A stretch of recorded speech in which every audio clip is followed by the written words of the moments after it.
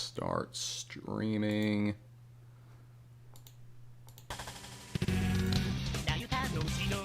Okay. Now I just gotta share the link on my Twitter. Alright. Do I need to have a Twitter account to be able to view it, or will it just let me? What do you mean, my Twitter? Well, like, is it just going to be that I'm just talking to you, or am I going to be able to watch it? Oh, okay. So, yeah, I'm not streaming it to Twitter. I'm streaming it to YouTube. I'm just posting the link on my Twitter. Gotcha. Okay, I see.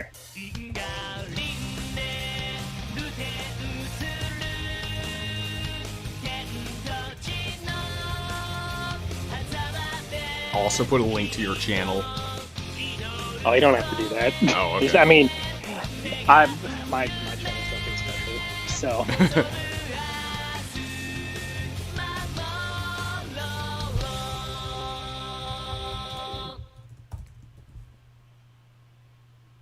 Devil Survivor 2, Record Breaker.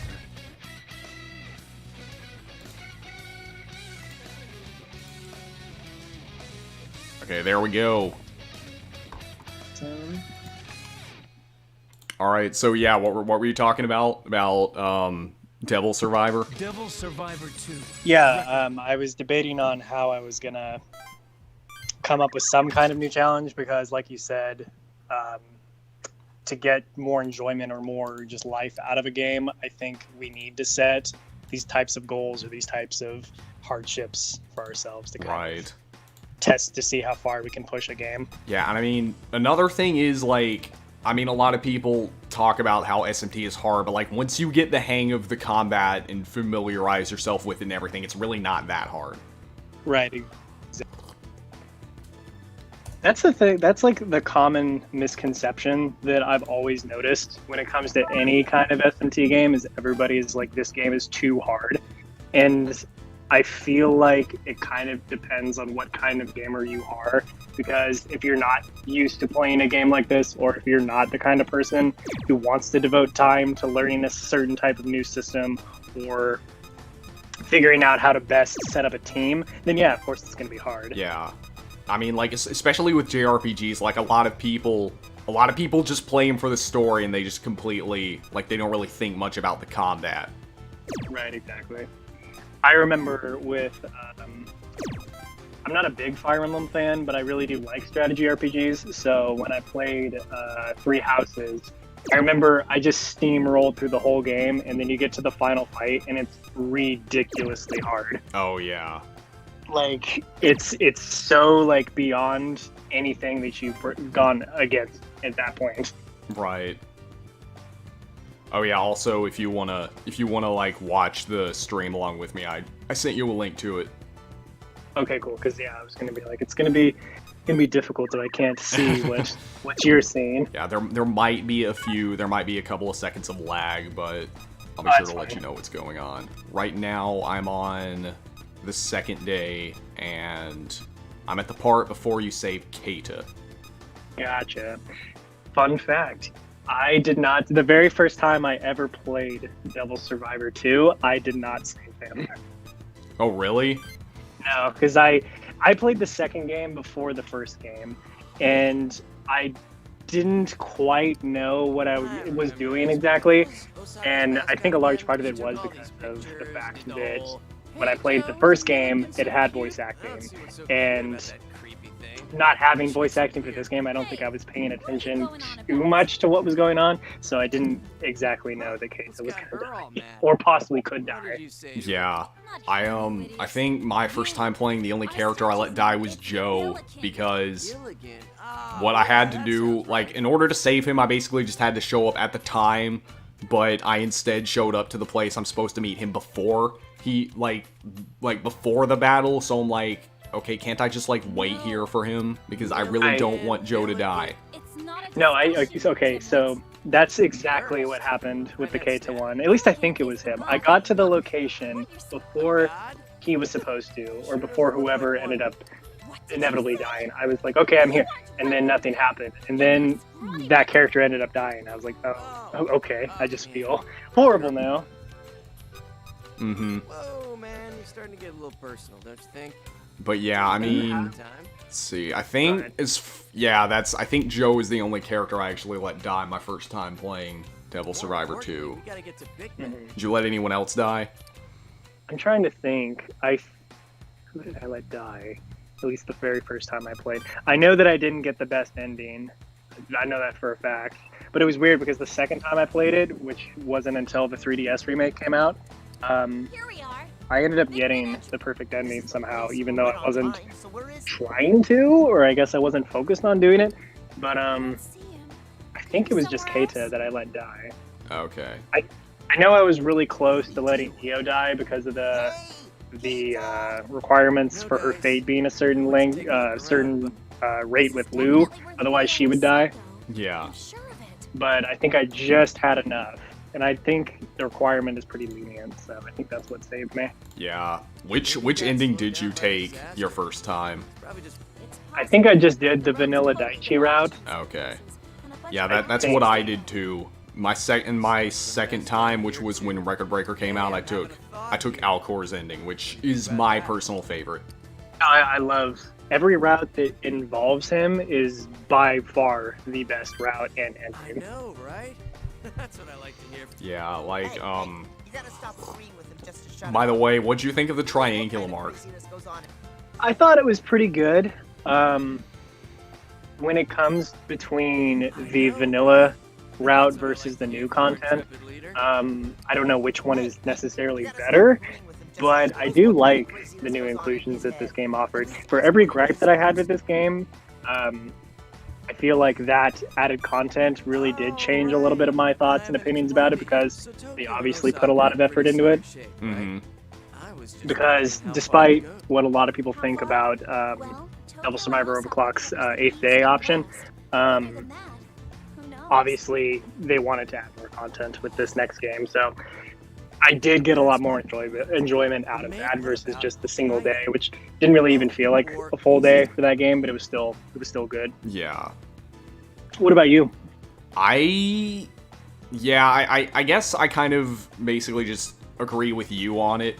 Like, I do like the new content. It doesn't completely fix all the problems I had with the vanilla game, and it does feel kind of fan fiction-y, but like I like the new bosses.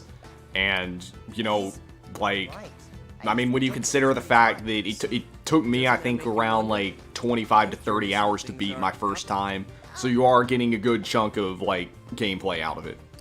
No, definitely. Oh, this is the part... Let's see... You mean of Timur? Timur. Oh, no. Sorry, I didn't mean Timur. Do you have a favorite character in this game? Devil Survivor. That would probably be... Honestly, probably be Joe. Sure. Okay. I guess What about you? A little closer to Timur. For the first game, it would definitely be Jin. And then Oh, for yeah. the second game, this is the problem. This is a problem I had with the second game. My likes didn't mesh super well with this game because when I played the first game after this one, I tried to compare the two, and I was like, wow, like, I really like these other characters more than the characters in the second game. But if I had to pick one character that I really liked, it's really sad, but I really like Jungo and I really like Ari. We need somewhere like a mountain. But I Ari? mainly I think I like Ari only because of the fact that she's a good party member, not because she's a good character. Yeah. I'll show you the way. But if I had to pick like the one, it probably would be Jungo. Yeah. I don't know why. I just like him. I also like Hinako. I like Hinako too. Yeah. Especially in not Overclocked, especially in Record Breaker because she's voiced by Wendy Lee. I forgot about that. She's in a lot of, like, without looking into like all of her work, I do know that she has like a lot of history with Yeah. this series. Yeah, and like I just like really love her voice. Like I wish I could get Wendy Lee to just narrate my whole life. No way. Be perfect. This isn't my Osaka. But She's like the Morgan Freeman of S&T. exactly. She also voices. I can't remember who she voiced in Danganronpa 1. In Danganronpa 2, she voiced Akane, and Danganronpa 3, she voiced Miyu. I can't believe That's right. It's horrible. So much But worse than I imagined. my favorite character in Devil Survivor 1, Does this mean Tokyo honestly, just bad? it's probably Honda. Okay, Cause like, that's interesting. yeah, I mean, I know he's not a playable character, but I think he has the most interesting like character development out of any of the other cast. Mm-hmm. And I think it's also the most realistic because like, Damaged as you know, far as the eye he's can a see. widower, you know, his wife is dead, so he's taking care of his son by himself. No way And he any really of this doesn't want to could lose his happen. son, so he wants to go be with his son for surgery, but people aren't letting him out, so he's just going crazy. Right, And then- exactly. And then like when his son dies at the end of the game, like that just drives me even more insane. And like in Yuzu's 8th day, it's to the point where he actually like resorts to summoning a demon to bring back his son back. Yamato said we might I was be gonna able to say get his across, his but biggest standout moment to me, other than I don't think it's route specific. I think you can do it in almost all of them. Is well, there's two I'm gonna get to that, but definitely the scene that you mentioned is by far his most standout. I loved the fact that he was resorting to summoning Baphomet, and just the overall way that boss fight goes. Like, you have to kill Baphomet if you want to win this fight, because if you don't and you just fight Honda over and over again, he'll just keep bringing him back. Yeah. But his other scene that I really like is when Alright, so we're a smidge it late. happens with a random encounter, and you Hey, is that go follow him into an alley, and Yo, Team Tokyo. him and Loki ambush you, and then you're supposed to fight him, and he was supposed to fulfill his end of the bargain, but he doesn't. And then I forget, it's been a while, but that specific scene was really good for me too. Oh yeah. As far as playable characters, my favorite would probably be Atsuro. we can't. You're in Yeah. serious danger right now. Do you know how Because much he's traffic- Atsu Bro. Man, Of course, he's the best bro. Bitch too much. Yeah. See, okay, so without going into like too much spoiler territory, I think that's what makes Atsuro a way better character and way better friend than Daichi, because if you guys don't know, if you don't pick any route that is Daichi's or the triumphant route, Daichi just abandons you, and yet Atsuro stays with you. Yeah, in every ending. Even now he is. Yeah, even though this is something that he doesn't believe in and doesn't want to do, he will stay by your side. Yeah, but I mean, also throughout the game, he's the one keeping everyone together. Hmm. Dude, not cool. And he literally like solves everything that is going on between the party, figuring out how to solve it, or what the best option would be to solve it, or what even are the options to solving it. Exactly. right? I mean, So without without him, you'd probably end up like all those crazy demon tamers that you fight in the Ah, game. you mean we didn't Exactly. see it yet? He's just now gonna get himself in trouble? Let's go. If we don't, And he's just gonna also, die. let me ask, who in the Devil Survivor games, who are your least favorite characters in every game? Oof. That's hard. That's really hard. Let me think. This is the problem I have with the first game, because as I addressed in almost every social media that I have, I don't really see a big enough flaw in Devil Survivor 1 for me to be like, I don't like this, or Yeah. this is bad. Even everyone says they hate Midori, but honestly, I don't really have that much of a problem with her. I don't hate Midori, I just don't like her voice, but that doesn't have anything to do with her character. Yeah. Pretty sure I told you to wait. That's really hard. I know Keisuke is like a super easy target because he goes all like Yagami on everybody. Yeah. God. Fine. Um, if I had to, does it have to be like playable? No, it doesn't. Okay. I mean, and So- it doesn't, like, in your least favorite, it doesn't even have to be a character that's poorly written. It can be a character that you just hate because you just don't like their character. Mhm. Even if they are a Okay. well-developed character. Like, for me, my least favorite character in that game is Naoya. And here I thought we were But it's safe. not because I think he's a bad character. It's just because I don't like the kind of character that he is. Hold on. So it's the moral ground then. Still, Yeah. Look, there's a phone I can number respect from that. the demon. Okay, if I had to pick like playable characters for Devil Survivor 1 / Overclock, it probably would be Azuni. It's Azuna. Because Azuna, I see what they were trying to do. They were trying to make her the most tanky character that they possibly could.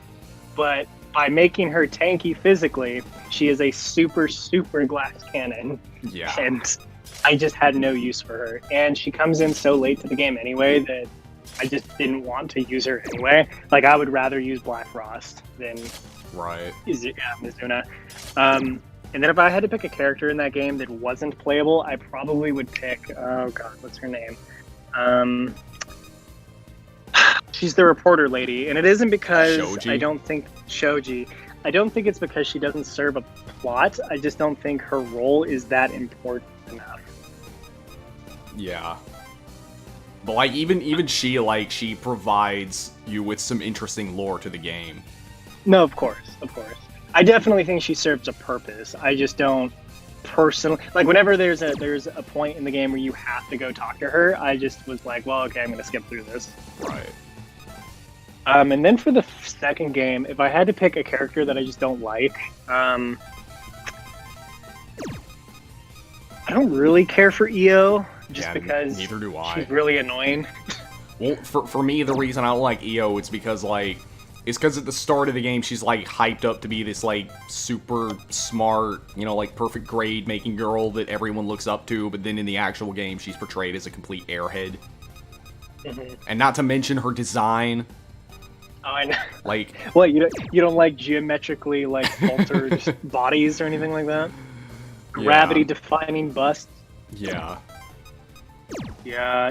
See, that's the other thing. Like, I'm glad that the first game came out before the second game, because obviously the transition of characters and how they're drawn, if that had happened to the first game, I definitely don't think that the design of these characters would stand out to me as much. Yeah.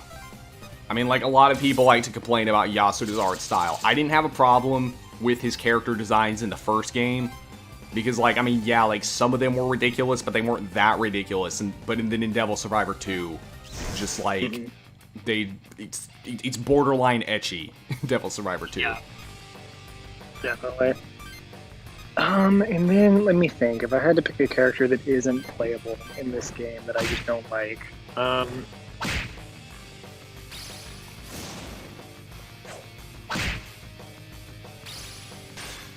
it's really hard, because I feel like there isn't enough, like, minor character. Like, for example, like, Honda he's not a minor character, but he's also not a, what's the word I'm looking for? There's a term for this, I should know it. He's not a main character. He's not a main enough for me to be like, okay, well, he stands out to me the most for a playable character or a non-playable character. Yeah. I think in just some regards, I don't really like Tico too much. The female or the male Tico? I don't like the well, I always choose the female, but I don't know why, because I can't stand her voice. Yeah. But I like the first one. Like, yeah. I don't know why, but every time I hear his voice, he reminds me of Virgil, but just like a more elegant Virgil. Oh, yeah. Dang, these cars have a lot of HP. I don't know why, but every time I played this game, I always felt like I wasn't doing enough damage. Even when I was overpowered, I still felt like I wasn't doing nearly as much. Yeah. Well, I guess that's how I felt, like, at least until the end of the game. Mm-hmm. Of course, that's going to be difficult for me, because without fusion, I can't, like, pass bonuses onto my demons. I was gonna say, I almost forgot that you were doing the no fusion run. Gosh, I also forgot the biggest thing that didn't turn me off of this game, but the biggest change was removing the magnetite system in this game. Yeah, I mean, I guess I could live without it, but it's just like, why would you remove that? Well, it's technically still there. It's just in like a weird like chip system where every time you battle something, there's a chance for you to get a passive skill or an auto ability or anything like that. But at the same time, it's like, if you're going to do that, then just give me back the magnetite system. Right. And because of that, no fusion's gonna be a lot harder than in Devil Survivor 1 because I can't add new skills to my demons. Right. At least not without that thing that you were mentioning. Hmm. I don't even remember what it's called. I know it has a specific name. I just don't remember what it's called. I'm also trying to think of like a beginning game enemy that just like pissed me off like to no end. Like no matter how many times I fought it. Oh, you know what it is? It's that weird like rope stringy demon. I forget what it's called though. Because his racial ability is that he can take away your extra turns before the fight even starts. It's I know that's the snakes. That's the snake's race skill. Yeah. Let me see. Let me go on to the wiki and see if I can find what I'm talking about. Devil Survivor 1, my most annoying enemy was Decarabia because he just spams shield all. I know. Everybody's favorite starfish. Yeah. Come on. I also feel like they intentionally chose him to be like the most like know you enemy, but there's no real reason for him to be that way. I don't know why that is. Yeah.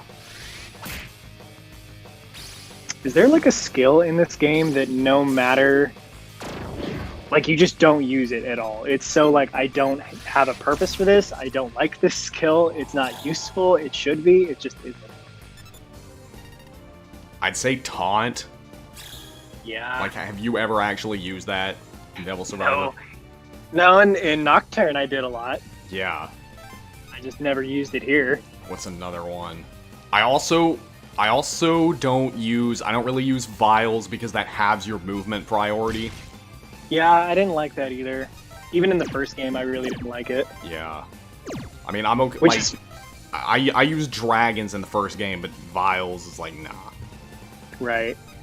It reminds me that despite that racial ability, Nyarlathotep has that racial ability in Overclocked, and I was like, oh man, he must really hate that because not only is he your favorite demon, but the fact that he's handicapped with this ability, and it's also this and Devil Survivor 1 are like the only recent games he's ever appeared in.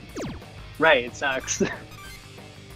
It really sucks too because I know you mentioned I forget which video it was. It might have been your Devil Survivor 1 video where you mentioned how much you like. No, I think it was your favorite demons list. Where you talked about Nyarlathotep. And I do think that he's really underrated in the series outside of Persona. Like besides Persona, just completely ignoring Philemon and Nyarlathotep's existence now. He's definitely like overshadowed in any other outside of the game. Yeah. I mean, I was really hoping he would come back in Royal. Mm-hmm. Since they brought back so many of the other Lovecraft characters, like Hoster.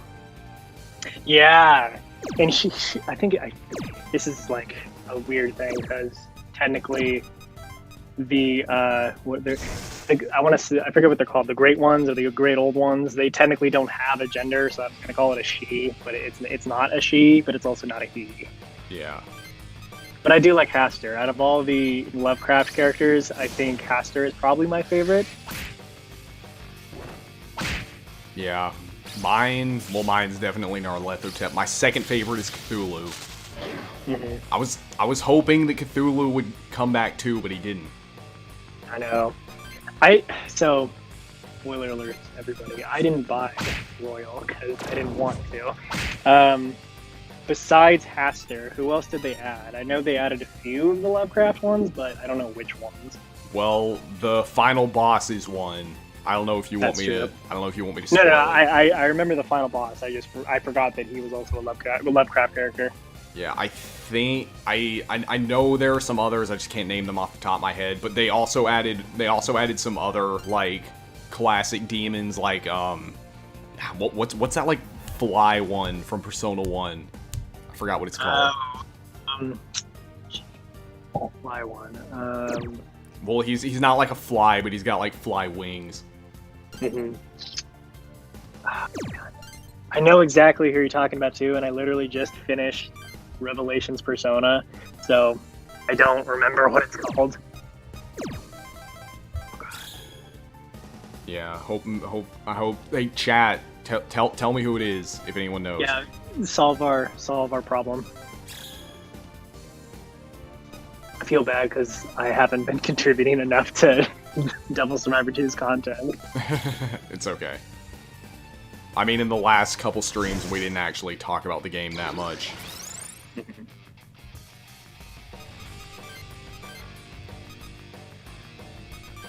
I'm just trying. No, it wasn't Pandora. No. Because Pandora's the final boss. Like, yeah, she turns into a thing with wings, but Pandora is not a... It was a Zoro. It was a Zoroastrian demon. Mhm.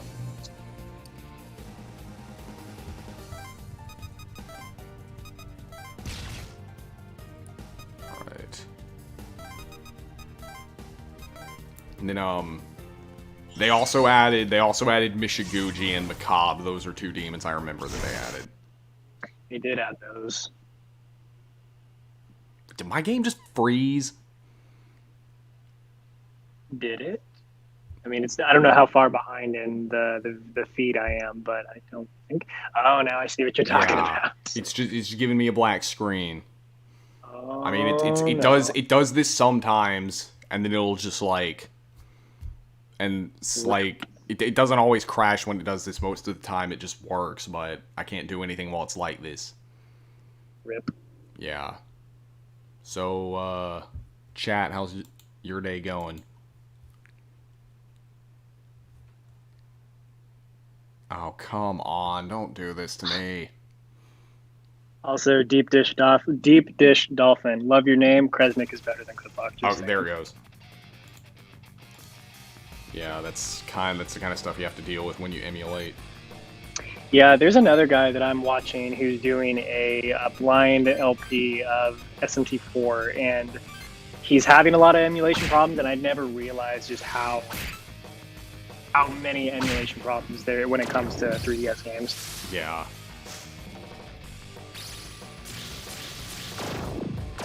But, like, it's the only affordable way I can actually, like, record footage, fortunately. Mm.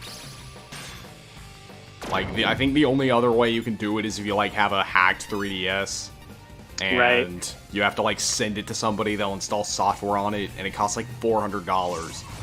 Yeah, that sounds about right. Speaking of like hacking 3DSs, something that was interesting is if you play SMT4 on, and it might even happen with SMT4 Apocalypse, I'm not sure though, but specifically with SMT4, I was playing my game on a friend's 3DS, and they didn't obviously have all the DLC that mine did. So when I had Shadow Masakato, or Masakato's Shadow in my party, he comes up as a question mark, and every attack that he did came up as gun damage.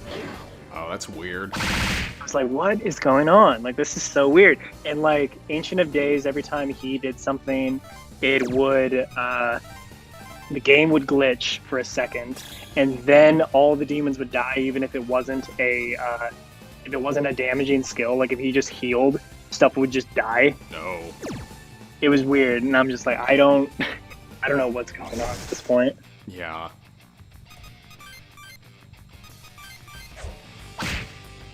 I mean, yeah, I know if with Persona 5, like, even though the DLC is on the disc, if you try to load a file that has, like, DLC content on it, but you don't have it on your system, then it won't work.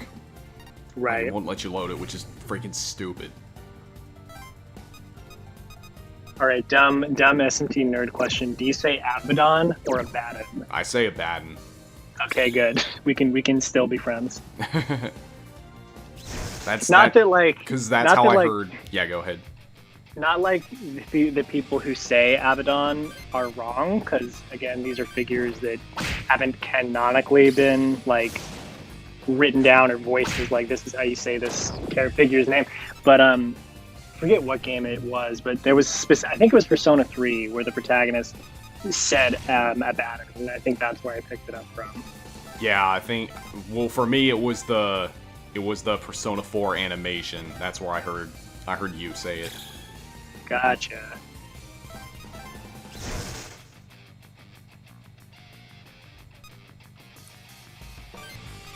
I just remembered that Devil Survivor 2 has like the biggest amount of merchandising.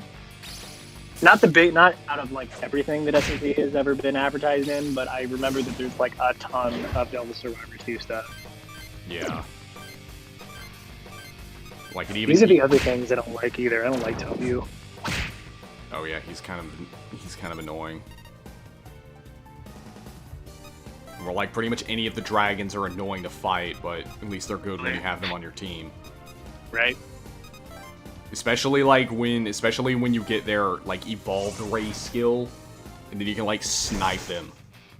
Right. Like when I was playing the Triangulum arc, I basically just had 3 of my party members who were like I had my protagonist who had an Avion, so he was like he was like the speed guy, and then I always had Fumi in the back, and I had a Kishin and a dragon. I would use Evil Flow, and I'd basically just snipe enemies from across the map.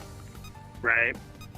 See, that's the one like super good thing about that combination and just those demons in general is you can just sit there and kill stuff. Yeah, and I gave it Drain, so I'd never run out of MP. Right.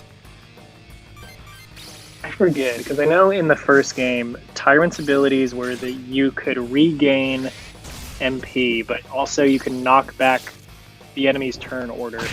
I remember the name is called Blood Treaty. Or no, it's it's the original is Tyranny, and then the evolved version is Blood Treaty. That's right. What does it do exactly? I don't remember. I just remember it's not as useful. I think it just... It has something to do with the MP and HP. Yeah, I think it just restores your MP, but I think it has to do with the amount of damage that you do. Something like that. Also, I'm gonna butcher this name, but the chat said that it was Vohu Mana. Yeah, Vohu Mana. That's Vohu it. Mana. I never got him in the game because he's too high of level, and you level up super slow in that game. I mean, honestly, he's not that good, but I think it's still cool that they included him. Right.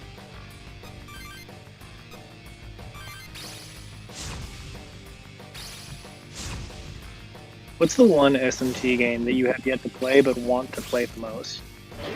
Devil Summoner 1. Okay. Well, that's because it's not available in English. Yeah. Like, apparently, like, I heard the reason, like, there's a translated script, but the reason they haven't actually, like, fan-translated it is because the Sega Saturn is, like, really hard to hack. In fact, apparently, like, that's what I've heard. Yeah. But, I mean, there's also a PSP version, so I don't know why they can't just translate that. Right.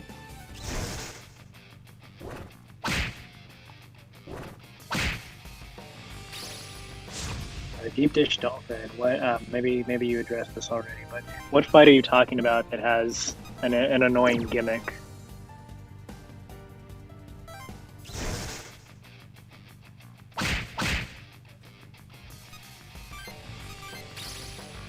Between the two, like, oh yeah, Yamato's fight does have a really annoying gimmick in this game.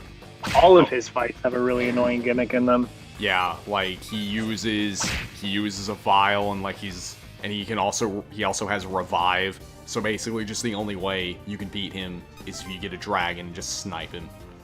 Well, it's not just that too. I think if I remember correctly, every time you kill something, it like adds to him doing something else. Oh yeah, because the dragon stream. Right. Like I think at one point, if you kill enough, he can just jump your turn and then can do all these other like annoying things. Yeah.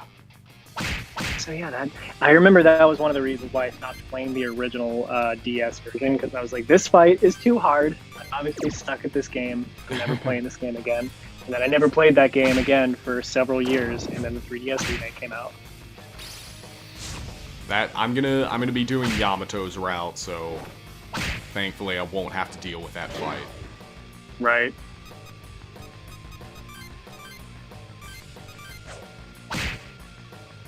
Because, I'm assuming that you're going to be doing a magic base. yeah. Okay. Because I was gonna not. I feel like you can get away with it in Devil Survivor 2 with physical builds more so than the first game, but I do know that like always magic builds for both of these games like are the be all end all. Yeah. Well, I mean, the physical build in Devil Survivor 2 is really only good if you're. It's really only good if you're like doing all the extra like New Game Plus content. Right. Exactly. Because like one really good combination you can use is you give your protagonist ultimate hit, attack all, double strike, and rage soul.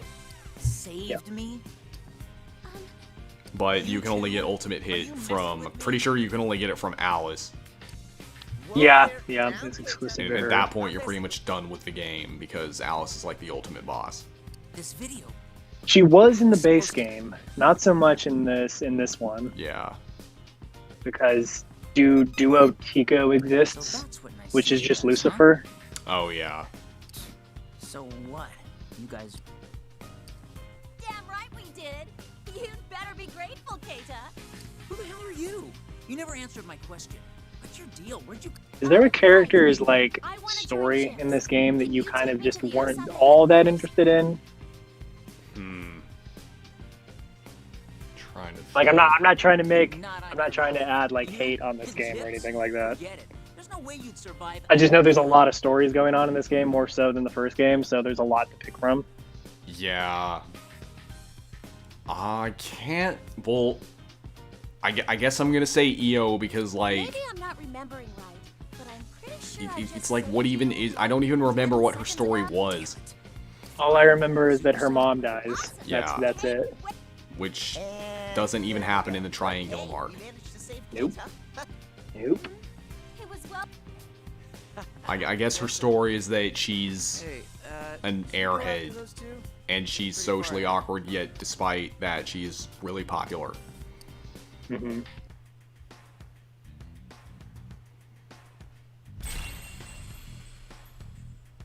Honestly, I think my favorite character's backstory is probably Makoto's. Makoto's is really good. This is like, okay, so I may hate the fate system just because it's essentially social links and it locks you out of like some pretty decent stuff if you don't do enough with a specific character. I still think it's a really cool idea, Yeah.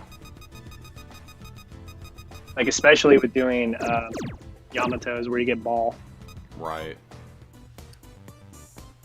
But I mean that's also kind of the thing. It's like you can't get ball unless you do his fate system. Right, exactly. I forget. Did you like or hate Ball in one of your lists? It was Because I know you don't like Bale, but I forget what your stance was about him. well, okay. When you say Bale, you mean like the demon Bale? hmm Well, I actually do like Bale. Well, okay, I like Bale's first design. I don't like his second design. That's what it was. But I do like Ball, but I didn't mention him in either of the videos. Even like I actually grew up I went to a Christian school in high school and they all pronounced it Bale. Huh. And I thought like cuz I know like the demon Bale, it's actually spelled the same way. It's just an SMT. They change it so that they don't get mixed up. Right.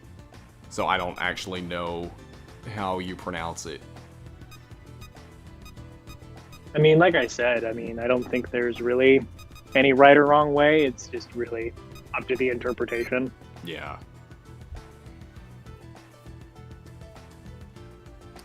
Because I think, like, in his life, for example, H.P. Lovecraft Hey, kiddo. acknowledged the different pronunciations of certain figures in his work, but he did lay out a proper, but he was pretty openly accepting of like, oh, if you don't say it this way, that's fine. Yeah. Oh, hey, I'll tell you something cool. You ready for another round of Digin? You see, in Tokyo, Kitsune is I can't remember. Does the fate system in this game, does leveling it up have anything to do with your choices? But in Osaka, Yes, Kitsune actually refers it to does. and ready? It Udon is actually the one with stops certain characters well, not certain. You can stop all of the characters from joining you. Except, I think you are forever stuck with. I know if you do, oh yeah. So you're forever stuck. Depending on which route you take, you're stuck with that faction's group. But if you want the other characters, you have to have their fate system high enough. Yeah, you have to get up to rank 4. Yeah. Which for this game, it's really hard. Yeah. I have no idea, but somehow I was able to do it when I did Alcor's ending. Well, no, like I said in the beginning, like I wasn't even trying to do like a complete or perfect run, and I'm always able to do it. But every time I try to do a perfect run, I always fail. Yeah. Well, speaking of perfect runs, I gotta ask, have you ever been able to get SMT4's neutral ending without a guide? Well, that's good to know. Yes. I gotta tell Daichi the next time. How'd you Yes, do I it? did. Honestly, like well, hang on now. Wait, you know, No, I didn't look at that until after I beat the game. I just played the game as normal. Like because I wanted to go for neutral. I knew I wanted to do it, and I was just trying to keep my questions balanced. There was a time where I fell out of it during some boss fight that adds enough points to push you a certain way. But I do remember I was just trying to keep it pretty balanced, and I answered pretty truthfully. And then when I finished the game and went back to it and was reading all the like, when this happens, like this is your chance to get this like amount of chaos points or law points or anything like that. Mm-hmm.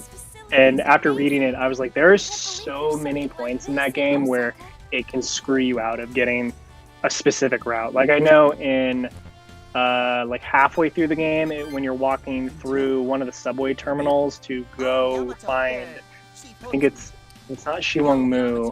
Maybe it is Shiwong Mu, but before that, before you go to the top level to go fight her, when you're down below, there's a specific door that you can go in, and there's a lady in there that asks you a certain question. I know what you're talking about. And depending on what you pick, it just totally like screws up your alignment. Like if you go into that room, no matter what you do, you will never get neutral. That chick there, Yeah. or something.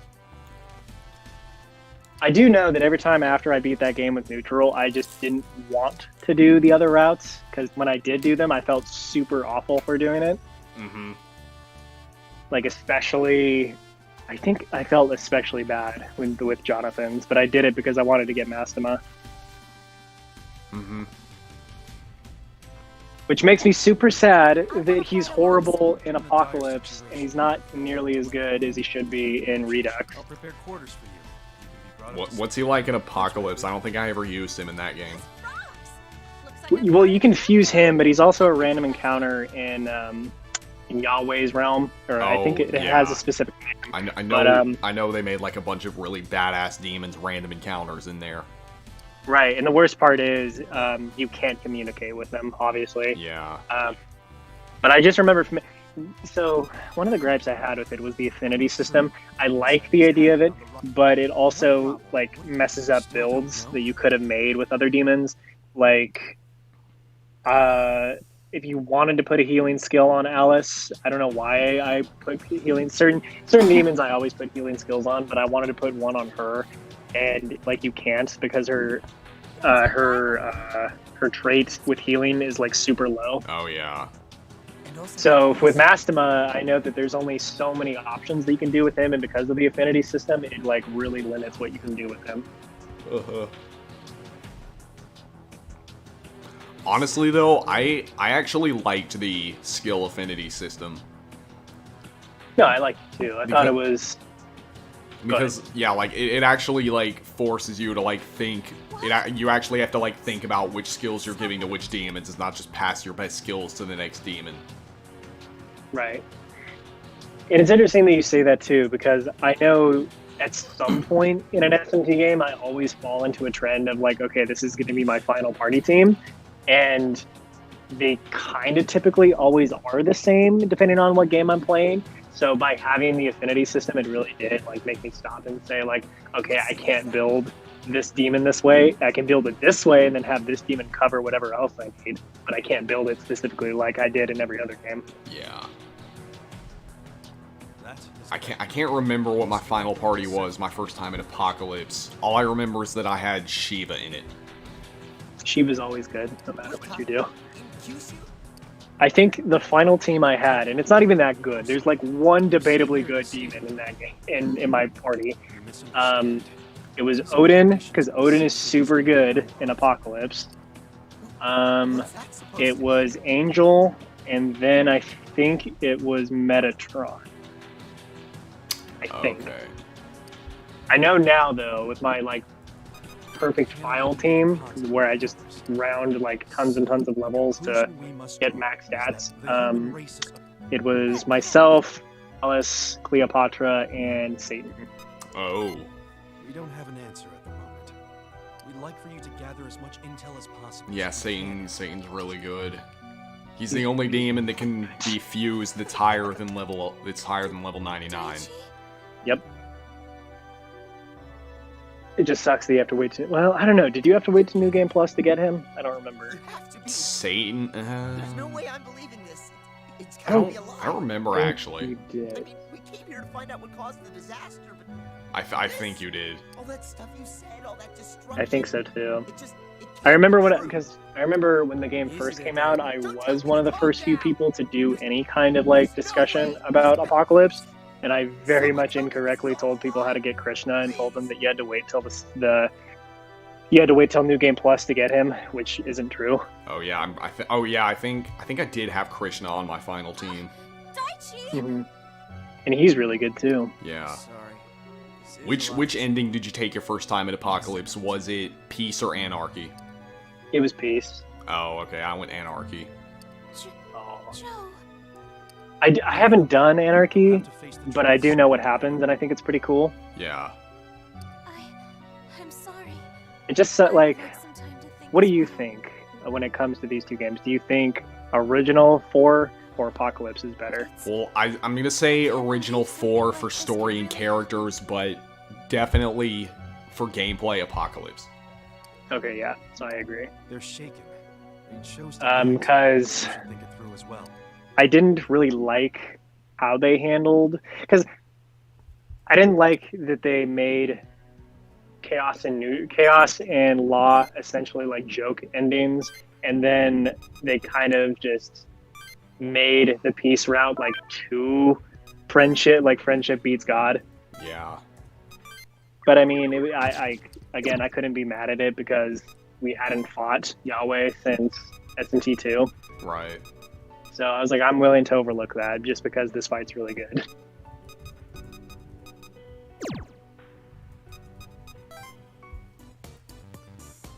Let's see which. Oh, I'm gonna buy this Tobio. Who are you gonna give them to? I don't know yet. I actually might give him to my protagonist. Because my protagonist still has a pixie. Mm-hmm. But what was I gonna say about Apocalypse? Yeah, I really did like how they like brought back a lot of, you know, like classic SMT characters like Yahweh and Steven. Mm-hmm. He played a bigger role in Apocalypse. Right. I do think that Apocalypse has it does and it doesn't at the same time. I think it has some of the best backs to past games, because Vanilla 4 started that by including in the very beginning of the game where Jonathan and Walter come out as silhouettes, which is clearly a callback to SMT2, Mem Aleph in the background of the Gaia Temple, the Demonicas and stuff like that. I'm a sucker for when SMT calls back to past games. Oh yeah. So Plasma Strife is asking both of us, what is the most embarrassing mistake you've ever made in a Megaton game? And I know there's a lot for me. just when I was starting out.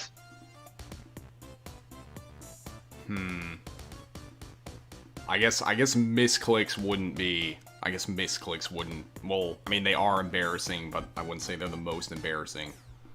Mm-hmm. Well, I guess it wasn't really. it wasn't really something I had any control over, but one time I was playing Digital Devil Saga, and I was right on a save point, and then I got a random encounter.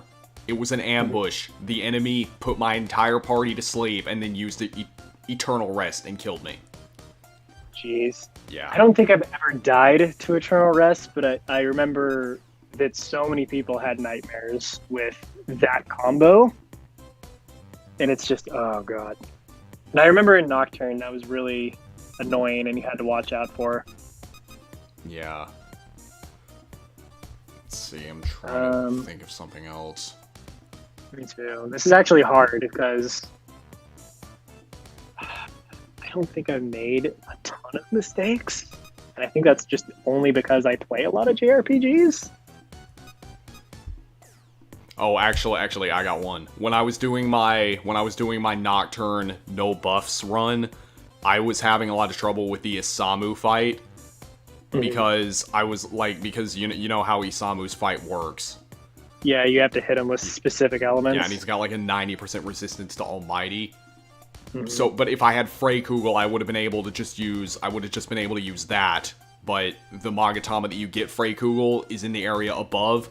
But in order to get to that area, you don't actually have to fight Isamu, you can just go right past him. Right. And I didn't find that out until after I uploaded the video. No, I did something like that too. I remember I got to the very top before you fight Thor, and it wouldn't let me progress any further after beating him and getting him to the final floor. And I was so confused because I'm like, I did everything. Like, what else am I supposed to do, game? And then only then did I realize that you could actually miss that fight. Yeah. And I was like, wow, okay. Oh, and also... like... Well, sorry, I was gonna say, also when I was doing my Persona 3 Orpheus only run, I missed one of Elizabeth's requests, which locked me out of all the others. I remember that. That was also something that I was guilty of too when I first played Persona 3, is I didn't pay attention to the deadlines of a lot of stuff, and I just got screwed out of like things that I really, really could have used. Yeah. Especially the special items for certain personas. Let me think in terms of like mistakes that I am pretty ashamed of.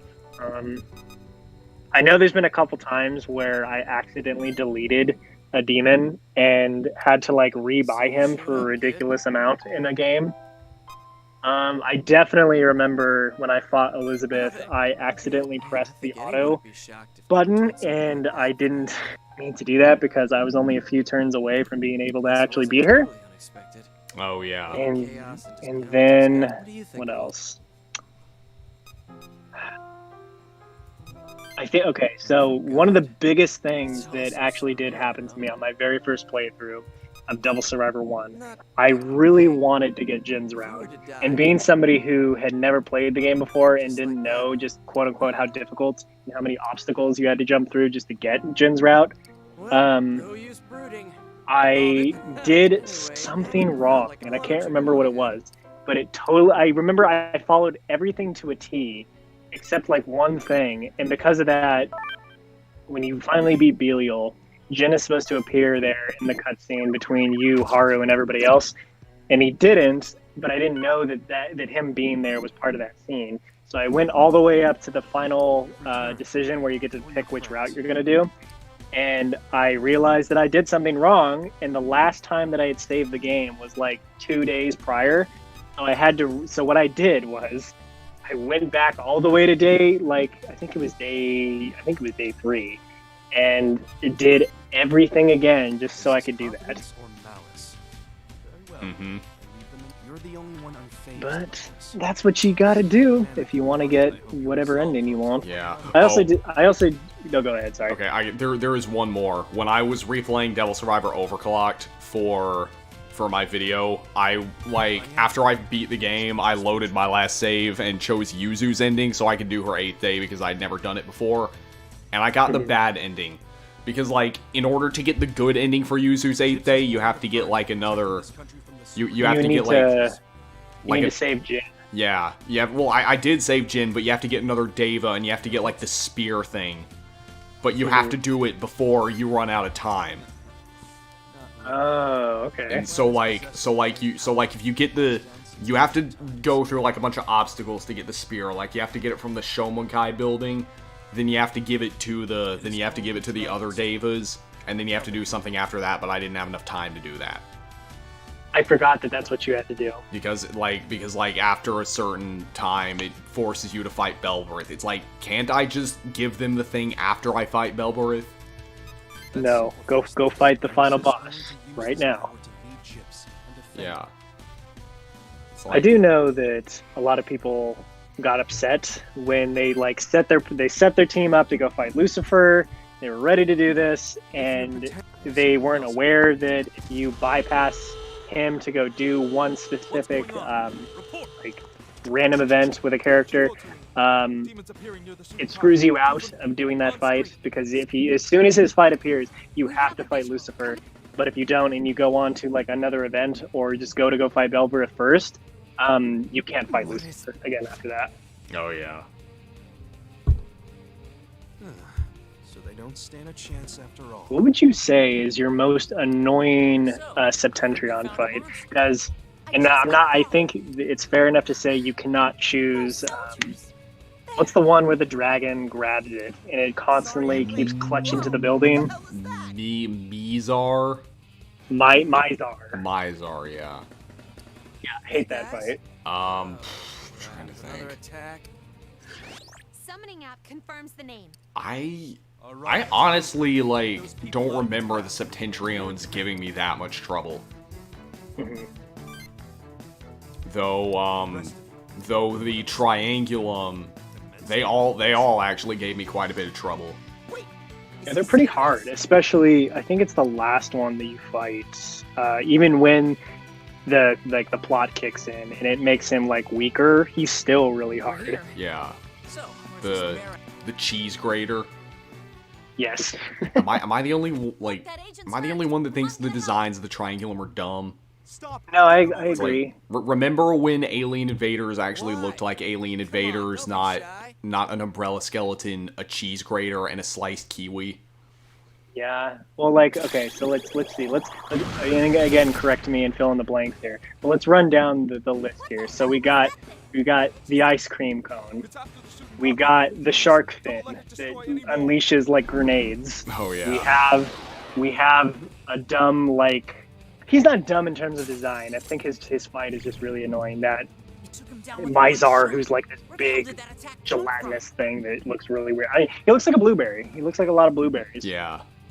Who else do we got? We have Look there. oh god, The spiky remember balls. the spiky ball. You can't. Oh man, and there's one more, and not including Polaris and Psyduke. Oh yeah, what do you think of Psyduke's design when you have to fight him? I honestly do not remember what he looks like when you have to fight him. Okay, because he looks pretty weird, and I don't know how to feel about his designs. I think there's like one or two that are pretty cool. I think he has 3 forms, but I don't remember. I just remember one of them looking really dumb. Or maybe he only has 1 form, but I don't remember, and I was like, this seems like a pretty weird design, but then again, all these designs are really weird. Yeah.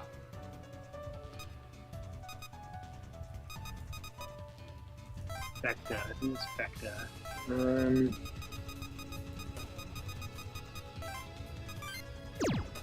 Vecta. Oh, Vecta was that weird. He was a ring. He was just a ring that you fight in the library. Yeah. Oh my god, I forgot about him.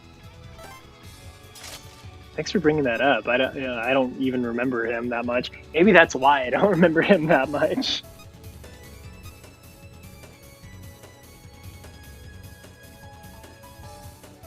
So I want Ice Dance.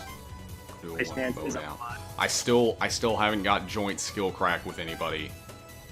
Oh man, I forgot that you need to progress far enough just to do that. I guess maybe I'm making the wrong choices because I haven't gotten anyone past rank 1 yet.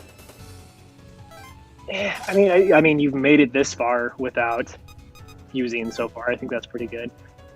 Definitely Ice Dance, Mowdown, and Anti-Elect. Yeah. I think there's like one fight. No, never mind. I'm thinking of the first game where I specifically remember I wanted to use Grimoire and Stone Plus, and it was against Kudlock. Yeah, I forget. Did you actually know that cheese tactic? Stone Plus?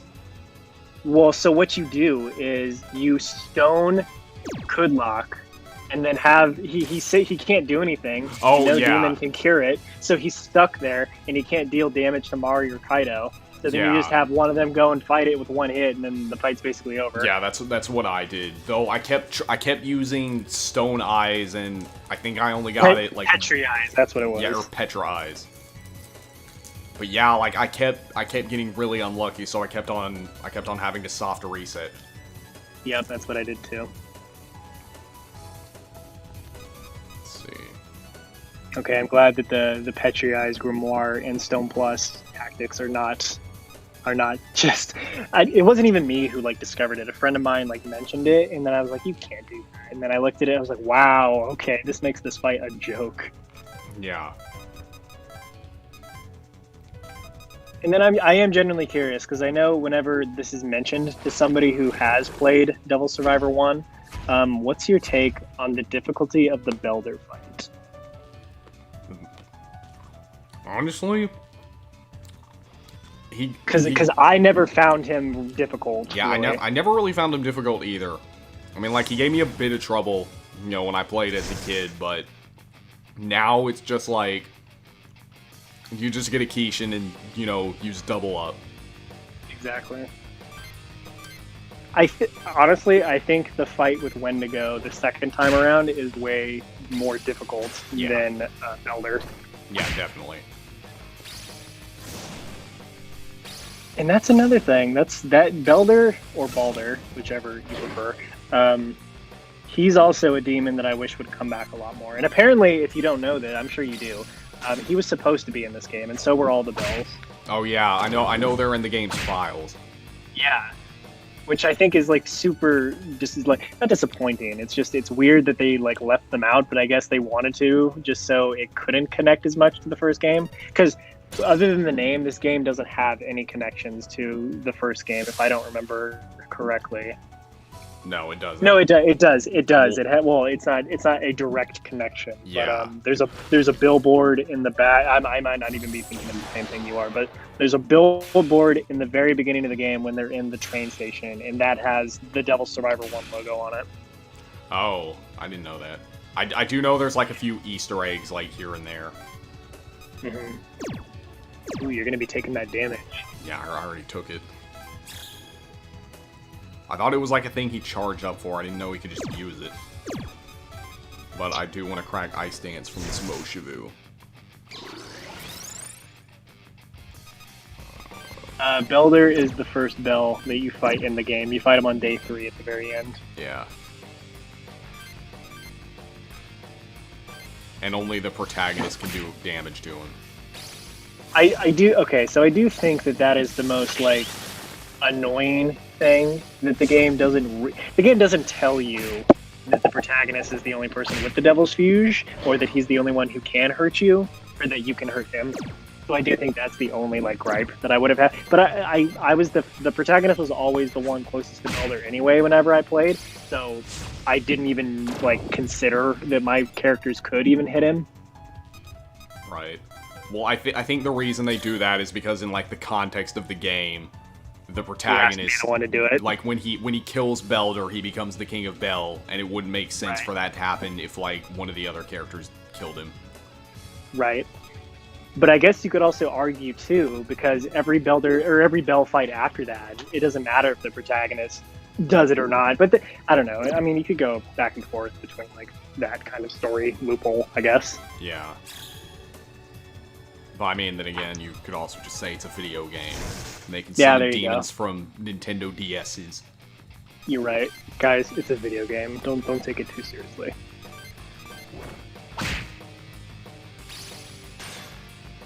But it's more than just a video game. It's a work of art.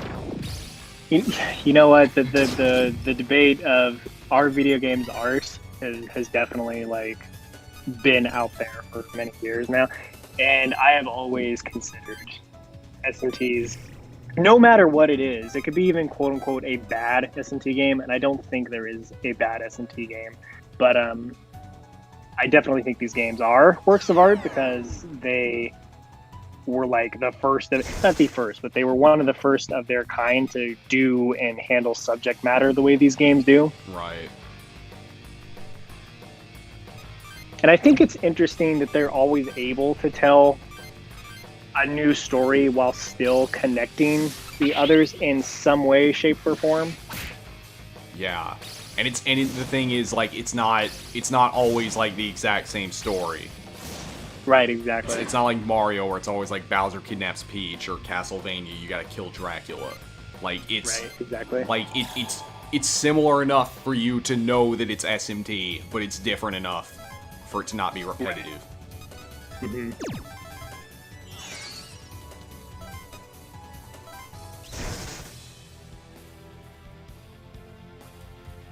Okay, if I remember correctly, I actually don't remember whether or not I'm supposed to kill these things. You can, but they will keep coming back. Okay. I mean, I guess if you want to farm experience, you can. Might as I didn't well. even think about that until I saw you do it. Hey, not bad.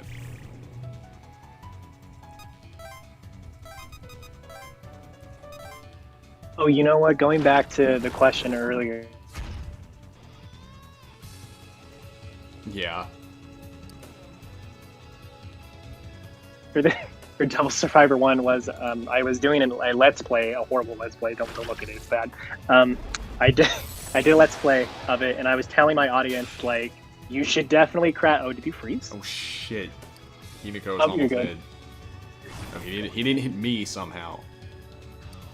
What was I saying? Oh yeah. So I blatantly told everybody, I'm like, these are the skills you can get in the Belworth fight. All these skills are super good. Prioritize getting these.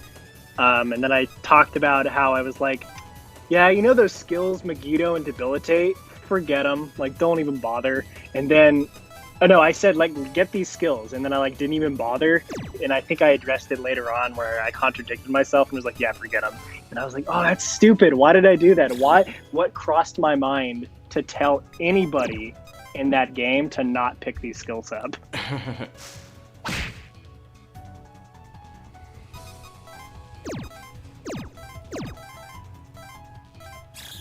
Let's see.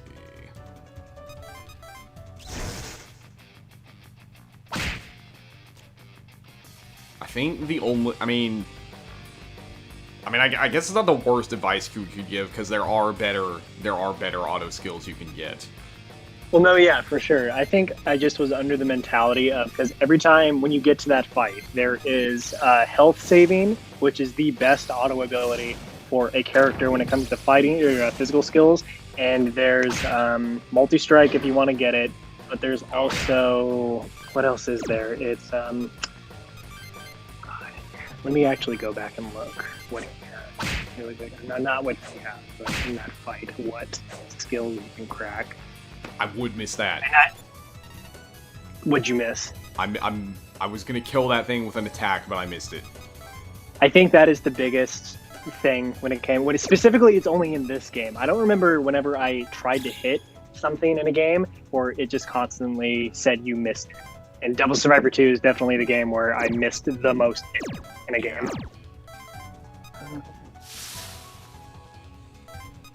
Let's see if I can kill this thing.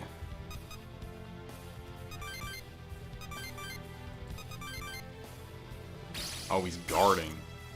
Come on, give me that paralyze. Ah, damn it. I like in games where status effects are always better Yeah. on enemies than you will ever have. Wow, that did absolutely nothing.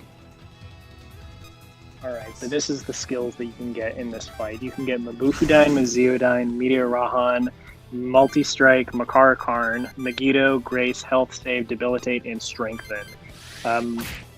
I think the ones I prioritized getting in this was Health Save for sure, Meteor Rahan, because in the fight before, when you fight Beelzebub, you get Prayer.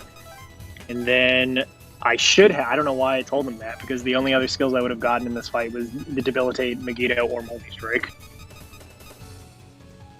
Yeah, multi-strike is pretty broken in Devil Survivor 1. It's really good, and I remember it being even more broken in this game, especially with characters like Daichi. Like, you give him Pierce with multi-hit or multi-strike, and he just destroys stuff. Yeah.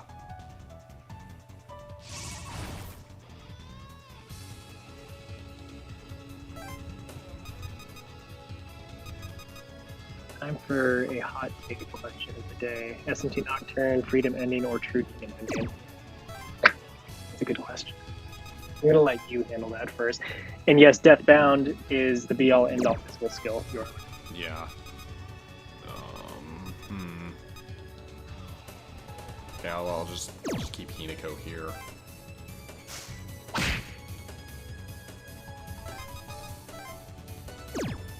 Let's see, should I try to advance with my protagonist, or should I leave him back to guard this escape block thing? I definitely, because I've never let a demon get close enough to it where I would think that it would end the game. So I definitely would just keep him there, especially if EO is fine and will deal damage to the boss. Yeah. Okay. I'm gonna. And yes, this viewer is putting the most accurate description of this game. How geometry is the main enemy of Devil Survivor 2. I'm gonna kill Moshivu. But to answer that question, I think, remind me, true freedom is that technically Yuko's ending, or is that a different ending? In which game? In Nocturne. I don't think Yuko has an ending in Nocturne. Well, it's technically like her ending because it's what she was trying to do with Aradia.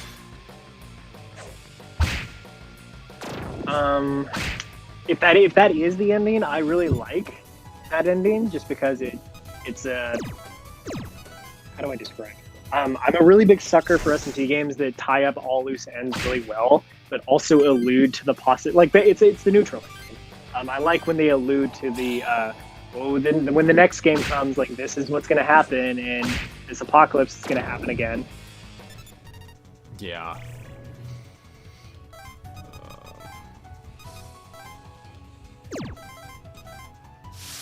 Are you stoked or not so much for Raito Dane in this version? In Nocturne Remastered? Uh-huh. I mean, well, I've already played the Maniac's Chronicle version, so, but I am glad that, I just don't know how your feeling is between, like, Raito or Dante. Well, I think it's bullshit that they're charging so much He's for paid Dante. DLC. Yeah. I joked about that in my DLC video, but it actually happened. Yeah, no, don't joke about DLC, because there is a slim chance that there is an Atlas supervisor watching your content and then goes back to the drawing board and says, hey, this guy just gave me a really good idea.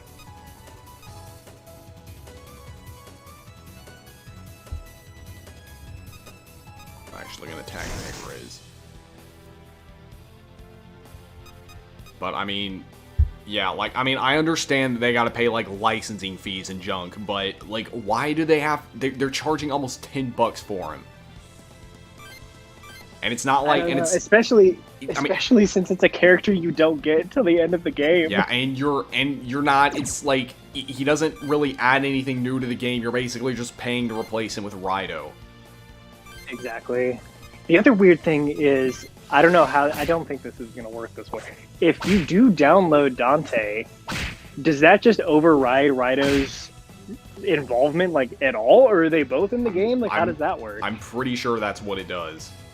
That sucks, then. Yeah. I forgot what I was going to say about that, though.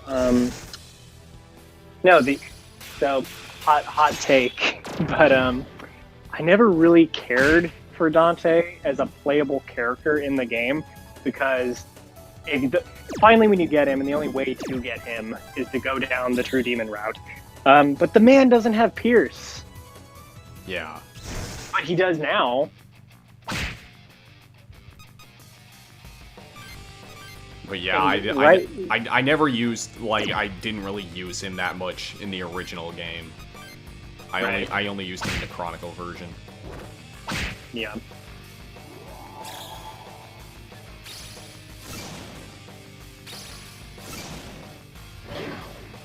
Maybe the chat, or maybe even you can answer this question for me. I know Atlas has been working on this game. I think it's like Project Fantasy or something, whatever it's called. Project Re-Fantasy.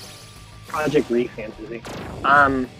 That's something that I've been genuinely interested in, but I've like heard nothing about it. And I know that there was like brief talk about it after the S&T 5 and Nocturne Remastered like discussion. Yeah, like, I mean, we don't really know anything about it. We just know that it's a thing that Atlas is working on. Right.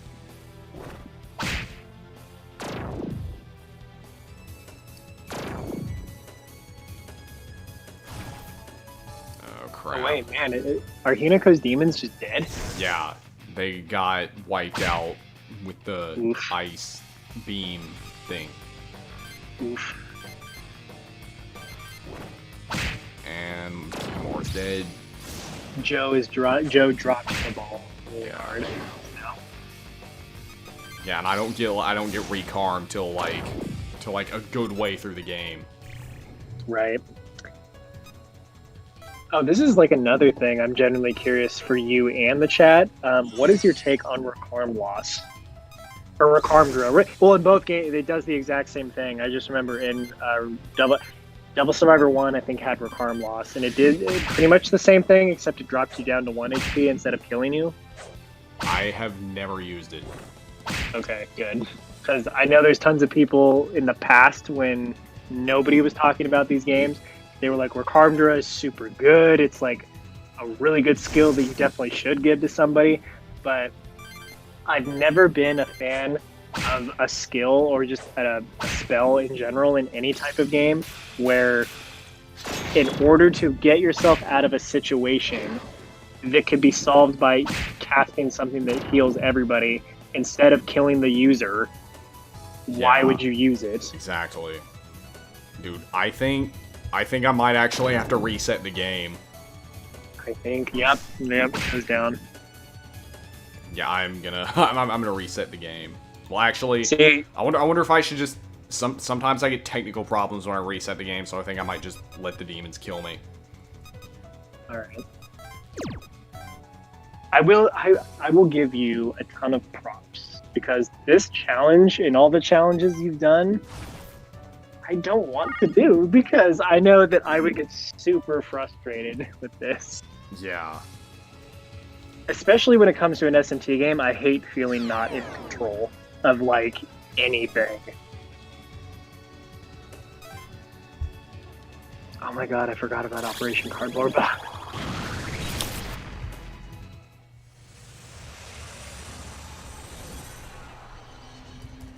Yes, game over screen. The darkly prospering days of man have reached an end.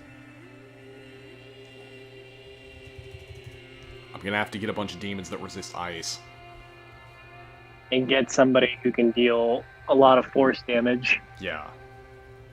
I forget, you don't have force stance yet, right? No, I've only got Zahn. Yeah, alright, that's what I thought. Because I'm pretty sure in the first game, Ice Dance was your first skill, and Ice Dance is also the first skill that's a dance skill you get in this game. Devil Survivor Well, in 2. this battle, I can get Ice Dance from a Moshavu, but that's not gonna help me against the boss. Right. What am I doing? Devil Survivor 2.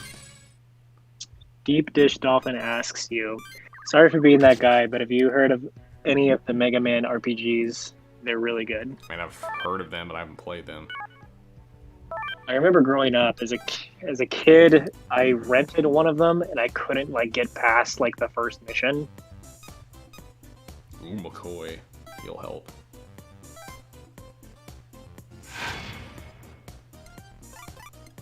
This is the guy. This is the guy I meant to talk about earlier. That ghost demon that I hate and is really annoying. Oh, he's a ghost, not a snake. What was I talking about then?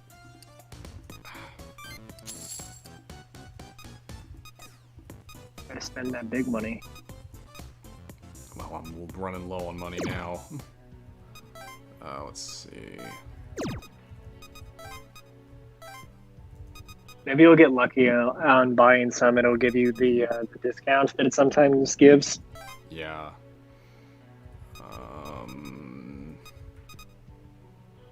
Guess I get rid of Agathian. I wish I could give more like advice or just like tips for this, but seeing as how you would normally be like way more strong than we currently are, I don't know of any tips that I'd be able to tell. Oh, I should also give my protagonist anti... Wait, do I have anti-ice? Shit, I don't. I wonder if I can get it from a free battle. You could try.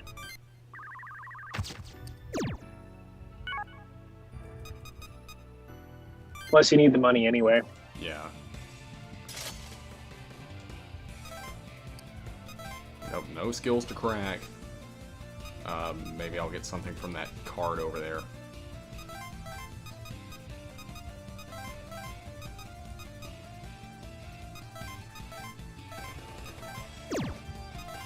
Feels weird playing this game because this game came out during a time when flip phones were still a thing. Oh, I know, right? And it's really weird. You wouldn't think about it, but apparently there is like a huge like popular amount of there's a large amount of people who like love flip phones in Japanese mobile games. Yeah. Whereas like here in the West, like nobody really cares about mobile games that much, especially just because Right. microtransactions have caused it to get even worse. Yeah, I mean, you know, like 10 years ago, like even mobile games on like smartphones, they weren't that different from console games. It's just like you'd buy the game and then you'd play it, but now it's all just free to play. It's just free to play stuff. Right. Or I hate the illusion that mobile games give you where it's like, this game is 100% free to play, but if you want to get some really good stuff, you're going to have to give me $5 to get a good chance of getting something. Yeah, but now they've made their way into AAA games too, so... I know. See, that's why I share a lot of your feelings towards the Persona 3. I think it was specifically the Persona 3 DLC game, because I really, really, really wanted to like that game. And after seeing how bare bones and how stripped the game was of content and just how much like stuff is locked on the disc that you have to pay for, is like, this is no. Yeah. And it was 2 games. Yeah, it was two games. Couldn't have been one. There was clearly enough space on the disc. Or better yet, just sell you could have 2 discs, but just put it into one case. Like that's it. That's the thing still. Exactly. Or it just, should be. like, sell it as one package. Right.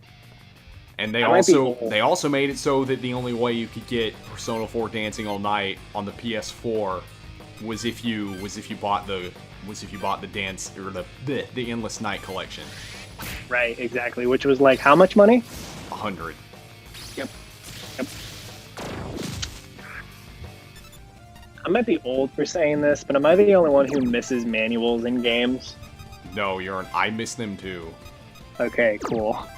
Because I remember I loved manuals in games sometimes just as much as the game itself.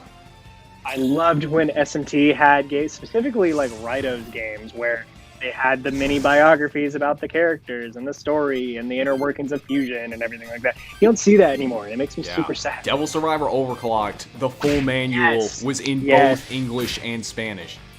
Yep. And it's a huge manual. Like, it's huge. Yeah, shout out to Devil Survivor Overclocked for being one of the few 3DS games to have a manual. Right?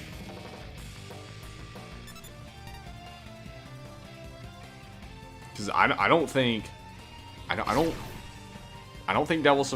Record Breaker had one.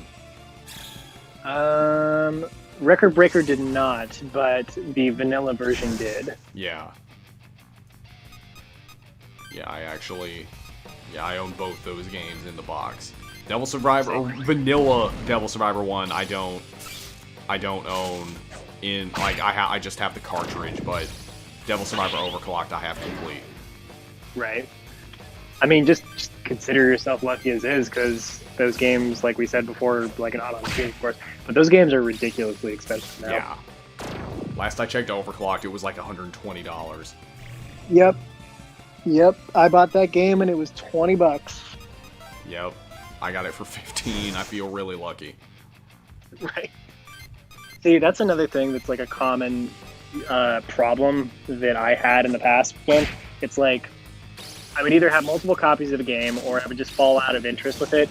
Years would go by, I would reminisce on those games, and I would want to play them, but I don't have them anymore. And it was a lot of them were on the GameCube.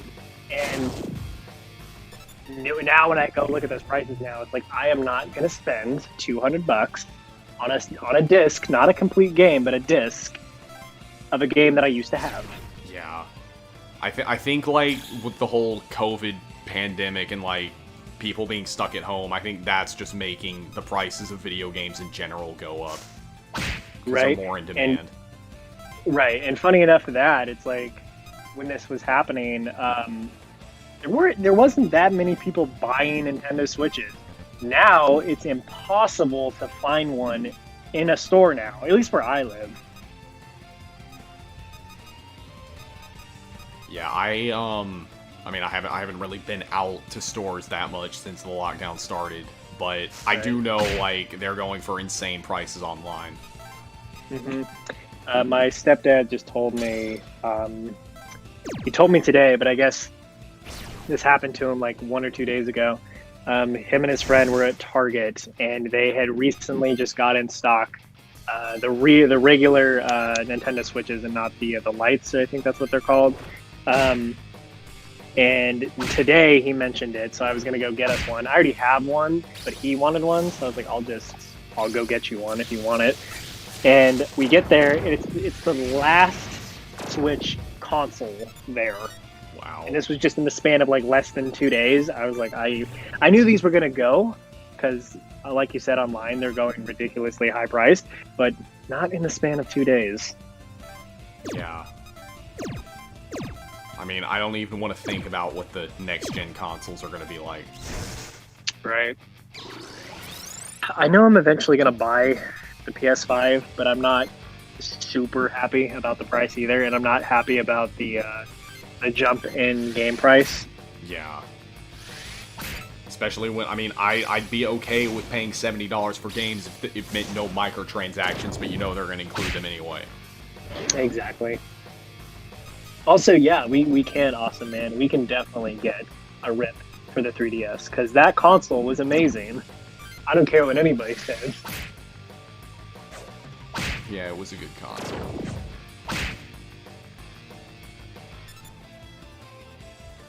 And Morbid actually brings up something interesting. Besides the healing skills, there are no Tier 2 spells in either of these games. There's no Agilao or Bufula or anything like that. Yeah, I wonder why.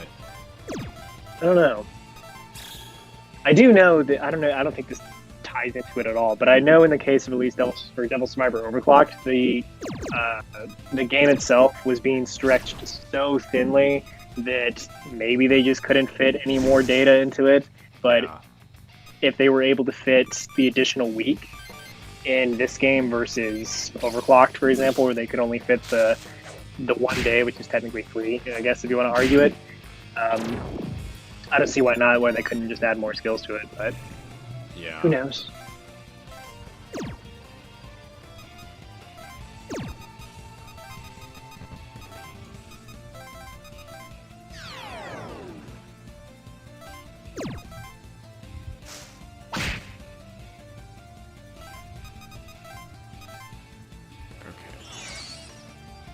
Last game, and Bind will be helpful against those little explosive thingies.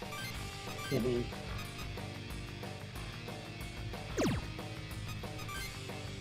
Man, this makes me worry about how you're going to handle the. I think it's the Marek fight where you fight him at the harbor and he moves around and there's a bunch of angels that can fly over obstacles. That's gonna be annoying.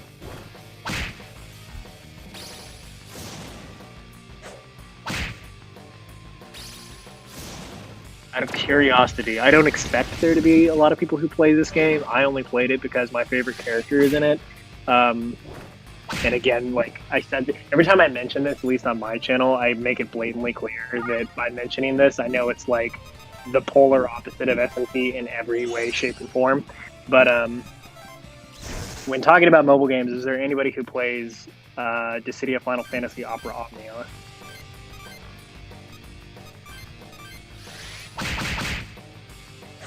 Man, these Bilwises are just eating up my physical attacks. Because Bilwis is really good in this game. Yeah.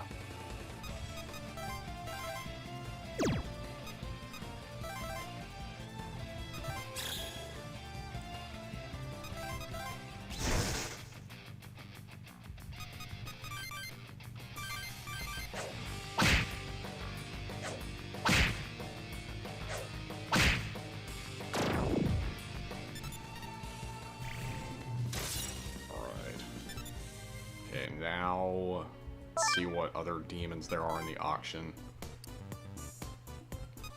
Oh, there's another Tobio. Oh, there's another Bilwis, and he's got some good skills. I like how the other bidders are named after devil characters from the Devil Summoner games. Right. See, this is what I'm talking about callbacks to games.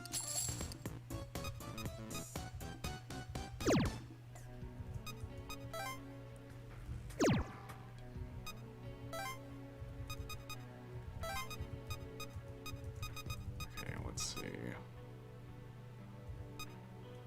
I keep wanting to say, go fuse something, but then I'm reminded you can't. That's against the rules. Just fuse your demons.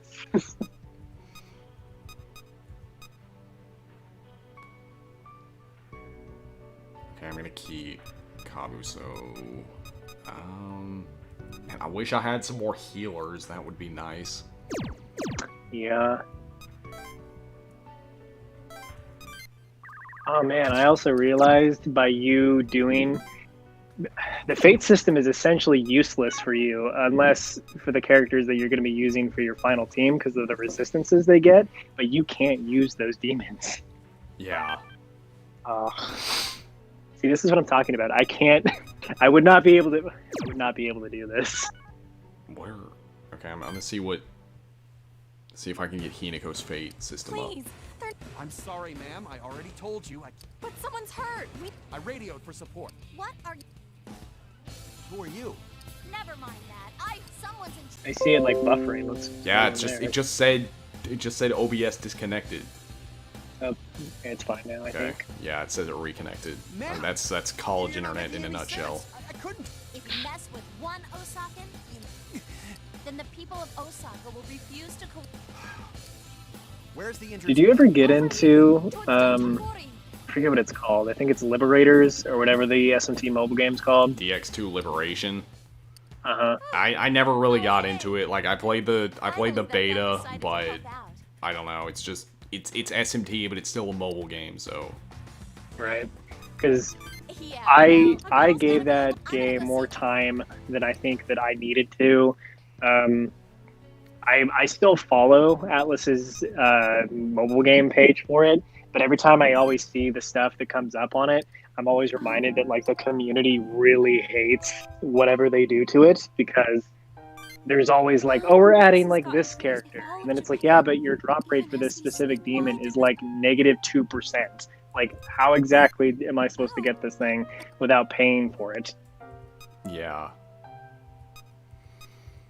And now I guess they're bringing back the DMC4, the DMC5 banner, and I stopped playing when that first banner came out the first time, which I think it was like 2 years ago. I guess we can't just Yeah. wait out this crisis. It's hard to believe it was that long ago. right? I think I need to be alone for a while to sort something. You know, I just noticed that like as you get older, everything just goes by faster. Yeah, you're right. Except for this year, because this year freaking sucked. Well, you know, it did suck. You're right. You're absolutely right. I'm not gonna fight you on that. It's kind of weird though, because I'm reminded that that it's 2020 is almost over, but it doesn't feel like it's over. Yeah. That's simplified. And it probably is, because like 2020 has been nothing but bad news, like over and over again. Right. What's going on? Report. I mean, like you know, my semester abroad got canceled. Literally every convention I was planning to go to this year got canceled. On screen. Now some conventions next year are starting to get canceled, like TaioCon was canceled. We have a visual. That sucks. Yeah. I just hope I can go to South Korea next year. What is this? Mhm. Like, because like the reason they're hesitant to let me go is because, you know, like, Stand a chance after all. it's because South Korea has cases and they're afraid I might catch it. But I may not be a math expert, but 23,000 cases is a hell of a lot less than 7 million. I just got the Oh, call. for sure. Like, I'm not like, if anything, they should encourage me to go because it's safer over there. Hey guys. Mhm. Oh crap! Another. Summoning app confirms the name. Yeah, I know. I'm gonna fight this thing again. Wait.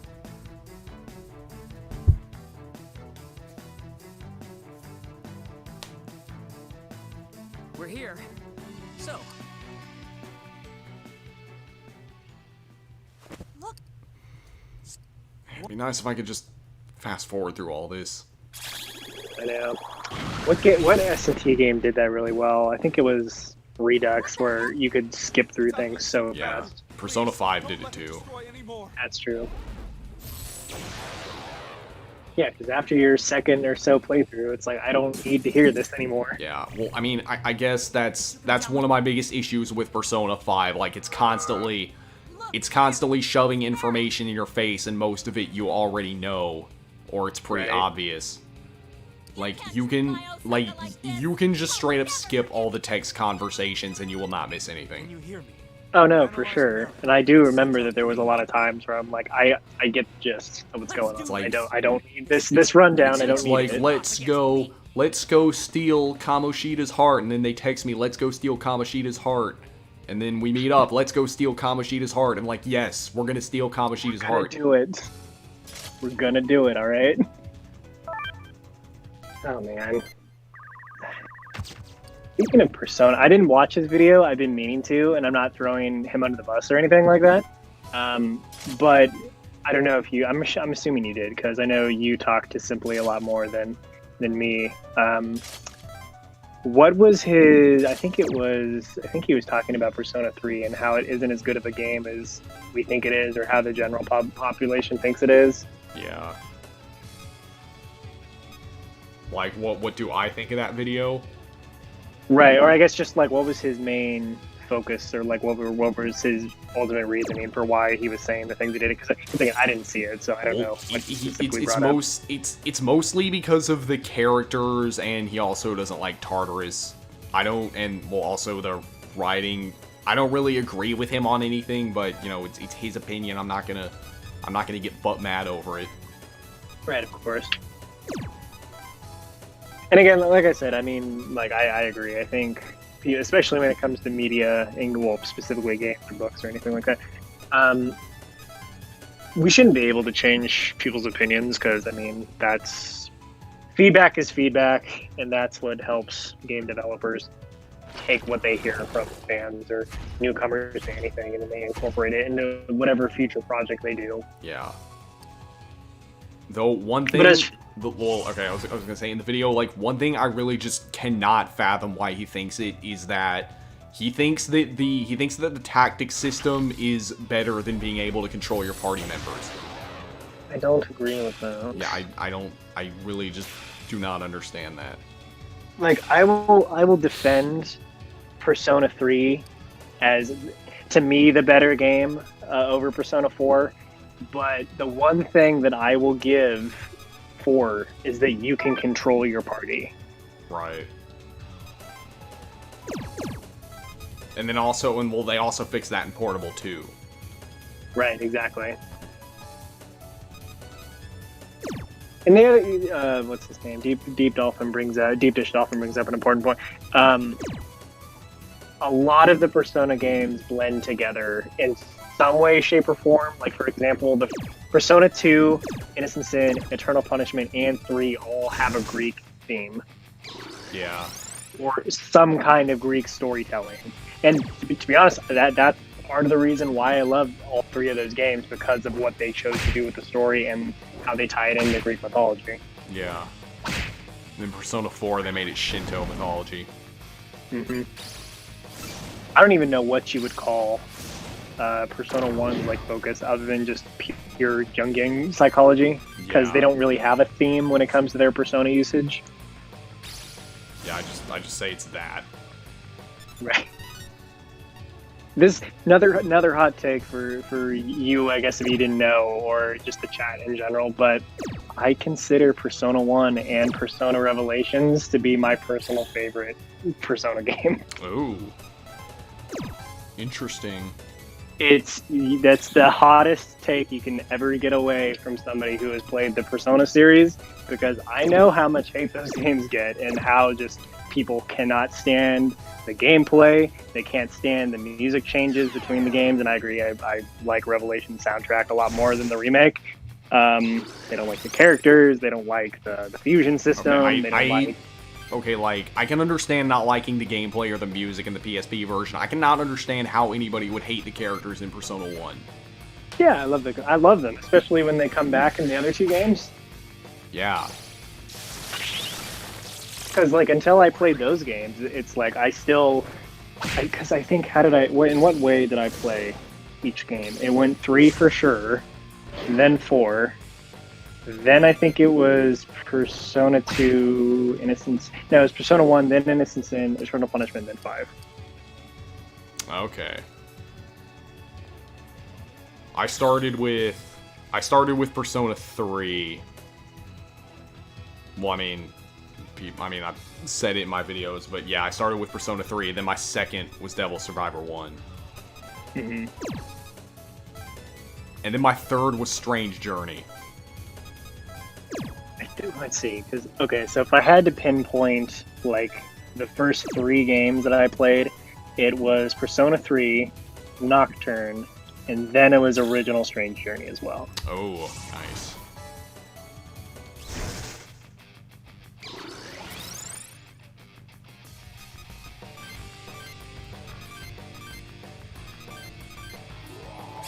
Of course, that thing would heal. And Kabuso is dead.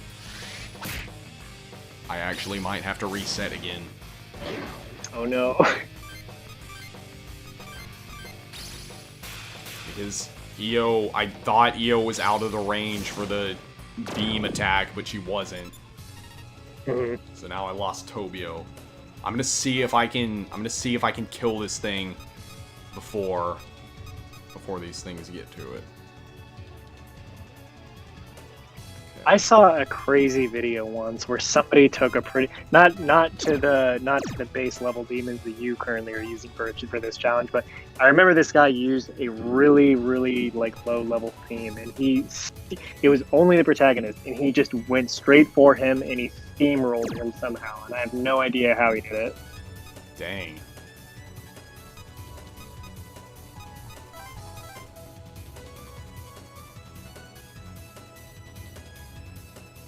Yeah, there's like a playthrough video of Nocturne where a guy he basically just beats the game at a really low level. Mm-hmm. Crap. Morbid, to answer your question, I think that that is a thing that you can do by when you die, you can carry over everything in a battle. I think it's only for I think it's either for only New Game Plus, or I think it might be for the low level difficulty. I forget. Are you on the low level difficulty, or are you on the normal difficulty? No, I'm on technically like the hard mode. I'm on the normal difficulty. Okay, yeah. Everybody's talking a lot about the takeaways from Strange Journey. One thing I will say about Strange Journey, and I agree, I don't remember who said it exactly, the pacing was a little weird because you went from two pretty straightforward and easy dungeons to like the most annoying dungeon ever created. Oh yeah. Like, oh my god. I don't remember the name of it, but that teleporting dungeon is annoying. Well, Especially when they incorporate a fetch quest into it. well, my Kikimora just died.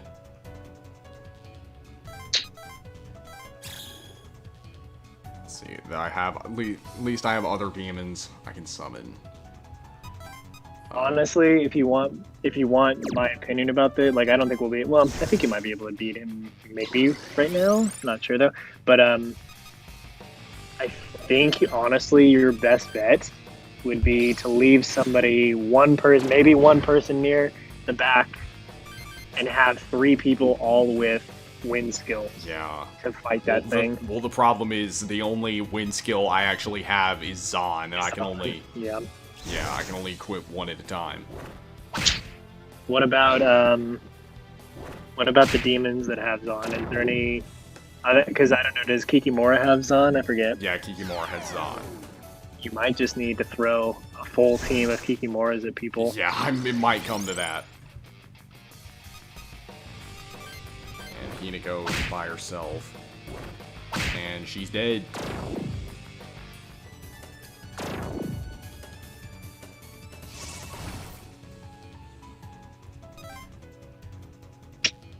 Oh yeah, those things are gonna escape. Yeah. I'm just gonna let them escape, and then I'll have to start over. Out of curiosity, has there been a challenge in SMT where? Because usually when challenge videos like this happen, there's always like 1 or 2 where it's like, I beat this game, but I did not beat it with the no fusion rule. Well, that was the case originally the case with my Nocturne no buffs video, because Kagutsuchi was dealing over 1,000 damage, but then I just grinded all the way up to level 255 and killed him before he could use it a second time. Right. And like, interesting enough, like that was something that I specifically learned from your video. I had no idea that was the limit. I just assumed it just kept going. Yeah. I mean, I knew it was the case before, but I didn't think it was possible because it affected the damage that you did, but it didn't affect the damage that you took. Right. But then I saw videos of some people doing like insane amounts of damage with it, so I'm like, okay, I guess I might as well try it. But if I hadn't used cheat codes to get that high, there's no way I would have been able. There's no way I would have been able to do that.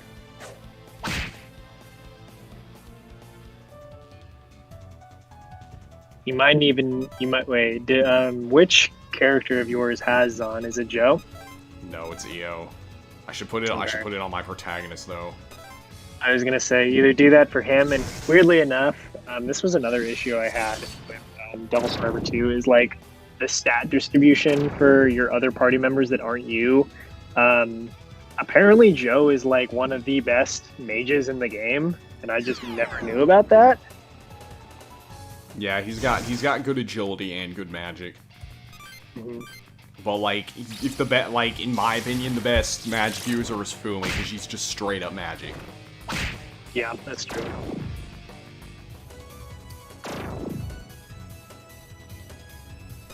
Okay, just escape. Or you can kill me. Just prolonging the inevitable. Is there, or is... I wish there was an SMT game where humans and demons coexisted. I feel like there was at one point. I feel like there was one where demons and humans coexisted in the story. Well, that's what the Ashurikai is trying to do in SMT4. Right.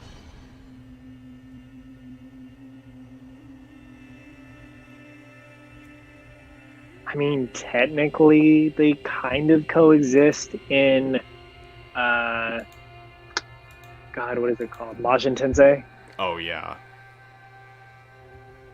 And then I guess it could kind of be argued that they do in 9, but not really because it's a social simulator. Yeah. That's another game that I want to try and play. Devil Yeah, Survivor unfortunately, the only way is if you have a Japanese Xbox. Right. And that's something that I've often considered just buying out of habit from time to time. Like, well, I don't want to go through the trouble of downloading this, so I'll just buy the system. And that's what I did for SMTs 1 and 2, the original. I went out and bought a Japanese Super Famicom and played through both of those. And I was like, this has to be the worst decision I ever made. but I got through it. It's fine. I can say that I did it. It's done. Only I had a party member that resisted ice.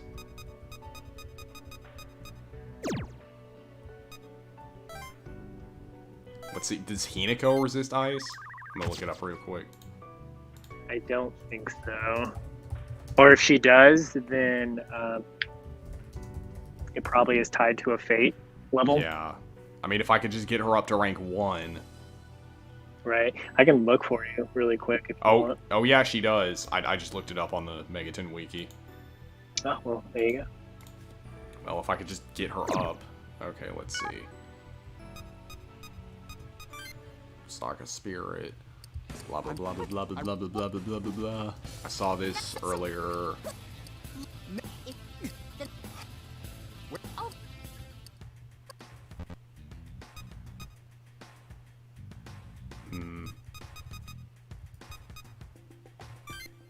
Of course. Doesn't matter if you're poor. You should. I'm gonna go. And I did Megaton not game. rank it up. Shit. Wait, what did you not do? Well, I talked to Hinako, but it didn't rank Oh. up her fate. So there's I hate that. nothing I can do now. I might just buy some more demons. What Megaton game would you like to see on a theoretical PS2 classic system, not including Persona 3 FES? I mean, they kind of did that. Well, you're saying PS2 classic specifically. That was one of the things that even made me. That was the only reason why I bought the PS1 classic, was because Revelations Persona was on it. I had it physically, but just knowing that they were even bothering putting that game on there, I was like, okay. But if we had to pick, like, at least for me, if I had to pick like a PS2 classic system for it, a classic SMT game for the PS2 classic, maybe Digital Devil Saga, Yeah. or one of the Raito games. I'd say the Digital Devil Saga games. Oh, I finally got a flash sale. And wow, these demons are garbage.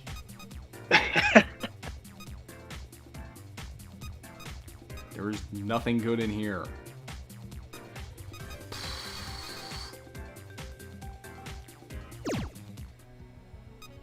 Yeah, You might just have to grind. You got to devote like 1 or 2 days to just grinding. oh my god. Let's see. Don't you just love when a challenge is going your way and then all of a sudden like this roadblock comes and it's like, no. Yeah. I think I'm probably gonna do your idea where I just like put Wind-based demons on everybody. like I'll have 3 demons go, or 3 party members go up and attack the boss, and I'll just have one person in the back. Yeah. Just one person camping in the back to prevent the things from escaping.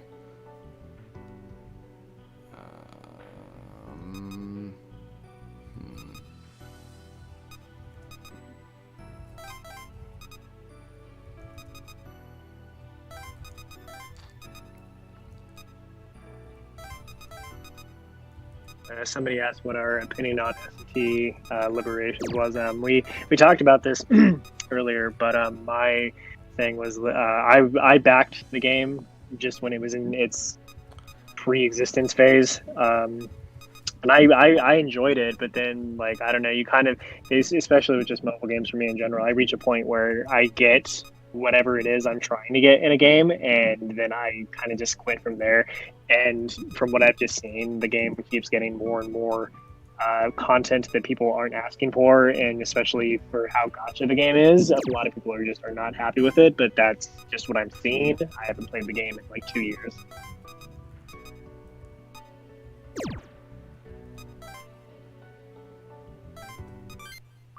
I forget. Does because one of the viewers is mentioning this. Does switching to the blessed difficulty increase your EXP output? I'm not sure. I'm gonna look that up. Thanks. If Blah blah blah blah blah. I, Yes, yes. Blessed does not only increase damage to deal, and damage decrease you take. It also increases the experience you gain from defeating demons. Oh, so wait. So can I switch to that?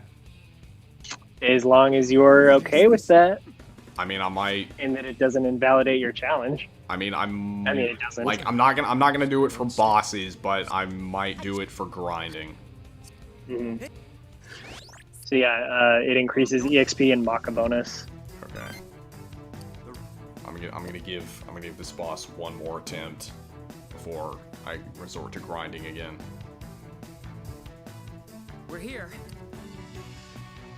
And I'm also not gonna step into the range of its beam attack. Yeah, that is a big contributor to why this is more difficult for sure. Do you prefer Garu or Zan as the wind element in FP games? I don't know. What do you think about that? I honestly prefer Garu. Maybe because technically Zan isn't wind, it's force. Right.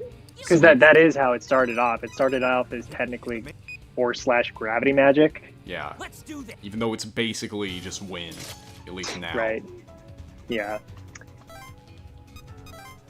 I don't know. I like both of them. I think I'm just more used to Zon. Like, as some of the guys are saying, I'm just more used to it now because I'm pretty sure. Well, no, because in Persona it's always been.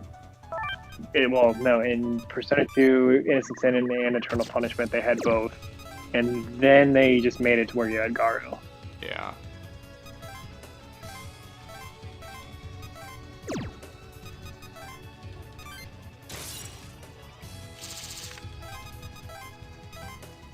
Alright. Here we go. What is this? Attempt 3? Yeah, attempt 3.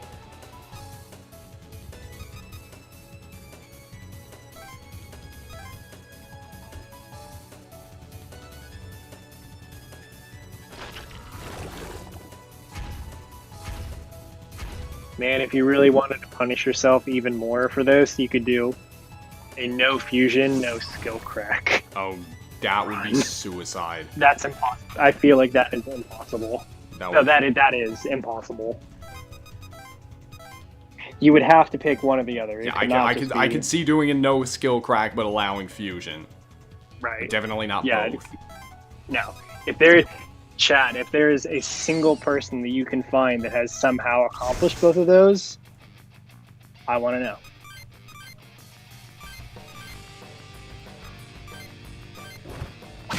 Yeah, you literally need skill crack to progress, so yeah.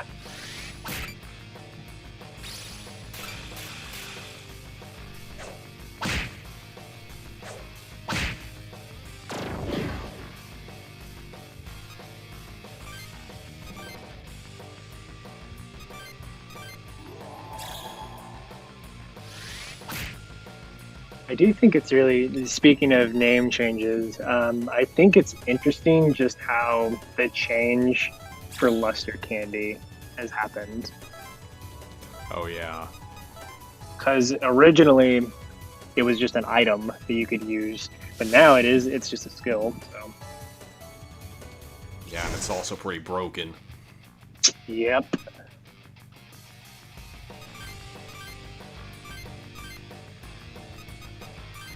I honestly wouldn't be that upset if they removed it in the next game. Yeah, I wouldn't be too. Well, because if you're gonna have all of the regular buff skills, I don't really see the purpose of having Luster Candy, because as soon as you have that in the game, nobody is ever gonna use the Rakukaja, Sukukaja, Terakaja ever again. Yeah.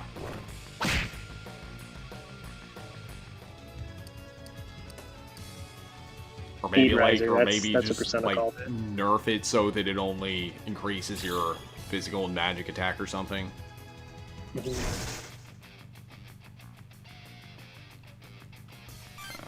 Crap.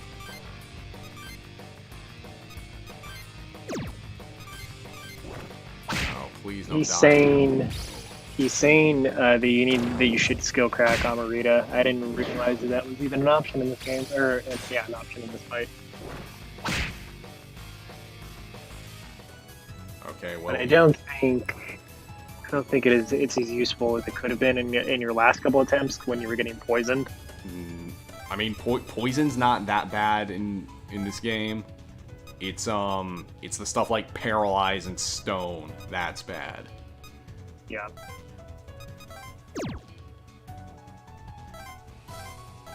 Let's see if I can kill this thing. And Nocturne magic damage actually decreases as you level up. Really? Wait, it decreases? It apparently decreases the damage as you level up. I mean, I knew it didn't like increase like physical attacks did, but I didn't know it decreased. That seems so weird. It's at that point, it's because SMT has always prided itself on like, if you want to get good, you gotta grind. But we're gonna penalize you this time. Yeah.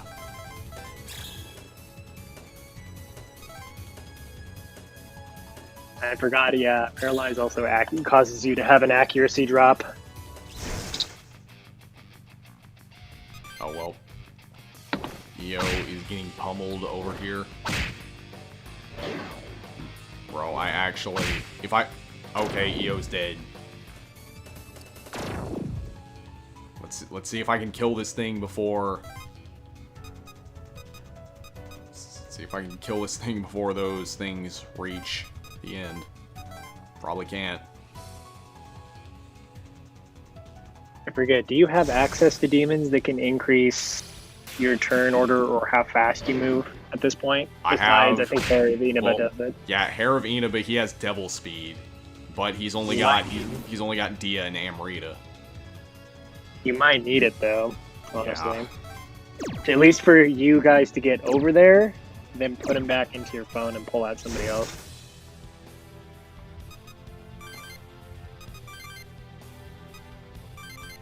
It's moments like this that remind me just how used to being overpowered in SMT games I've like become so accustomed to, because I forgot. Kikimora's dead. You got the double hit on Kikimora. Damn.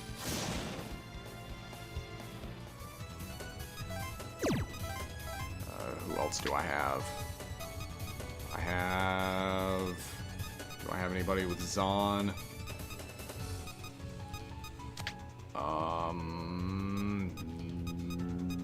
Nope. I guess you might as well just pull out somebody who can heal. Yeah, Pixie.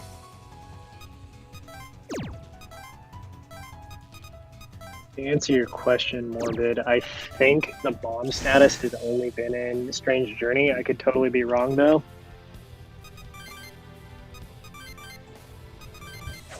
I could totally be wrong, but that's the only game I remember it being a thing in. Oh, you know what? It was in Soul Hacker. That's right. That's right. Oh. It wasn't nearly as bad. Joe's demons are both dead. Bro.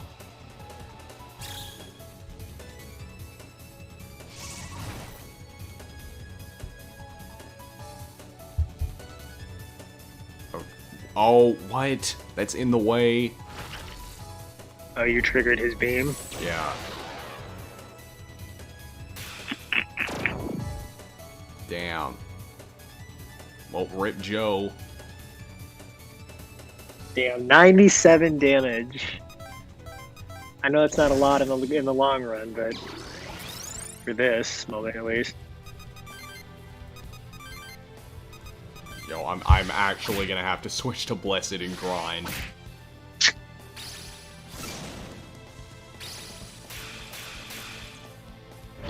God, like this one guy mentioning if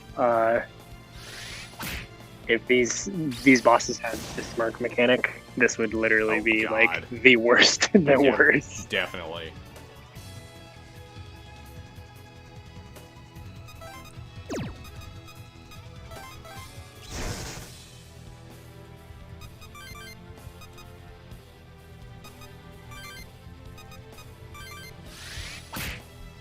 Because I don't just have to kill the boss, I gotta prevent those things from getting away.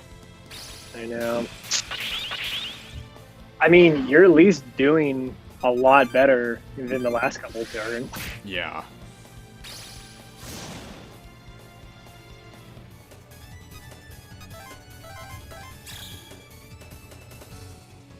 So you are on to something.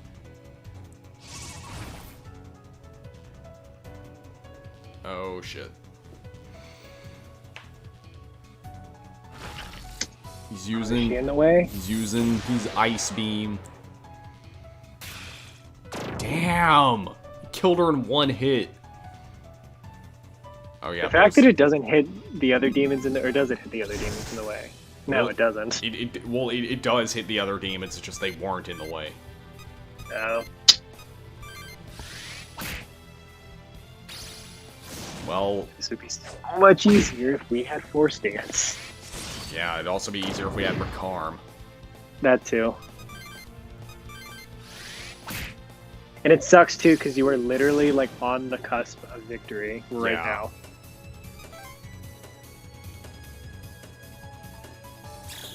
Oh come on! If you can survive one round with him, maybe let's see if I can clutch it. you're literally right there. I just have to get Okay, really okay. lucky. You have to get lucky right now. I have to luck out. I'm praying to Polaris. Should I go for the anger hit? Fuck If it, he has I'll an go extra it. turn. I Fuck. wouldn't risk Come it. on. Come on, die. No! No! Oh, I'm still alive. I'm still alive. Okay. Okay. I'm gonna do it. Yes! That was did it? Yes. Oh This my is god. the one part about being lagged I don't like, but there you go. I knew it. I knew we could do it. Please tell me I don't have to kill those grenades. No, I'm pretty sure they die on their own. That is the Whoa. clutchest thing I've seen in a long time. Yeah. Yeah, no, it's done. Oh my god. No grinding So necessary. Is that it? Man, what was it? Mirak. I don't think that's what he was asking. The shape, the way. Yeah. Man, Well, like nothing else we can do. I'm not trying to take away from your win, but I'm reminded of Well done. the stupid mechanic of whatever that ring. I think it's Fecta. Fecta's the ring thing, and the fact that you have to kill it when it's separated. Oh yeah. That was freaking Surprised you horrible. think so. It seems Yeah, it took like me the future 3 capital is tries. safe as well. You'll need some fix. Now then, you're finished here. The train leaves around Still though, 1900. I mean, We did it. pretty good, yeah. See? 3 tries. No, it always comes in 3s. That was so much fun. We did a lot of good. You've got to come to Osaka again. Is there a character that you just? I feel like I've asked you this already, but is there a character you just don't use in this game when you get them? So tired, but we can finally go home. Hmm. Can't wait to jump into bed. Wow, that sounds lovely. I'd say, well, honestly, I don't use Makoto that much. Okay. Because she's like, okay, she's basically like her stat bars go like, her highest one is at the top and it just decreases until the bottom. So, like, she specializes in strength, and her second best is magic, third best is vitality, and her fourth best is, or her worst is agility. Right. Like, I mean, Io isn't that good, like, stat-wise either, but, like, she's one of the first part members you get. Yeah, so you have to deal. Yeah. That's what I was saying earlier about like the weird stat distribution of characters in this game. Like they all seem to focus on things that they focus on things that are useful. However, in the long run, there's like always that moment where you realize like you are neglecting this other stat and it's hurting this character. Yeah. Like for me, when it comes to using Jungo, like he's really good physically, but he has like one of the worst magic stats in the game. So if anything just nicks him, he's like dead. Yeah. Or also same with Yamato. Like he's balanced between strength and magic, but that also means that his defenses are pretty bad. Right. Let's see there's a new free battle. Let's see what I can get from here. Taunt. We were just talking about how useless this skill the worst skill. That's okay. So that's one of the things that I didn't really like in this game either. Is when we could use fusion, you can't obviously. There is a skill where it allows you to remove a demon's like all of his skills, so you can put whatever else you want on him, but. Like, I forgot what it was. There was a specific demon where I wanted to do this specific thing with it, and because I had to use that one skill remover for it, I just never got that ability again, it just kind of ruined my chances of making something really good. Yeah.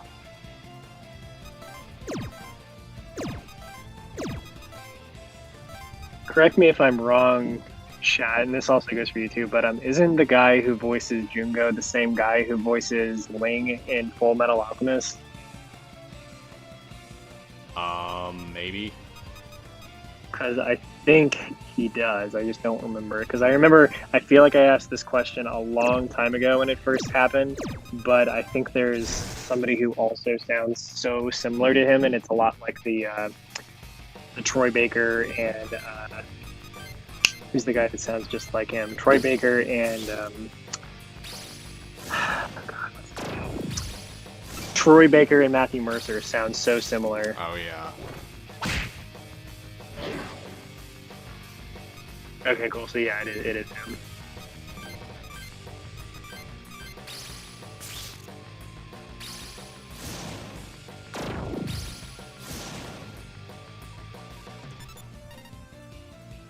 If I could get a Gagason, that'd be kind of nice. Has he not appeared in the auction yet? Not yet.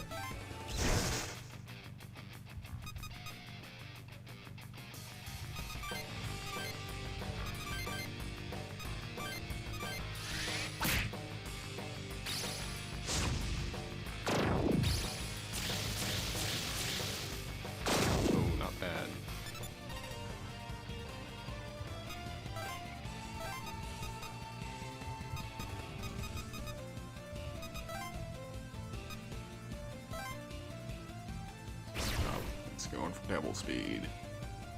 Oh, and it's attacking EO.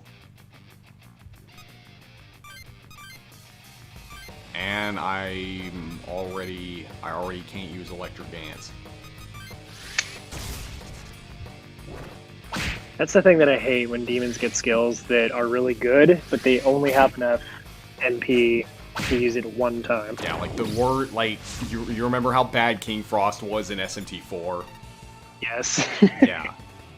It's like he's a strength-focused demon, but he gets a whole bunch of magic skills. And like he uses Cold World once, he's out of MP. Mm-hmm. Well, that like for example, I think it's in DS1, but the very first data you get in that game is 4, and he has the worst agility stat in the game, but he also has the worst magic stat, even though he has he has a racial ability that basically gives you mind charge, but he can only use it one time. Oh yeah. And also in SMT4, for some reason, they decided to make Metatron a physical-focused demon. Yeah, I wasn't a really big fan of that. Yeah, I just that's like the biggest problem I have with SMT4. It's the way they handle stat distribution. Like you got your demons, like you got all the demons. They have stat distributions that fit into one of 4 categories. You got like strength and agility, magic and luck, balanced and speed, and nothing else. Mm-hmm.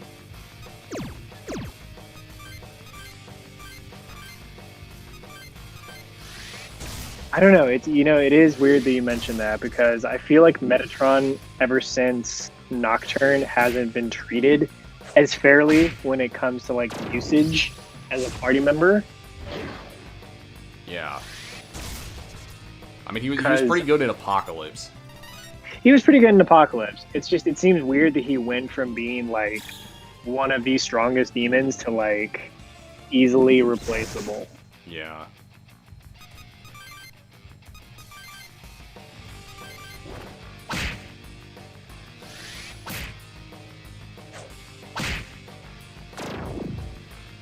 Am I the only one who wants Pascal to come back in other SMT games? Oh yeah, I would love that. Something I hate that they keep hinting at it in other SMT games, specifically in Apocalypse, when you get to name Asahi's handle name, and you get to pick between Pascal, and she references how it's a dog's name. It's like, yes, I know, pick it. That's what I want.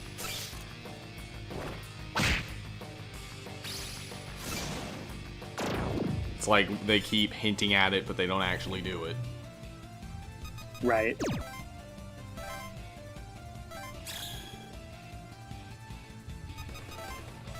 Somebody's saying, or Morbid's saying he wants Alves to come back. And I feel like he was in something recently. I know he's in SMT Imagine. Yes, he is.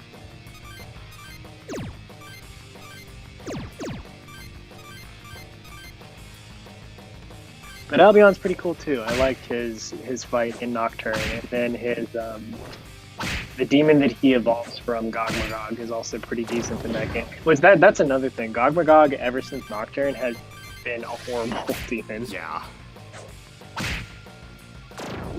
You should create a list of demons that used to be good, but are now bad. Yeah, that'd make a good video. I feel like you would have a lot to say about that. Yeah. And I could also do one demons that used to be bad, but are now good. Exactly.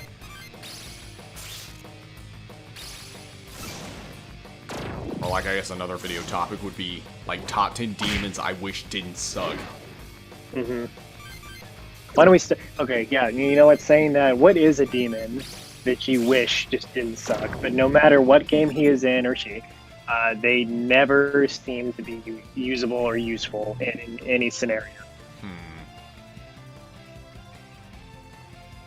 It's usually a lot of physical demons, like Rakshasa. I can't think of a time I've ever gotten any real use out of him aside from in Persona 5. Right. Let's see who else. Definitely some of the Fallens. Mm-hmm. I'm even trying to think. I'm struggling to think of some that are bad that I wish were a lot better.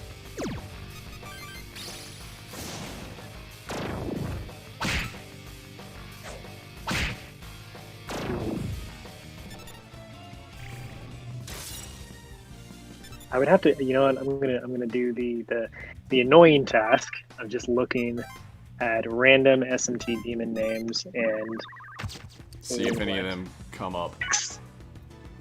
Oh yeah, somebody's deep fish dolphin said Kudlock.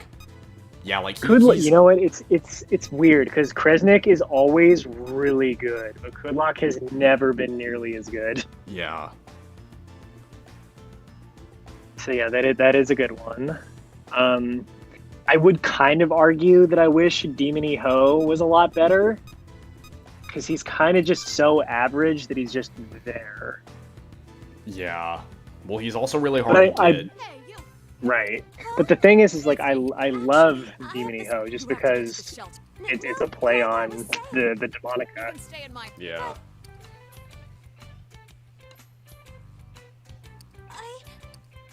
Huh? Is that so? Frost Ace also, somebody else is saying Frost Ace. Frost Ace has his ups and downs. He was okay in Strange Journey. I was scared. Yeah. But her heart was in the right place. I could probably get some names No here. one in Tokyo. Um, I think I'm gonna like him. I kind of wish Inti was a lot better than he was in any of the games he's been in. I don't know if you know which one that is. Oh yeah, yeah. It's the one with the sun head. Yep, Sun Boy. I also wish I know exactly a demon that I wish was a lot better, and that's Hather. Oh yeah. Well, oh actually, Weakness to physical is the worst thing to be weak against. I got another one. Baphomet.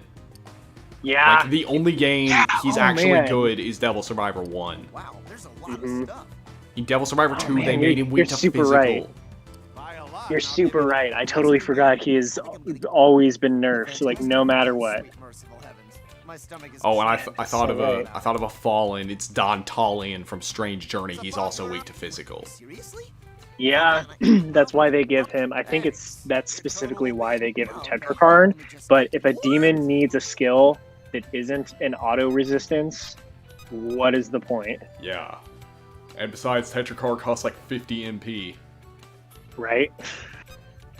But yet, for whatever reason, Dekarabiak did no problem. Oh, no. And he's a fallen. Well, what are you gonna do, kid? Make up your mind already. Well, I don't exactly have. I'm gonna try to at least find one Quit more. manhandling the merch. Let's see. All right, sorry. Holy crap baskets. That was...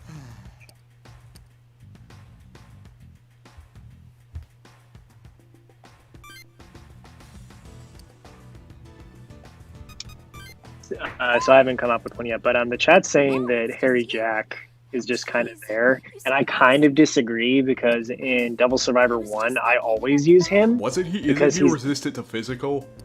Yeah, that's exactly why you should use him in the beginning, because he's the first demon that resists physical,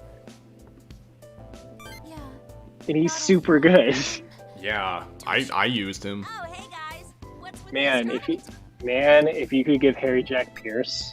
Well, you were just talking about Dubé and Hinako. Could you explain that a little? My pleasure. Okay. Other than Dubé and Merak, there's Fekta Let me and see here. you know, all those. So this isn't so necessarily a demon that I wish would be better. It's a demon that I want to see more of because I can only think of like a few games that he's ever appeared in, and that's Masakano. Oh yeah. Well, you see. Well, he's usually like a really late game demon. He is, or he's a plot key, which is fine, but you don't see him that much is the thing. Yeah. That can only mean one thing. So, hey, could monsters like Dubé and Merak have something to do with the disaster? One more. Yeah. We discovered Could here in monsters Osaka like Dubé that have something to do with the exported disasters? so Duh, what do you think? If something else caused those disasters, maybe- You know, they build you up to be so smart, but you can't seem to put two and two together. Yeah. Yeah. She's all It's better boobs than and no being brain. in the dark. Oof. Absolutely. So right. Detective work, guys. Hard-hitting truth there. Okay, I'll let Daichi and Joe. I guess we should get going. Oh,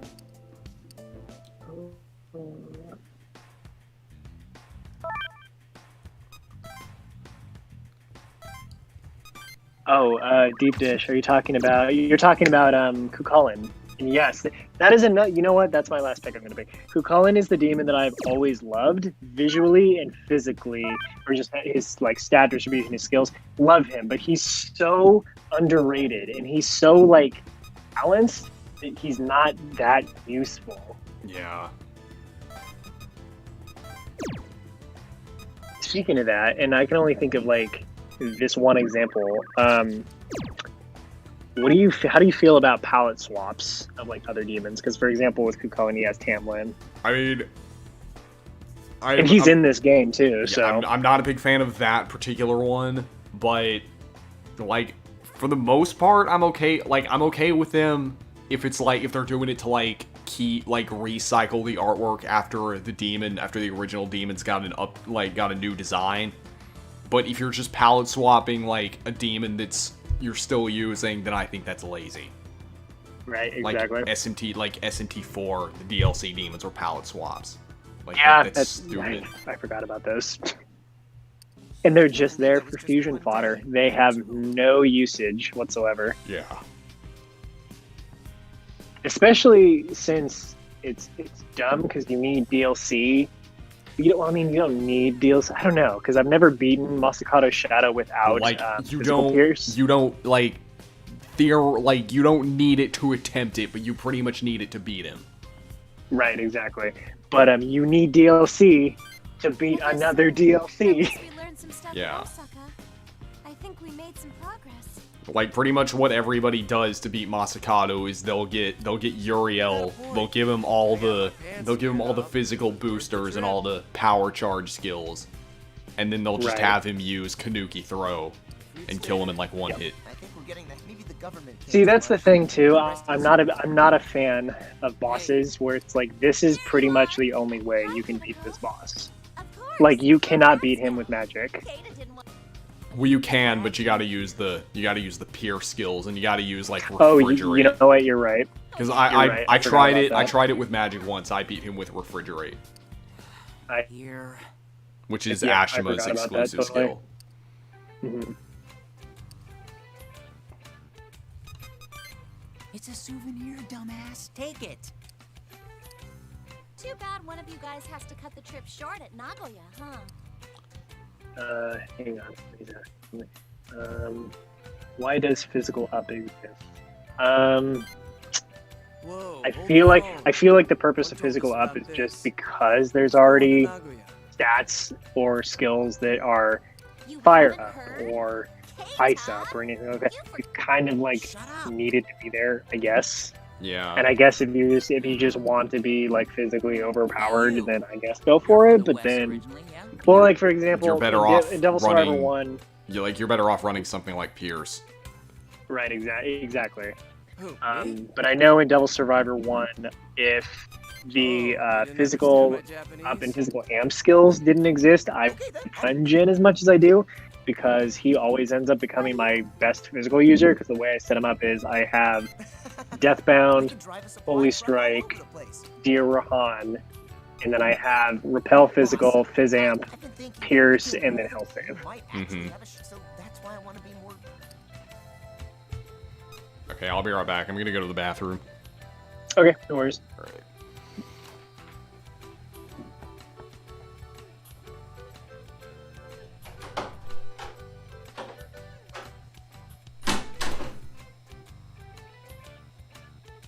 No, I don't want to be alone.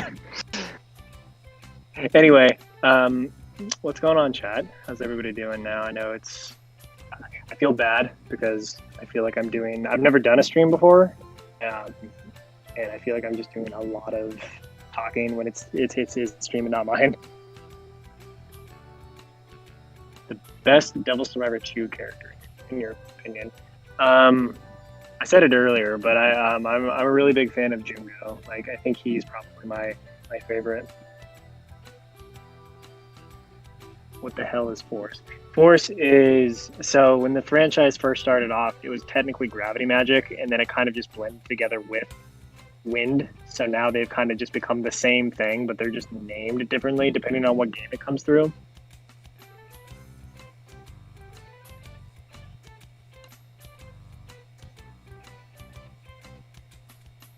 Isn't Shawan Mushu that pig demon that doesn't really get anything good?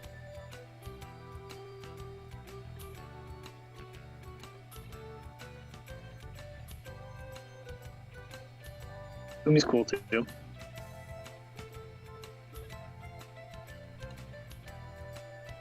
Oh, I know who you're talking about. Never mind. Yeah, I forgot Jungo has an unhealthy obsession with Shawan Mushi. Duh.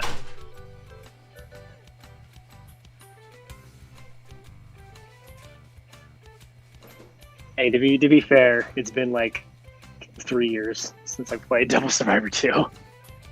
Max damage and formula makes it so basically the initial increases is level up and peak level. Huh.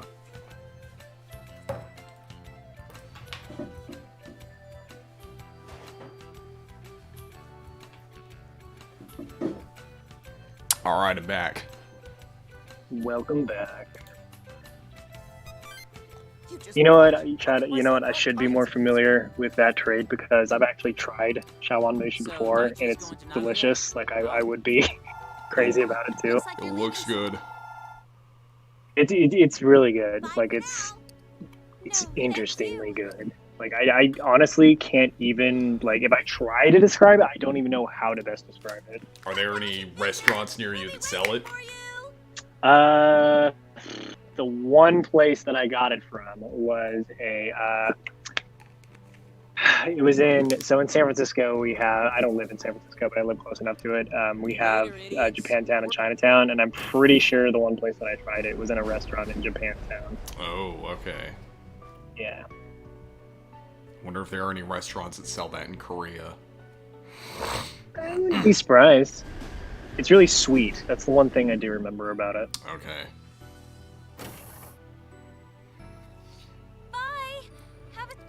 Well, while I'm in Korea, I do plan to go to Japan, so I'll probably, if I don't, it's close enough. try there. I mean, you can get like plane tickets to and from Tokyo or from Seoul for like $60. Right. That's pretty good. Wow. In fact, I don't know how much they are now, but out of curiosity, I looked at how much hotels cost before I left. I was seeing rooms in like 4- and 5-star hotels for like $20 a night. Wow. Yeah. And I can't even find a good place that oh my god, money is so like unfair. Or renting is so unfair in California. It's like not even funny. Yeah. It's like, oh, you lost your job, still gotta pay rent. Right. See if there are any skills I can ooh, dodge. That'll definitely help. Oh wait, okay, I don't have Hinako with me anymore. Oh wait, I only that's okay. Right. I've only got God, 3 members. there's points in this game where you lose them. Yeah. Let's see. I guess I'll crack race. Oh.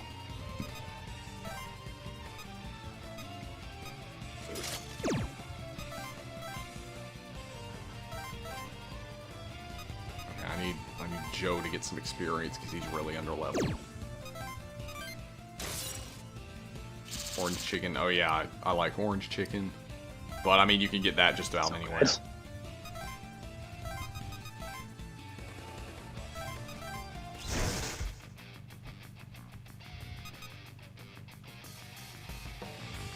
But when I was the day before I left in Korea, there was this burger restaurant that opened up, and that was the best burger I have ever had.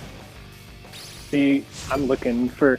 I've definitely had pretty good burgers, but I'm still looking for like the best. Yeah.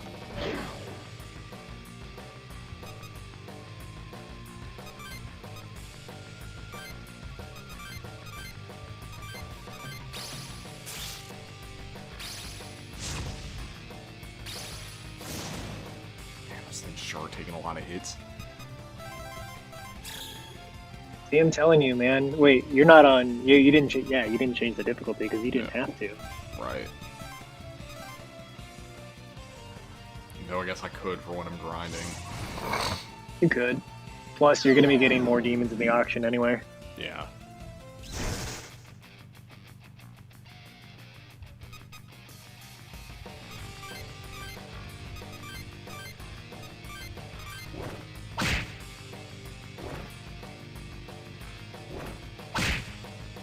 Fuck. Mara died. Again.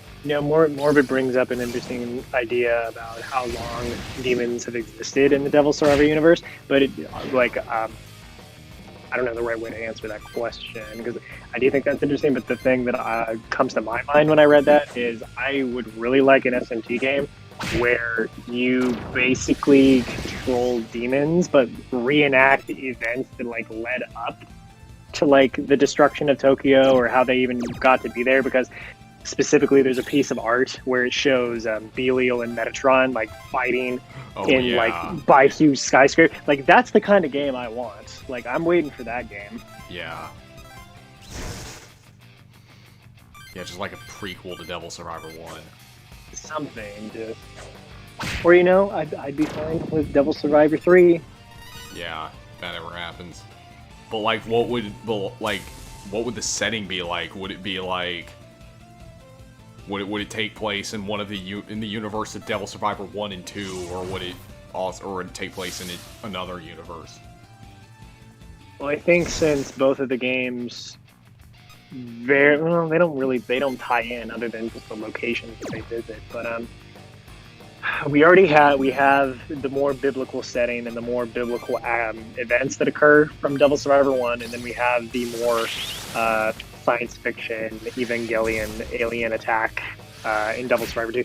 So I don't know what it would be in terms of like how they would handle a third game. And I guess that they would just have it take place in Japan again. But that's the thing. I would like to see something new too. Yeah, because I think there is a lot that you could do with this. I just don't know how you would best do it. Yeah, I just want to see SMT go somewhere outside of Japan. Right. Because, like, I mean, pretty much just about every Megaton game is taking place in Tokyo. Right, exactly. Well, interesting. I think it would be interesting if we got to experience, like, the actual physical demon world that Kazuya actually visits when he has to go, like, prepare for the battle against Yahweh. Yeah. Because like we don't get to see that. He just disappears and then he comes back some odd amount of time later. Yeah. I mean, the closest thing we had to visiting the demon world was the Schwarzwelt and Strange Journey. Yeah.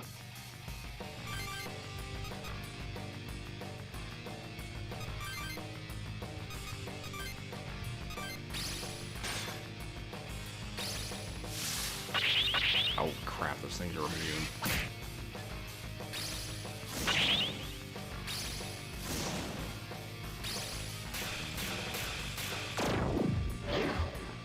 Oh, I believe Keith is actually in the chat.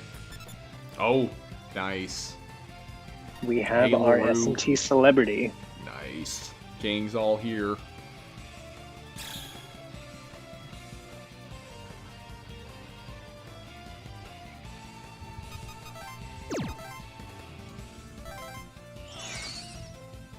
Oof, you're right. They were saying how the settings should stay within Japan because, as we know, what happened with Godzilla when he left Japan. Good God, I forgot that movie existed.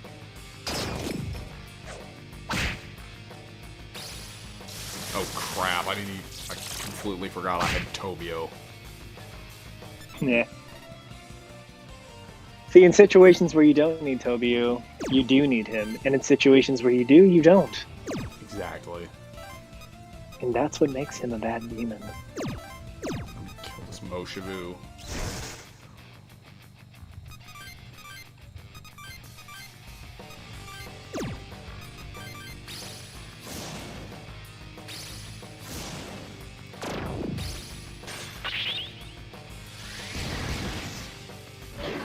I do wonder, because I know Kazuma Kaneko went into this a little bit, and I think it was him, but he specifically said that, no, it might have not been him. Regardless, there was somebody at Atlas who talked about why they chose high school students in a lot of their works, and they said that it was to kind of break away from that mold of like the protagonist in video games or anything to be the chosen one, or Yeah.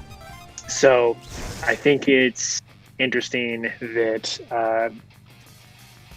that we still kind of have that just a little bit. Like, it's not blatantly these characters are the chosen ones, but they're still the ones that are here to save the world. Yeah. Well, I mean, Devil Survivor 2, the protagonist, he's not like a chosen one. He's just a regular person. Right, exactly. And then you have Strange Journey, he's also a regular person. Mhm. Well, so the protagonist in the first game is both like a random person, but at the same time, just because of the fact that he's connected to the bloodline of Abel, that kind of makes him semi like well, he's important. Well, But it makes him a contender for the War of Bell. yeah. Ah, crap. Wow, it did nothing.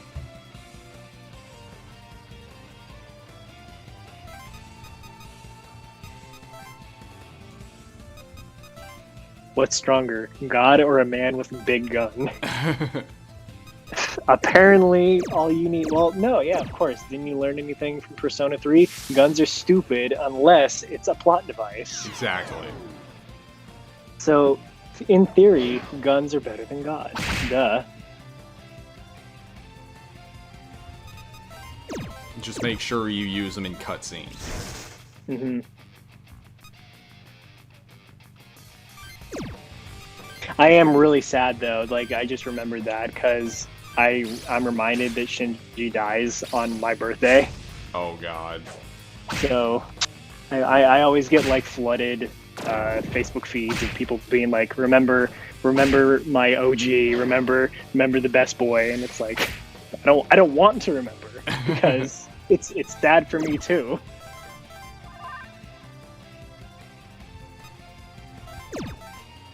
Yeah, that's the other thing that really upset me. It's like I love Junpei as a character, but he gets shot, but the story lets him live.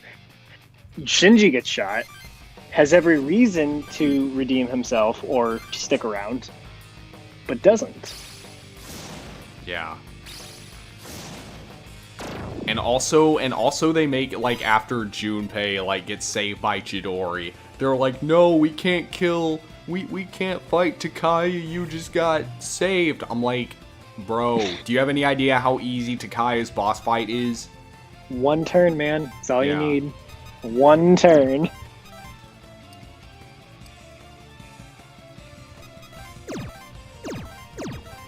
Shinji did nothing. Hashtag Shinji did nothing wrong. He did. I forgot that he's responsible for a big plot point, but still. Which was interesting. Like, is Ken... Because I remember from your video you used Ken as one of your final party members, right? Yeah. Is Ken actually one of your favorite like party members to use in the game? I mean, he's not that good when you get him at first, but if you stick with him, then he gets a lot better. Right.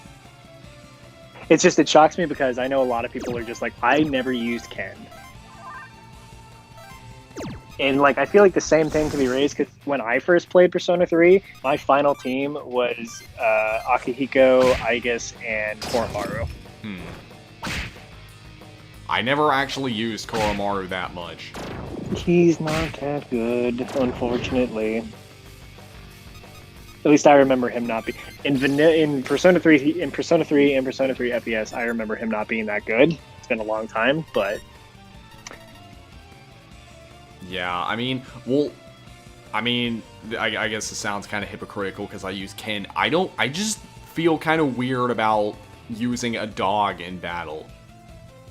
It does kind of take away it takes away something. Like from I that. get that he has like superpowers, but he's also like he's a dog, and he's a small dog. He's a Shiba Inu. I mean, maybe if he was like a German Shepherd or a Pit Bull or something.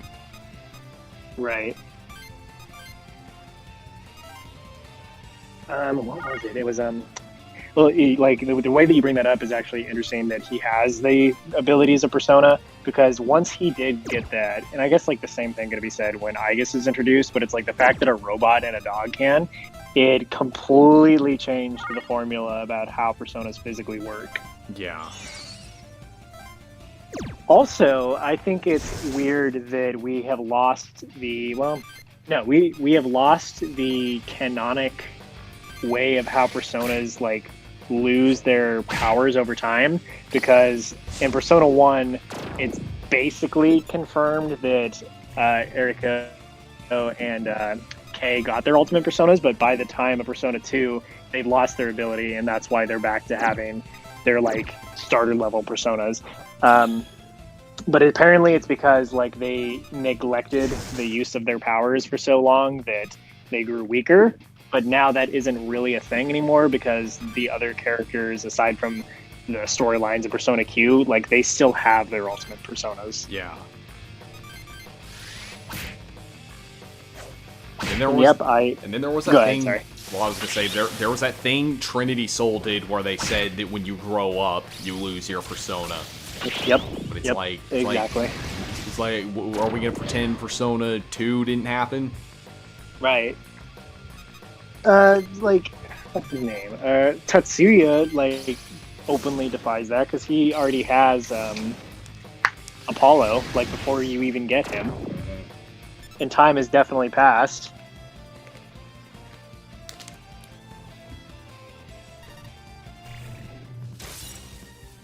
And yeah, I remember the days where, as a commenter brings up here, I remember the days when there was a actual like quote unquote persona game to actually like get your personas. Yeah.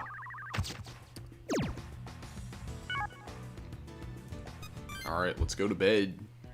In the game. In the game. I was like, I don't want to go to bed.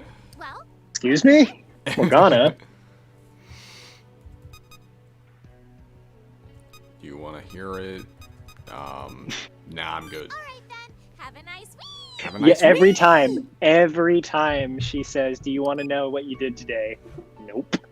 Have a nice week. Ugh. Yeah. Thank you for everything. I'll pay you back. Thank you so much for your help. You're a big help. Blah blah blah blah blah blah blah blah.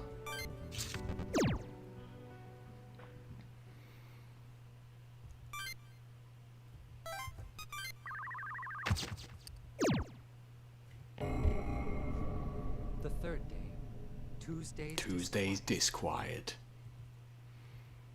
Oh, you know, speaking of that, have you noticed, and like nobody seems to mention it, but have you noticed that in the Triangulum story, how whenever the next day happens, whatever the name of the day is called is not what the narrator calls it. And I don't quite know why. I guess I didn't notice that. I assume it might be one of those like big like boo-boos that Atlas just didn't acknowledge, but it seems really weird. Maybe they like recorded the voice line and then they just changed their mind at the last second. I'm coming in. Maybe. Pervert. Pervert? No, that's not what I was trying to do. I rushed in because I was in a hurry to tell you something. Perhaps I've lived at Jup's for so long I might lack certain normal niceties. Okay. In any case, we lost contact with Shijima and Nagoya last night. Oh, really? In fact, not just him. We can't raise anyone at the Nagoya branch. We suspect that there's some kind of problem. You know, I feel like one of the main reasons the stakes don't feel as high in Devil Survivor 2 is because In Devil Survivor 1, you had to sleep outside. In Devil Survivor 2, you're sleeping in this, like, military facility thing. Mm-hmm. It doesn't actually, like, feel as much like you're surviving. No, not as much. Especially, yeah, since you have shelter through 90% of the game until you have to make the well, even when you pick, if you pick Yamato's route, you still have shelter and all that. So yeah, you're not missing out on anything. I wish I had more. Unfortunately, we can't dedicate resources to an investigation. Our hands are full. Of course you are. So are we, but let me be. Wait, hang on. I was ordered to say So, you I'm assuming this is connected to the comment that I made about the narrator, but is that literally what he says on one of the days? Judgment arrives, scale in it. Yes, I do remember this. Judgment arrives, scale in hand to judge the children of man. Yeah. Yeah, I do remember that, and it's completely something different than how it's written. In truth, I'd rather not. That's see yeah. my That kids speaking get of that, because that is a very long like title for the day. When I remember when I first heard how long the narrator went on, and even though the day is like 2 words or something, I was like, they must have done something to You're so eager. ignore this, or maybe I'm just crazy. I have no Please. idea. I'd like you to head to Nagoya to investigate. Take Nita and Aki.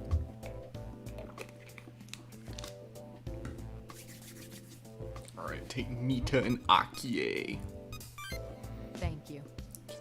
I think promise this meet me is at when you Shibashi get around Irie and June. Yeah. Yeah.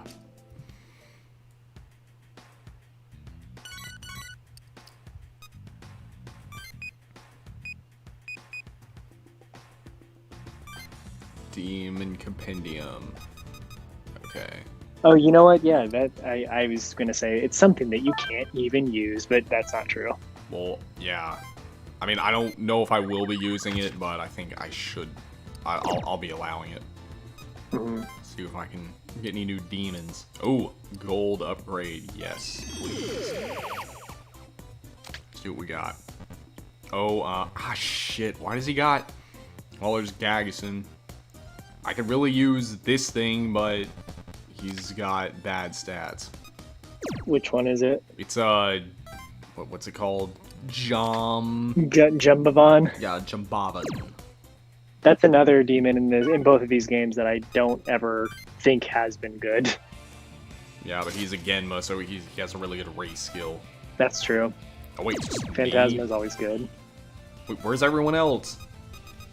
Oh no, you gotta pick them up. You gotta spend some time getting their fates up. I think this is literally just a 30-minute section, the in-game time, to give you one bit of experience towards a fate rank. I hope it actually works. That's the thing that I hate about this is you don't know when or how close you are to leveling it up. Yeah, I mean, even for, with the social links, they let you know your bond will grow stronger soon. Right. That's why I felt like I had. You needed me for something, right? Would you mind waiting just a bit? Okay, good. Sorry for the wait. Wait a moment. One female incoming. Heavy. Uh-oh. Oh, this is the moment. Yeah. Are you her family? Io doesn't get a lot of scenes that are as impactful as others in this game. This is definitely the standout, This is her best scene.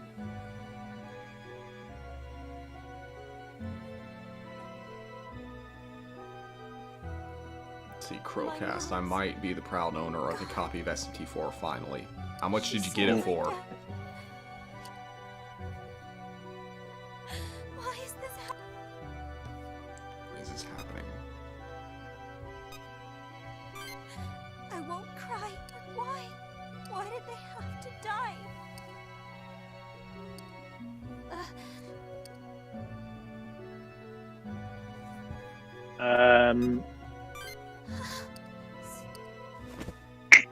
I don't know if no, that's not true. Certain responses do trigger some points. Are you shitting me? You're fine. Okay. I mean, I want to get her to at least rank 2 so I can do joint skill crack. Hmm. What? That's annoying. That's I got this boss. You don't have to fight him, Yeah, but I want to. but it's Ghost Q. Well, you know what? Well, I mean, I can't fuse him, but it'll be some good experience. And he might have Yeah, some good crap. I was gonna skills. say, you know what? Ghost Q is the first Fiend Demon that gets Unearthly Form, I think it is, which gives you an extra turn to move. But then I remembered you can't fuse him. Yeah. Wait, do I have to do this by Speaking- myself? Yep. That's why I Shit. was like, I don't know if you want to fight this guy. So he's got 4. What's he weak? Does this guy have a weakness? I don't think he does. Let me check. No, he doesn't. Yep. I didn't think so, because Fiends usually don't. He has Force Dance, though. Oh, he doesn't, but there's Force Dance in this fight.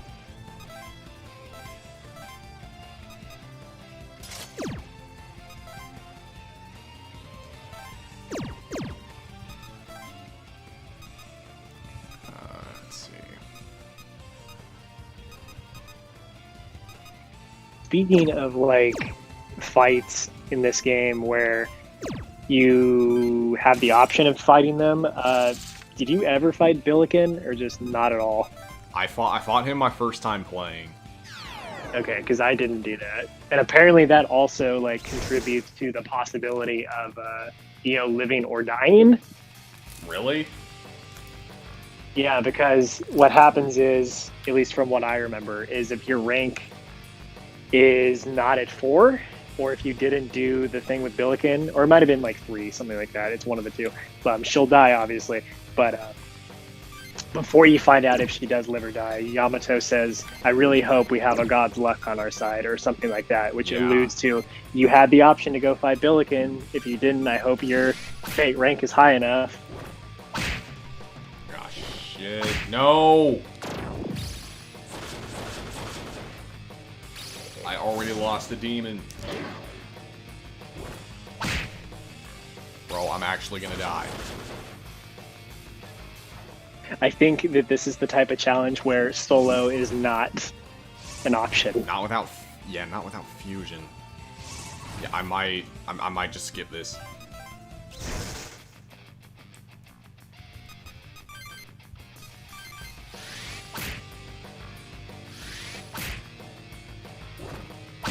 Well, I was gonna use Kikimora to heal, but she's dead now.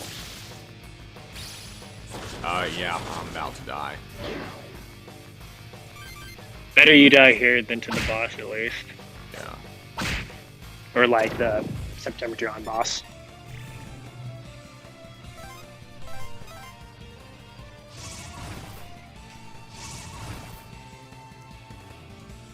Or actually, let me see if I have any backup demons. So I can use this Kikimora. But I can't use her race skill right now.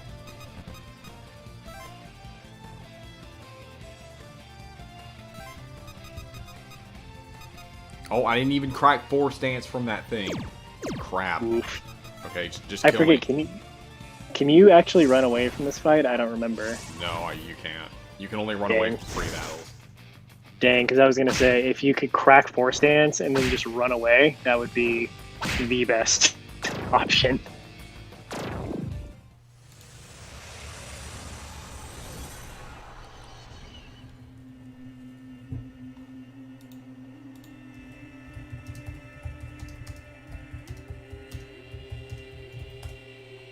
Mission failed.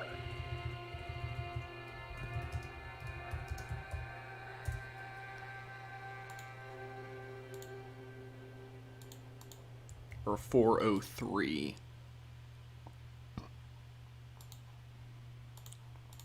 Okay, while there was the game over screen, I just out of curiosity looked at game FAQs, and apparently most people said they couldn't.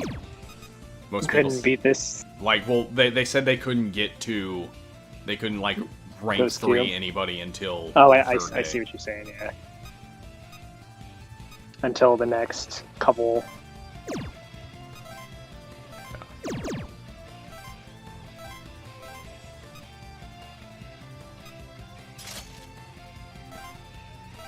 Yeah, so LaRue brings this, or Keith, I guess, brings something up interesting. I guess in this case, error 404 is the Shadow Realm. Yeah. I got sent to Shadow Realm. Fishin' mailed. Fishing mailed.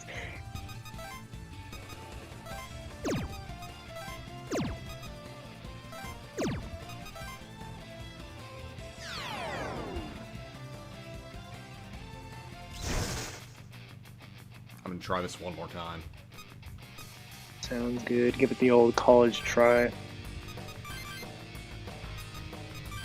I don't know why now, but every time I think of your username, it reminds me of Thanatos for some reason, and then I'm reminded like Thanatos needs a new design. Yeah. Kikimora's dead again. Thankfully, I got a backup one. Rip. Whenever I get hit with Bind and Devil Survivor, I always die a little inside. Yeah, it's the most annoying move. Okay, you know what? I'm actually not gonna put Kikimora in my party again, because he's probably gonna die. So I'll put in Agathian.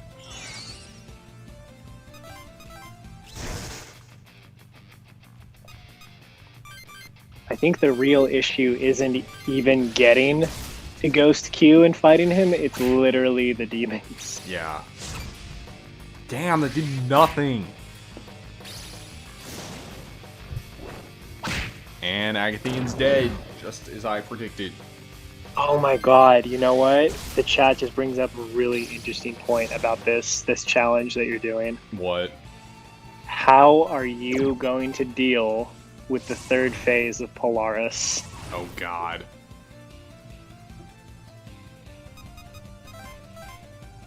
Or what? Yeah, he changed it to the fourth phase. I don't honestly remember how many phases Polaris had. I just know that the last one is literally like, this is reaching levels of unfairness. And I think with a challenge like this, it'll be obscenely hard. Well, I got my Force Dance.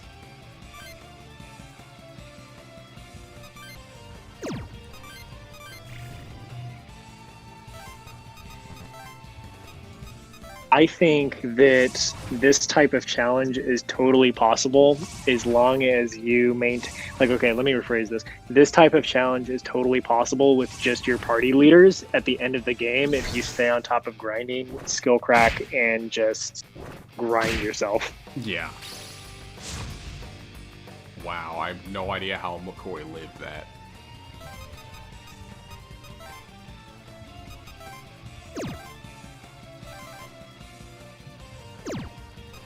I'll have her use Dia.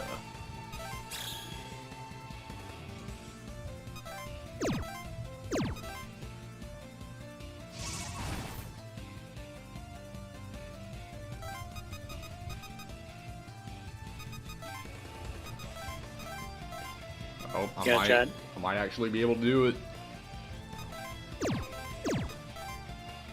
Yeah, Chad. What? If you like, He can, what's going on? he can attack from like 4 spaces away. You shouldn't be able to. Fiends can't do that. Well, I guess this thing can. That sucks. Oh, now I'm getting pummeled by these demons too.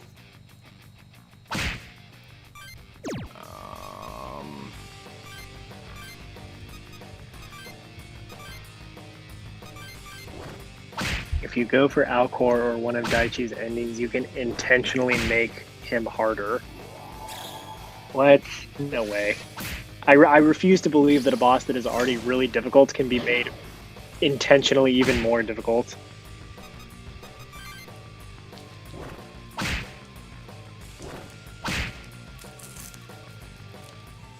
I forget what game it is. I feel like there's an SMT game where if you level yourself up to level 99, the boss itself becomes level 99 as well. No, wait. I'm thinking of a different game. Never mind.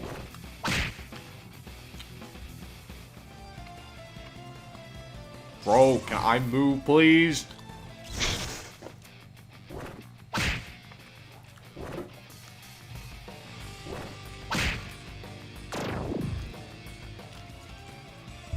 Dude, just let me move.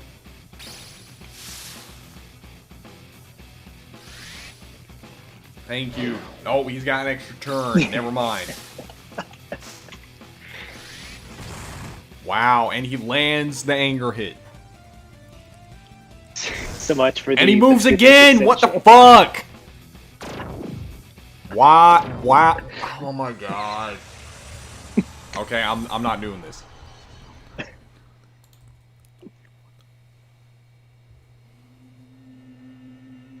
Oh yeah, you can buy a python at the auction. This is why I think this is one of the reasons why I never fought this guy. I mean, I don't remember having a problem with him before, but then again, you know. You were probably at least in your mid 20s by this point and had pretty good demons. Yeah. And I was I was allowed to use fusion. Yep. Devils survive. Okay, honestly, and like, how does it make you feel to physically put a handicap on yourself? I mean, it's painful, but I think if I'm able to pull it off, it'll be rewarding. No, yeah, of course. I just like every time I think of doing something like this, I'm always reminded like, can I do it? And more importantly, is it worth it? Yeah. Not saying it isn't for you, of course. It's just like that's my mentality before I Yeah. move into something like this. Well, I mean, some challenges are easier than others. Like, Right, exactly. Like, I mean, the no fusion challenge I did with SMT4 really wasn't that hard. We can't. It didn't seem like you were struggling as hard as I thought it would I'll be. reinforce Yeah. them myself. Understood. Good luck, man. Oh, hi. Seems these demons aren't ready to give up the fight just yet. I'm going to go intercept them myself before any more damage is done. And like this, I mean, it'd still be pretty difficult, but it wouldn't be as hard in Devil Survivor 1 because you have Magnetite. Right, exactly. That's the thing too. It's like there's definitely been times where I haven't even been trying to do something to make the game more difficult for me, and the game is just giving me a really hard time, and then all of a sudden the Magnetite bar fills, and then it's like, okay, well, I just beat that really hard part, Sure you can Yeah, which just might be part of the reason why it's not in this game to begin with. yeah. Are you trying to comfort me? I'm still a Gyps agent. Those fighters need backup. This comment or this string of comments is really funny. These streams have taught me something. These streams taught me that life can always be worse, and also I should never try an SMT challenge. Oh, hey, kid. Well, if you want to make Persona 5 reasonably difficult, you pretty much have to do a challenge. Yeah, it's true. Where like Persona 5 Royal Turns is out there's a lot actually of the stuff I need easiest to think Persona about. game. Which is so weird. It's so weird that they give you a difficulty to balance out how you like. They give you a really hard difficulty that's Yeah, actually long like story manageable, short. surprisingly. Can't leave Dai- But they used it to give you basically a normal / hard instead of very hard. The challenge instead of it just being cakewalk easy. Oh, I got Joe's fate ranked up. Wait, hold on. Sweet. I wonder if I wonder if it'll let me do the ghost Q boss with Joe. I don't think so. Nah, I'm just Nope. I won't worry about it. I am gonna do I'm gonna see what I get from the free battles though. Joint skill. Yeah, I can finally do joint skill crack. Oh, the chat is saying that you could have done it with Joe. I didn't know that. Yeah. Well, I mean, I guess I could if I reset, but then again, I don't know if I want to go through that. Merciless is so stupid in Royal, it's amazing. I mean, yeah, you're not wrong. Yeah. Can you beat SMT4 Apocalypse without Demon Whispering? No. Well, yes, I think that is entirely possible, but your demons are going to be doing like 99% of the work. Yeah. because you're not restricting demon fusion or just leveling up in general. I mean, so you're I definitely think it'd be worth it. You're basically just not doing anything. Right. It's basically Pokemon at that point. Mm-hmm. Somebody in my comments of one of my videos suggested suggested like a Pokemon challenge where like the player can only have 6 demons and the protagonist can't actually fight. Okay. But the problem, I mean, like, you could do that, but the problem is, like, in some games, the protagonist has to fight, like, for the first battle. Right.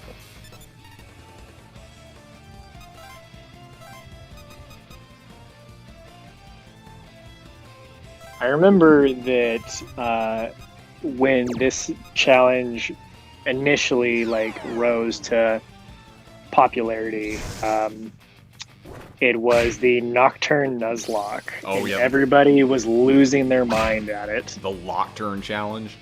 Yeah.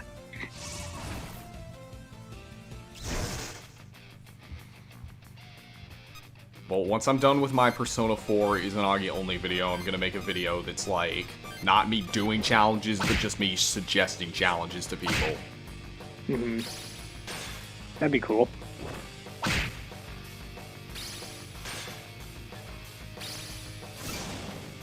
I'm trying to think of like a challenge that I don't know. Could you really do that? I'm trying to think of like what a challenge would be for soul hackers, but I honestly couldn't think of a good one. I mean, I guess you could just do no fusion for that as well. Mm-hmm. I feel like that would be really hard, especially compared to this. Yeah. Nuzlocke and SMT games don't mix. I agree. It's definitely not built for that at all. Any challenges for the Raito games? Can you beat? Well, yeah. I mean, yes, you could. I was gonna say, could you beat Devil Summoner 1 without Sword Fusion? But I mean, that's pretty simple. Can you be God, I always mix those two names up because they're so similar. Can you beat Devil Summoner 1 by only doing gun damage? I can't remember. Are there any enemies that are, like, immune to gun? There's a few, but I don't think there's any bosses that are immune to gun. Okay. That I know of. But then again, I've only beaten Devil Summoner 1, or Raito 1 twice, and then I beat Raito 2 once. It's been freaking years since I last played the Raito games. Yeah, I definitely need to go back and visit them, because they're good games, and that's the thing that most people like don't realize, and it's kind of sad. Yeah. Can you beat Persona 5 Royal without thinking? All party members on act freely, AI, and protagonist can only guard. Oof. Oof. No. I mean, you probably could, but it wouldn't be fun. Nope. I'm not doing that.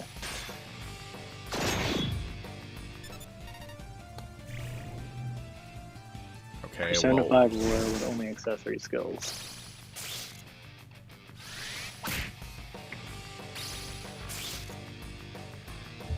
well, I mean, first you need to, like, get to a point in the game where you Right, get that's the thing. accessory skills. Yeah, so that, much like how whenever somebody calls in, like, oh, you did this in this fight, so technically this, like, challenge is invalidated. It's like, well, if I can't get to the thing until I do enough other things, or at least get up to that point in the story, the run technically doesn't start yet. Exactly. Because I'm sure there were people that were like, you didn't really beat Persona 3 with only Orpheus because you had to do this. And it's like, well, you did, though. Yeah. I mean, like, I don't usually count cutscenes in scripted battles. No. But, like, but the point is, I was able to do all the parts that, like, allowed me to use any persona I want with Orpheus only. Yeah.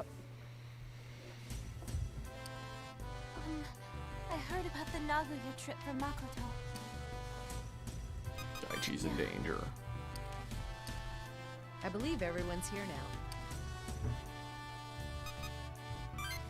My You better be apologies. We grateful. still haven't made contact with the Nagoya branch, and we're unaware of the current situation. We sent word of your arrival. If it That's the spirit. Well, you sound pretty confident. You're coming, Joe. Man, Mio's giving me the cold shoulder. Ooh, you know what? That's an interesting thing that What's going on in Nagoya being brought up. related to the disaster? Protagonists have always usually been physical or magic. I don't think anybody's done a healer. we simply don't Huh. know. As of now, we have I've personally never seen I've never seen a SMT protagonists build strictly for like healing. Yeah. I'm sorry for getting you all involved in this. I mean, sometimes I'll like throw on a healing skill, but I never do it specifically for healing. Right. And also, are you strictly just making him a healer, or are you making him a buffer as well? So with Rakukaja, Tsukukaja, etc. Yeah. Or if it's just strict healing, then I mean, I guess you could do it, but then at that point, it's like, can you beat whatever SMT game with only demons? Because your protagonist can't do anything. Yeah. Mega Weeb says, is it just me or does Joe sound like Yosuke? Yeah, it's the same voice actor. It is, yeah. It's Yuri. Yuri alone. I really wish they gave Joe like a New York accent. We were on a special network. He looks like he would be. Yeah, like that's what I was expecting them to give him. Why can't we contact the Nagoya branch? Well, we know it's dangerous now. We can't go back, Joe. Right. But isn't there a good chance something happened to the Yeah. We don't know where the base station is. Healing but if the bullets, I branch poured cough medicine and holy probably water would on them. Good plan, boss. What is healing? I've seen that up. Maybe I'm just horrible at my references, but what is healing bullets? What is it? What is that from? Maybe it's from Final Fantasy.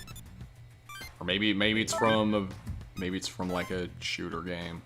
Sounds like the kind of thing that would be in Team Fortress 2. A little bit.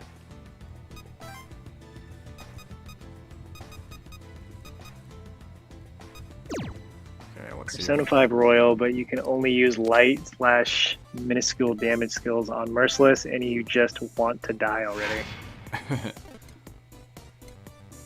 I remember when I first did my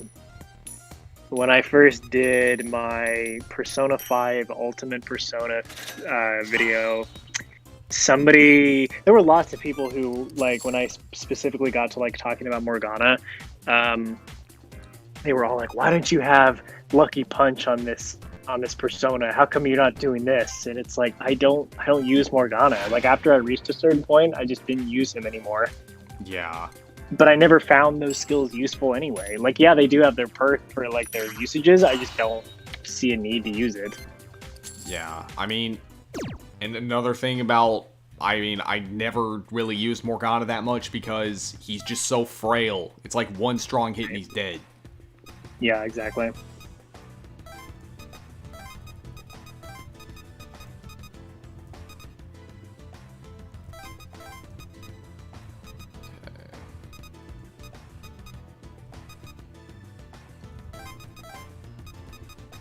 Okay, I got a John Bobbin. He's got good stats. He's basically your he's your proto Kresnik, just because he can make you move through stuff. Yeah, I've also got Itsumade. Nice.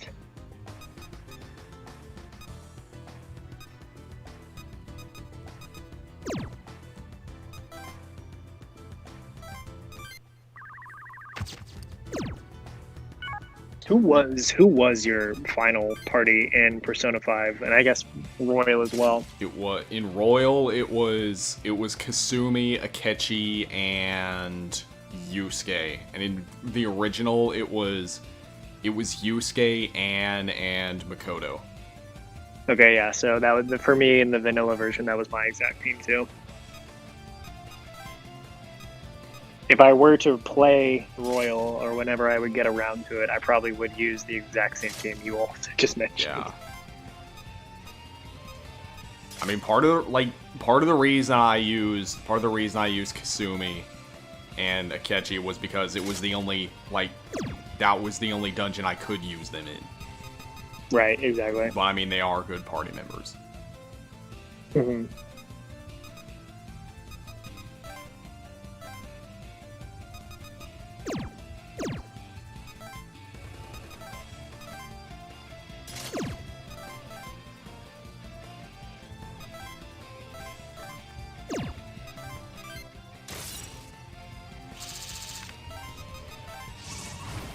Yeah, Moxiodyne puts it pretty similarly to how I feel about how RNG is a factor with certain skills in these games. Like, I have never once used Anger Hit, or I have never used... Not without Marksman. Right, exactly. Marksman is the only way to make that skill good. But similarly to when it comes to, at least until like Apocalypse did it, I didn't use like Hama or Mudo skills really because I don't like RNG either. Yeah.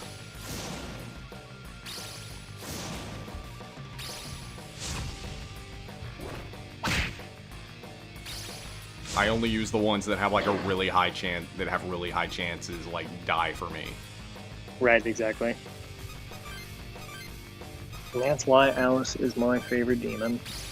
Dude, in Royal, she's really good. I heard she's really good in that one too.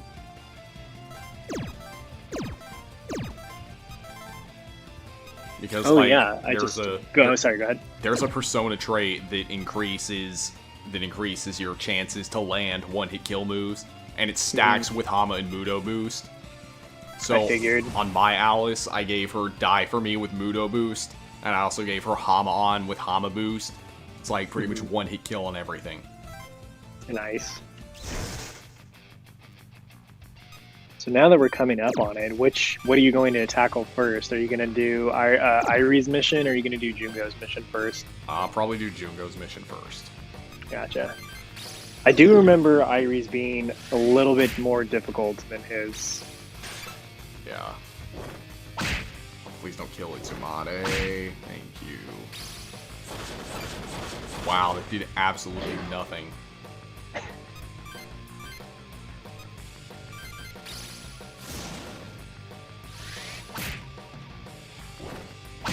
And he's dead.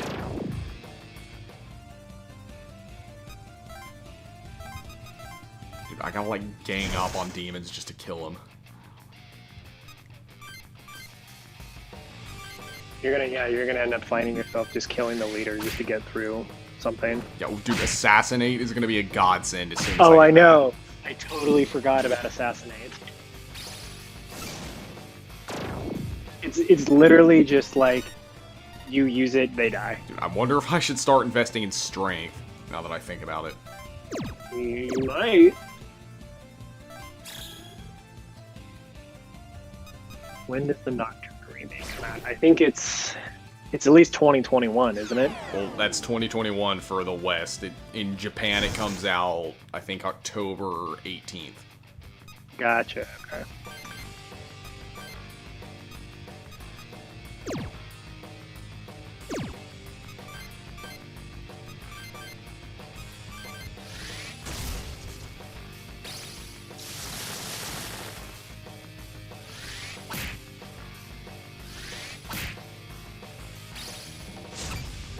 Not bad.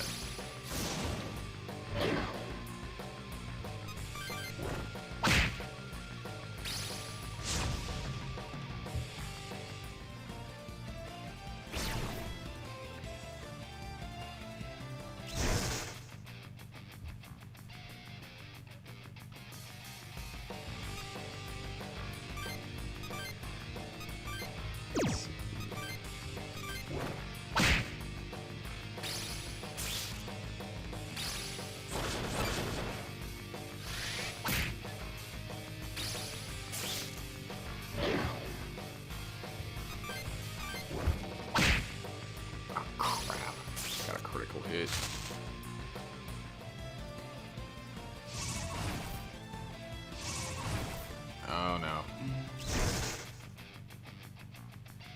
Let's see. You can select the skill the enemy has. I forget. Is it fatal hit can't kill an enemy, right? No, it's just it does high damage and it has high critical rate, but it always leaves them with at least 1 HP. It always leaves them with 1 HP if it would kill them.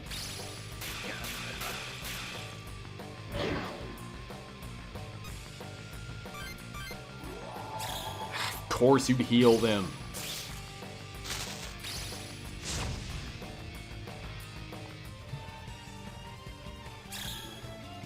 You know, the chat brings up this interesting point too. While I may have a lot of gripes with the cast in this game, their like clothes designs are really cool. Yeah.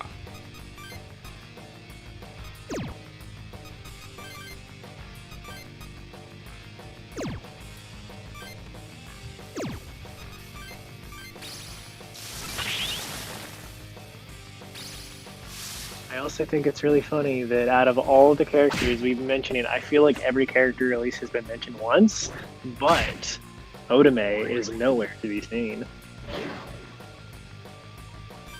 I missed both of those attacks. Finally. I might actually have to back out this battle.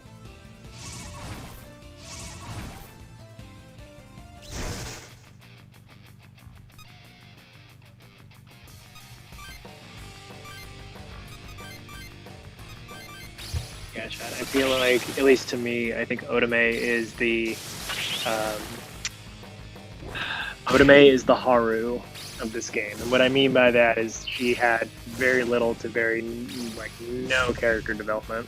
Yeah.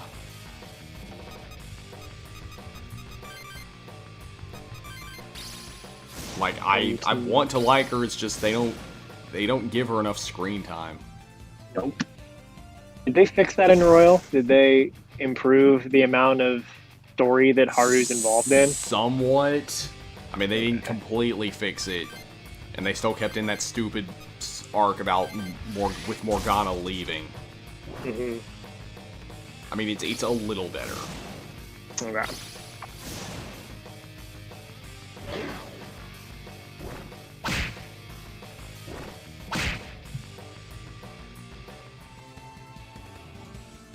And Chad, technically now, she isn't the last party member you get if you're counting the final like day, whichever route you choose. Technically, they're the last party members you get.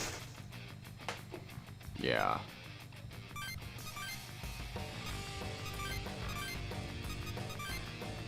That's the other thing. Nobody's mentioned really anything about Ronnie. Oh yeah.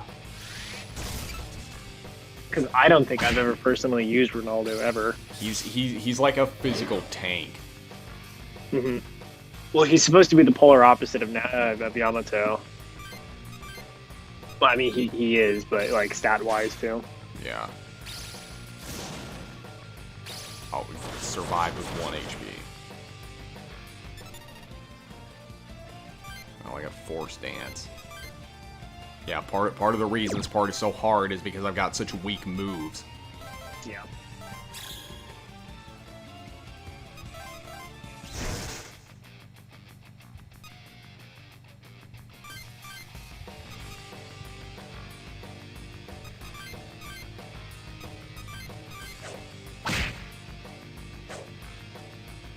And I missed.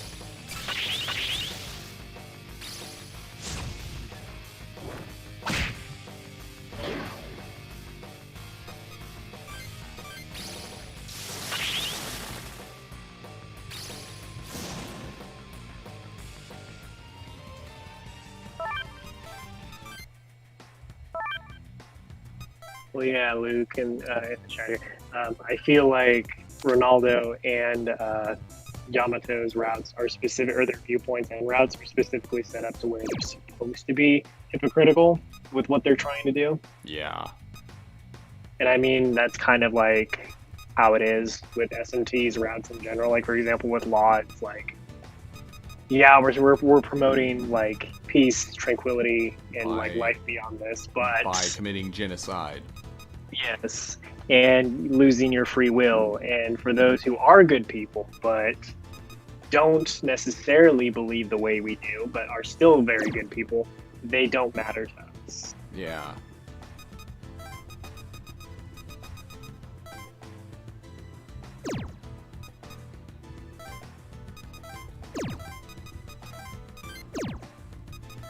It's like the same thing with Ronaldo too. He is the law route here, but his means of pursuing that are also through vandalism and arson and through sheer physical force too. Well, and then you got Naoya, who's kind of like chaos, but his means of doing that is by making it the law of his world. Right. So it's kind of like chaos, but it's also law. Right.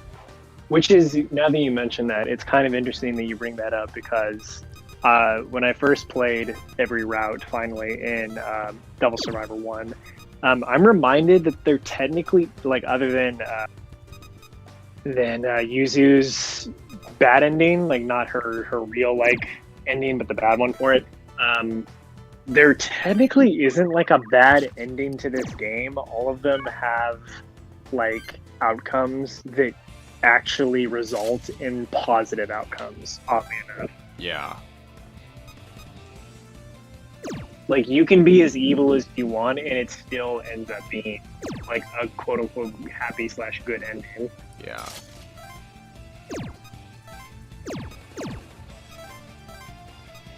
Okay, actually, you know what I'm gonna do? What are you gonna do? I'm gonna turn the difficulty down while I grind. No. I'm committing No, sin. I would say do it. Trust me, I would have pushed I would have pushed the difficulty probably down a lot sooner than you. Yeah.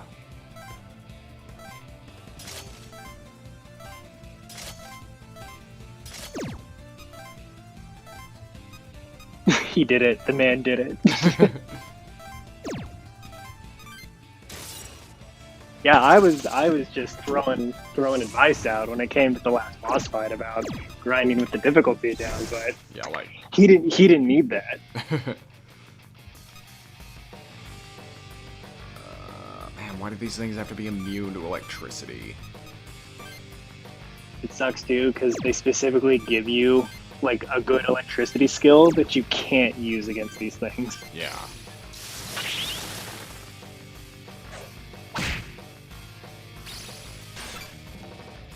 Hey, not bad. Got the freeze.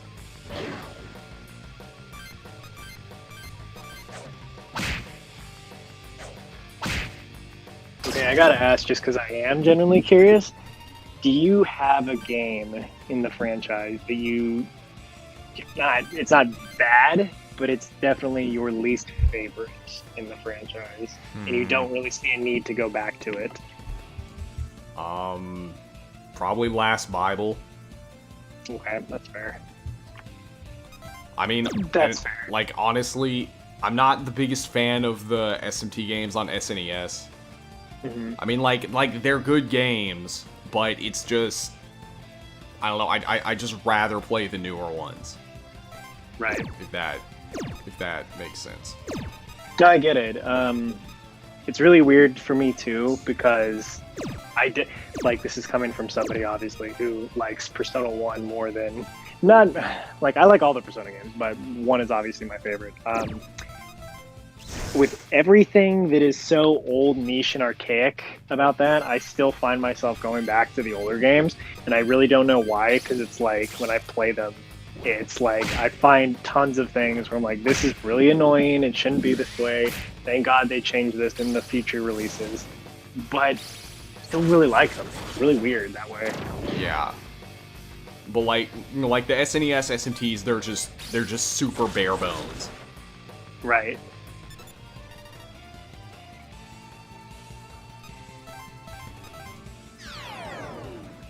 But I think like the biggest issue they have for me is the navigation. Mm-hmm. Like, I can't tell you how many times I've gotten lost in like some of the dungeons. For sure. it's Well, not- yeah, no, the dungeons are huge in those games. And it's not just because the game doesn't really make it clear where to go, it's also just because the graphics, like, aren't the best. So I get, and like, a lot of the areas that you go to look identical to one another, so it's difficult to tell where you're going. Right. Which is why I It's think... definitely... Which Sorry, is go why, ahead. it's why I think the Game Boy Advance version is the best version of that game. Yes. It definitely is a... It definitely is a where the fuck do I go kind of game. Right. And it's also one of those games where, because of it being one of those games, you land in an area that you're not supposed to be in.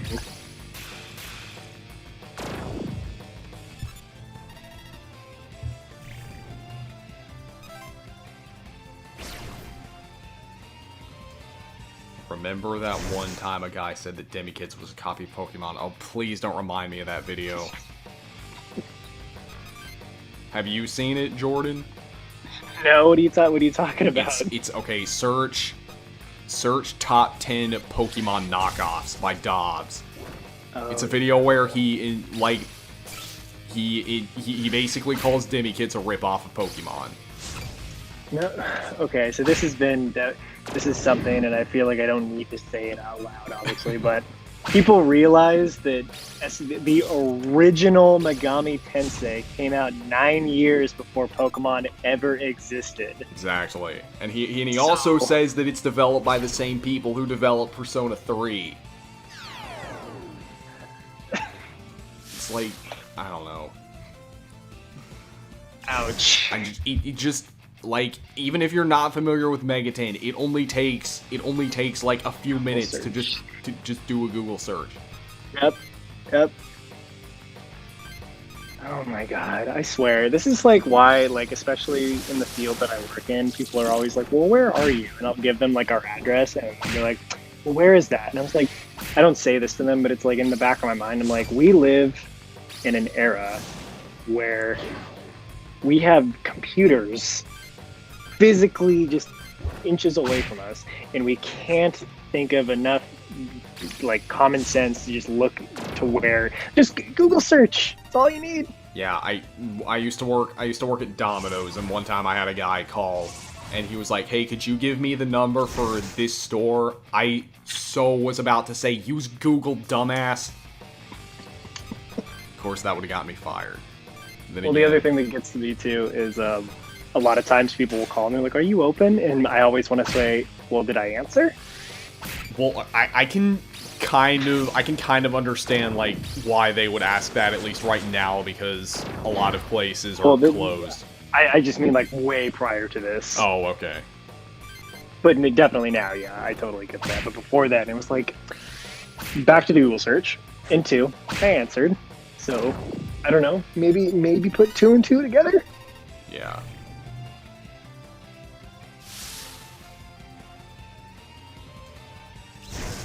Bruh, that's like saying Mario jumping kills the game. Exactly. Well, I mean, he says the game's bad because it ripped off Pokemon, and then he says it's bad because it didn't rip off Pokemon. So it's like, what do you want? What? What do you want? Do you want, if you don't want the game to exist, it's too late. And it's not like you just go up to the demon and they join you. You gotta like give them stuff. Right. And then you fuse them. It's like there's more to it than that. Right. It's like, last time I checked, you can't negotiate with Pokemon, and if you consider beating them up and throwing a Pokeball at them, negotiating, you need to look up the definition of negotiate. And 2, I don't think you can fuse a Pokemon together to make another one. Right. But then again, I haven't played a Pokemon game in like 6 years, so unless something changed, I don't know. No, it didn't. They actually removed features like the National Dex. What? Why? I'm guessing they were just lazy. Sounds about right. Say, I want to start investing in strength? Are we gonna see a shift in skills?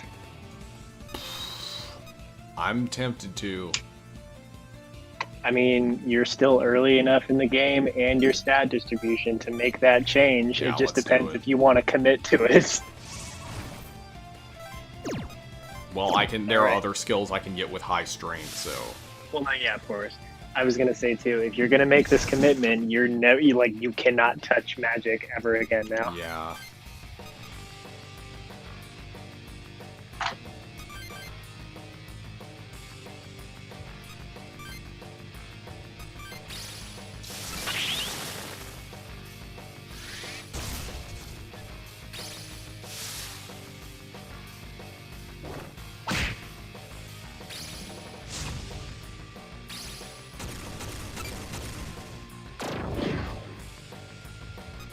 But back to what I was saying about Pokemon, like, there was actually...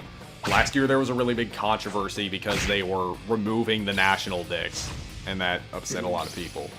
Personally, I think Pokemon's been on a downward spiral since the 6th generation, but that's just me. No, I agree. I can't remember the last time where I was excited for a Pokemon game. Yeah, like, I was just so disappointed with X and Y, it just kind of killed my interest in the whole franchise. I did like Omega Ruby and Alpha Sapphire, though. Yeah, those were good.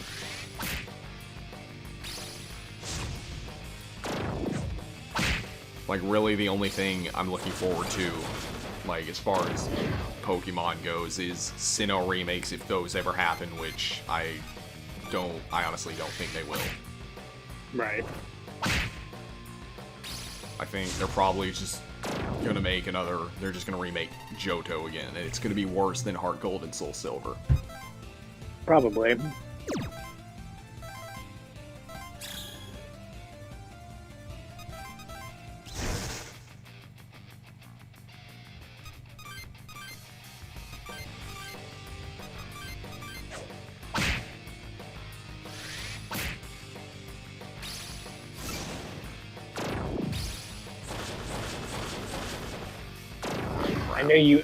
I know you hate him, but is Pisaka in this game? I don't remember. Yes, he is.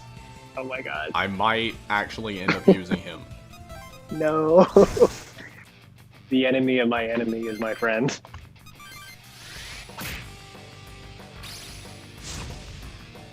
Speaking of him, that's another demon that, like, the entire, like, naming convention has totally been messed up with that demon. It has? Well, like, okay, so Pisaka used to be called... Yeah, okay, it's either this way or it's the other way. But Pisaka used to be called Rakshasa, or no, it went from, it was Rakshasa, and Rakshasa originally, like, didn't exist yet. So he was the original Rakshasa. And then when that design came out, he got named him, and then they changed his name. And then there was one game where Pisaka's name was Vitala, even though Vitala switches between that elephant and another demon that's similar to Rakshasa, or Pisaka. Interesting. So I don't know what's there.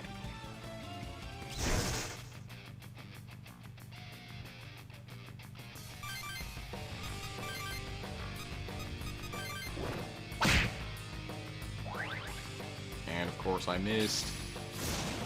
Because I'm paralyzed. And I missed! Oh my god.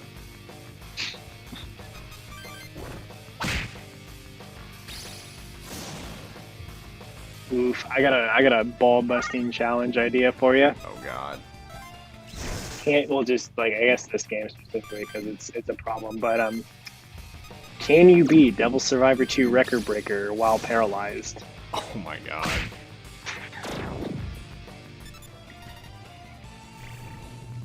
Apparently not, because you miss 90% of your attacks. Exactly.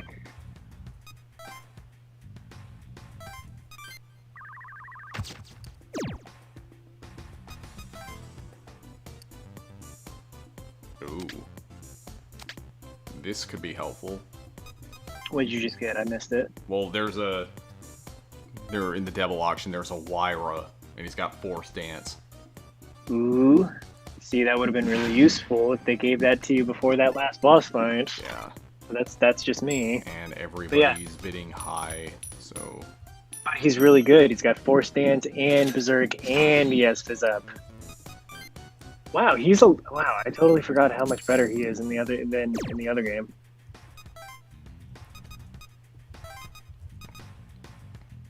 Nice.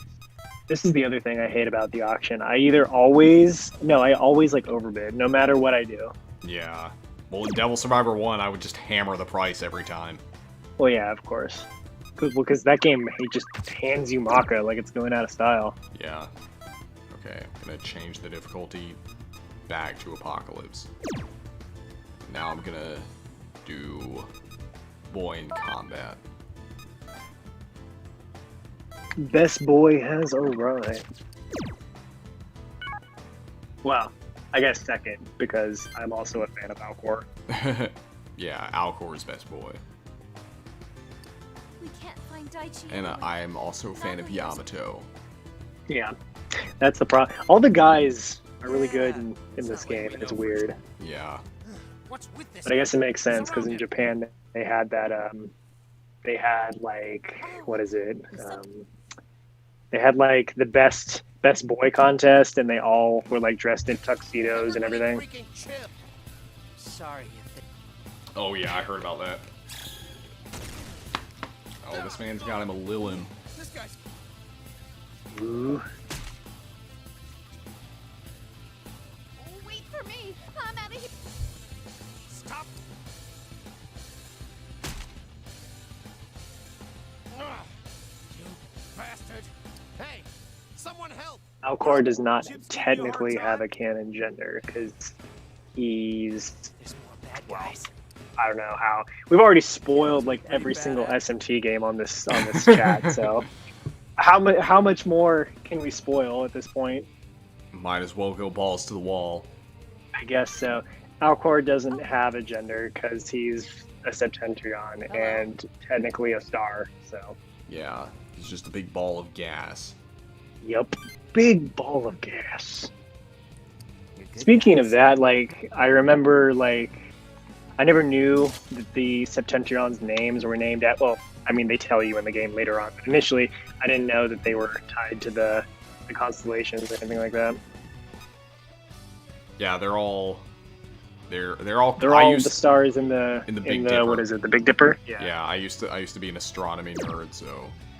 Gotcha. I knew Polaris was, but I didn't know about the other ones.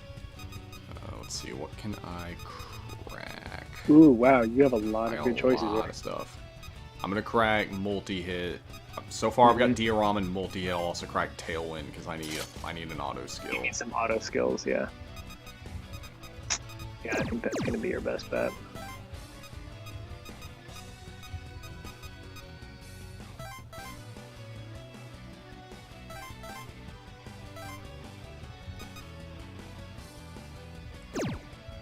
Should I edit my team?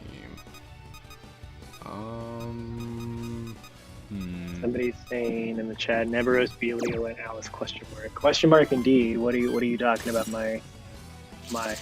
The best trio in video game history. What's this guy got? He's gotta go to Zuki.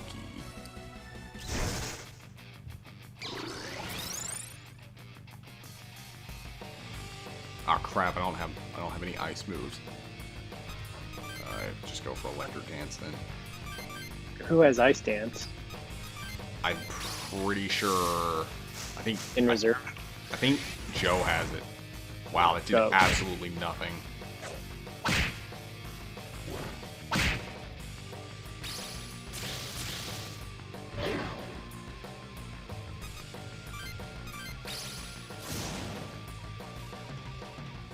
I think I need to make that into a game. Somebody's saying that earlier with Neveros, Belio, and Alice. I'll make it one of those name a more iconic trio. I'll wait.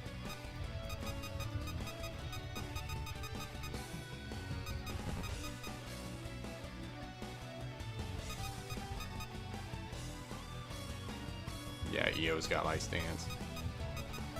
Oh man.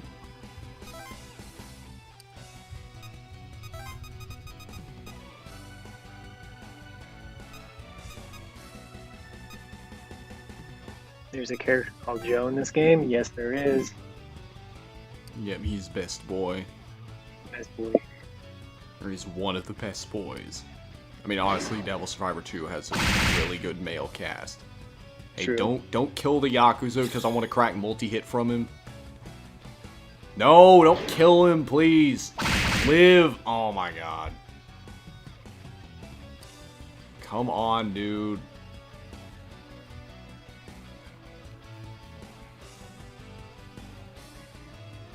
Nice. When other NPCs in both of these games do stuff like that, where you specifically are trying to get a skill crack on somebody and then they just go and kill it for you. Yeah. It's like, at least give me the skill I wanted to crack. Skill cut.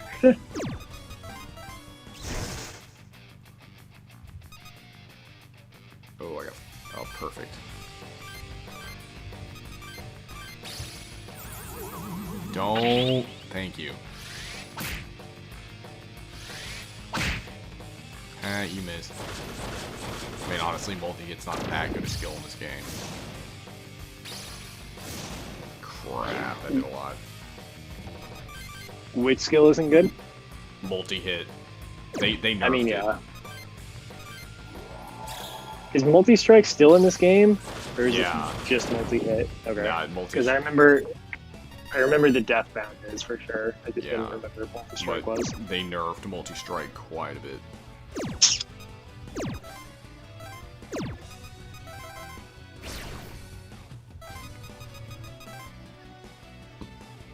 Let's see, what do you got? Oh, this guy's only got a little one. This will be easy. No! God damn it! I didn't mean to click that.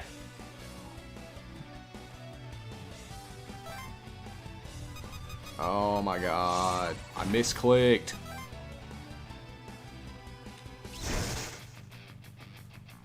Well, I'll still kill him.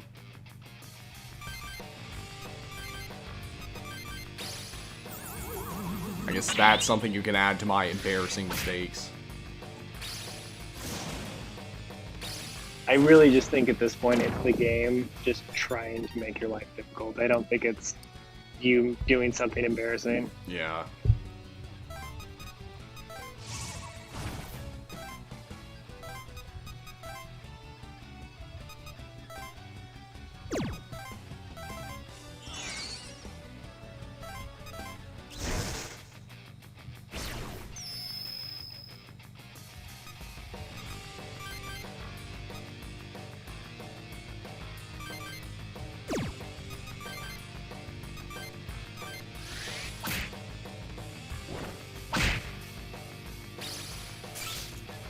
Oh, crap.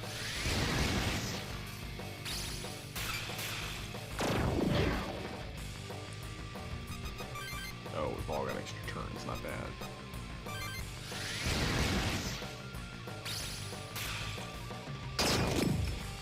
Got Tailwind, not bad. I'm actually gonna give that to my protagonist. Ah, crap. There's more of them.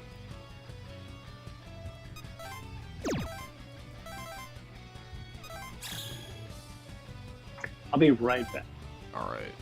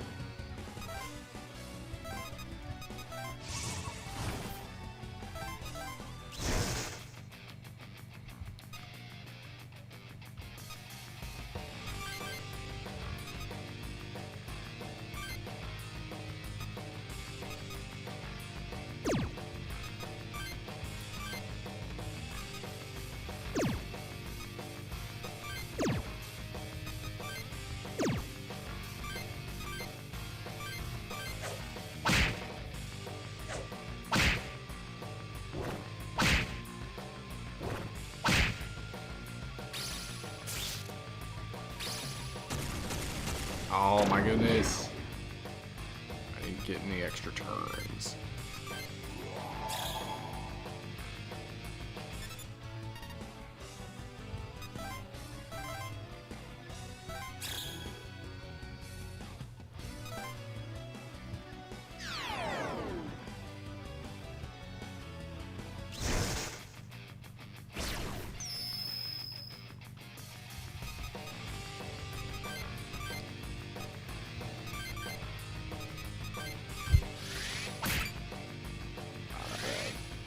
And you missed.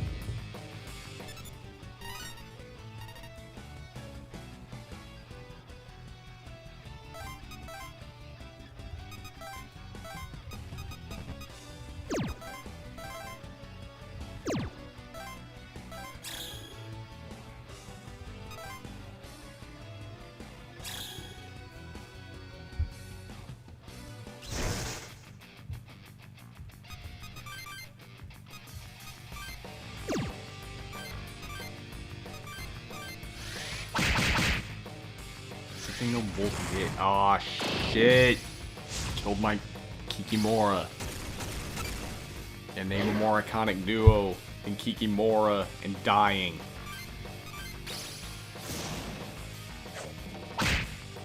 Hey, not bad. Got a healing skill though.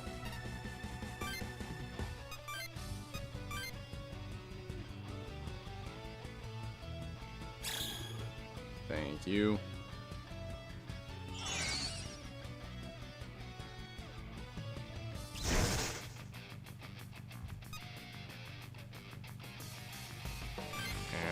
Almost clean out of MP. Come on, get the... Dang it. Your crit? Ah.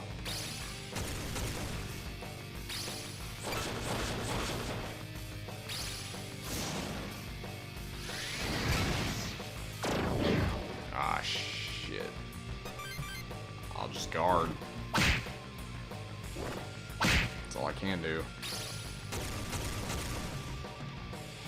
I have no idea how Mokoi survived that.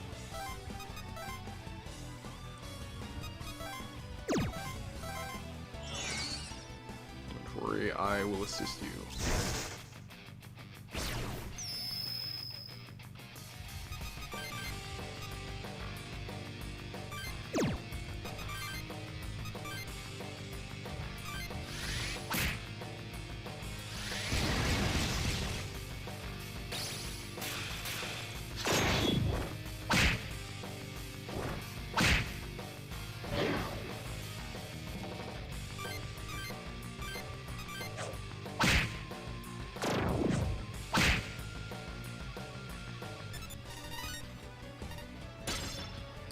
Fire set, which I cannot use. Let's see, what demons do you have? Ah, shit, I forgot to look. That was stupid.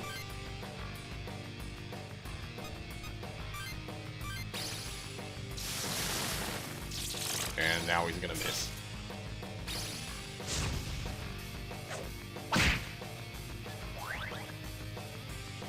Crap. No, damn it, I keep misclicking. Maybe I'm getting too tired. Oh wow, we've been streaming for almost 4 hours. Let's see what we got. I guess use Itsumade.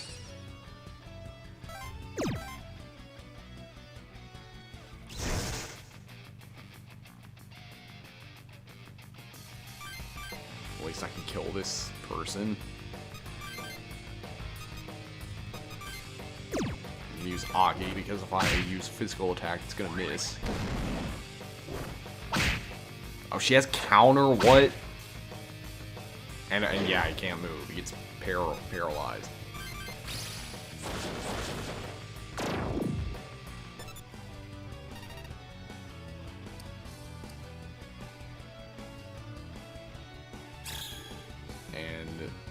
this is not going to go well.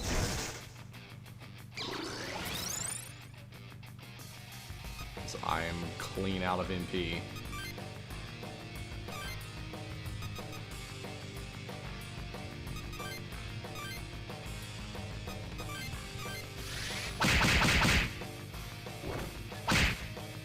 Spawn is dead. And I missed. And I missed! Come on, dude. Bro, I am actually about to die.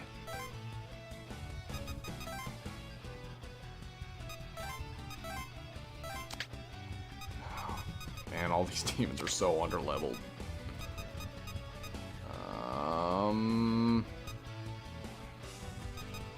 Go, ogre.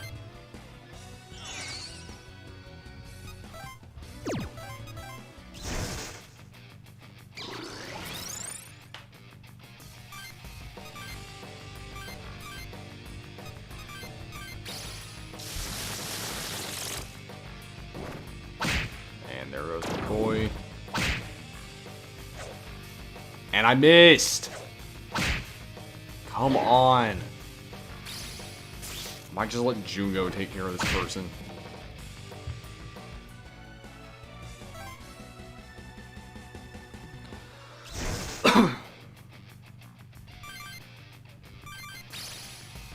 Why does everybody have pair of eyes? That did nothing. Miss, thank you.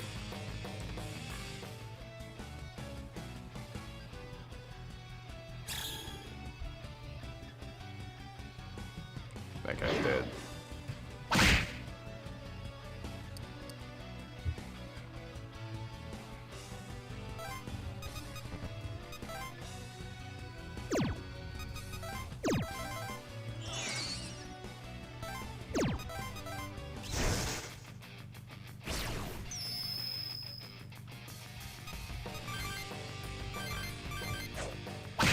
And you're dead.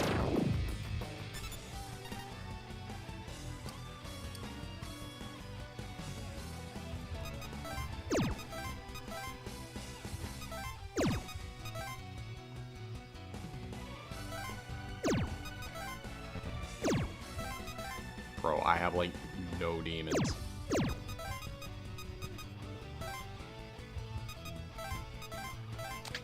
Let's see.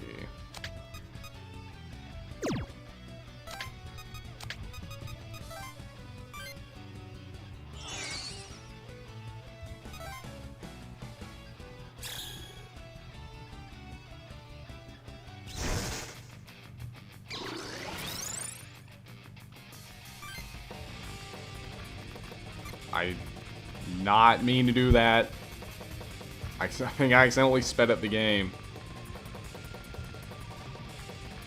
Hold on.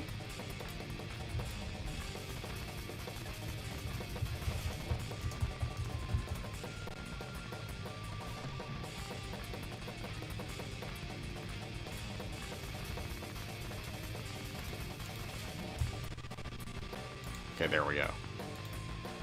Set it back to normal.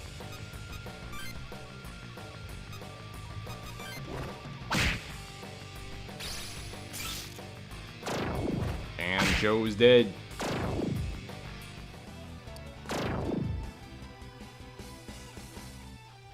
Bro, Jungo, could you, like, kill that woman, please?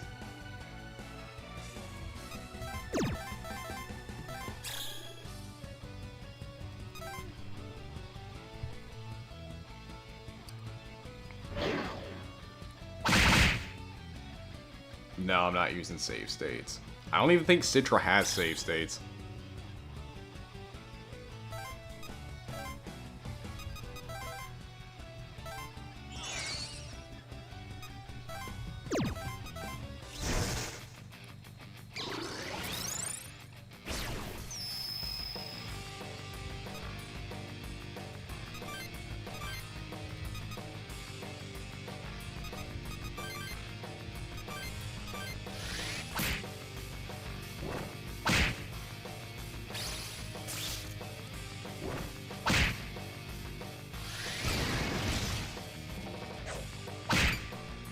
Finally, I managed to kill one of her demons.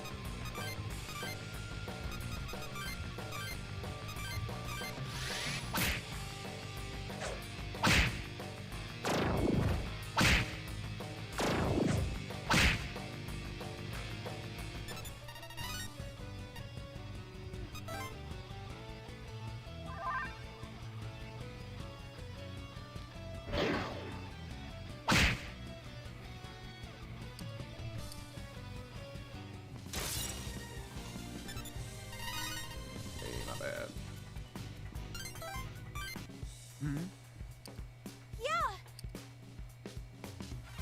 Thank you for helping. Daichi? This might take some explaining. Okay. Oh, yes. First, can you tell us what happened to the Nagoya branch? People don't have a lot of food and medicine. Gyps has some, but they need it. So Ronaldo Kuriki came with his friends. You took over Ronaldo Nagoya branch. Probably. He was giving... We fought back, but got split up. Irie, Fumi, everyone... Everyone Let me put else, this time all to in go order. save Irie. Said rioters attacked the Nagoya branch and there's the state of things. Alright, good to have a plan. Now I finally get a fourth party member. Thank you. Oh wait, he's not gonna join us? Got great or what?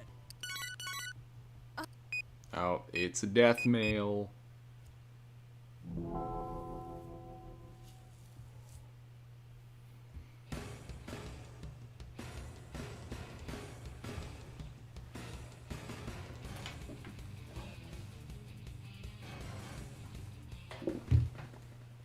Yep, it's Jungo's death Oh, mail. no. Oh man, it's Jumbo.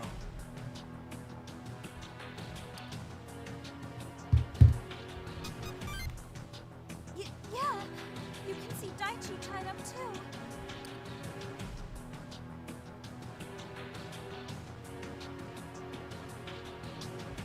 That is a major downer. Does this mean Jumbo gets killed where Daichi is? Yes. Jimbo. Looks like you're dead, Jimbo. Sorry, man. I have no idea where this place is. It's indoors, right? Like a... Looks like it.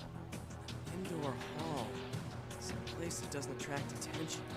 It'll take too long to check every hall and theater. We gotta ask around. For their sakes. Oh, new demon is available. Let's see what it is. Yep, Jimbo is on his way to the Shadow Realm.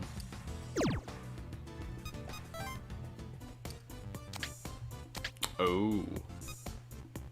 Oh, 2 new demons. These will definitely help me. Why does... If I could get those with, like, increased, like, stats, that'd be great.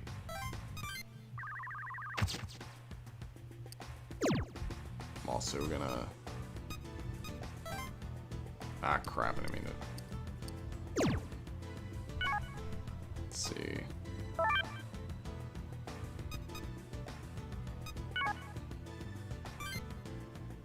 I'm gonna do is...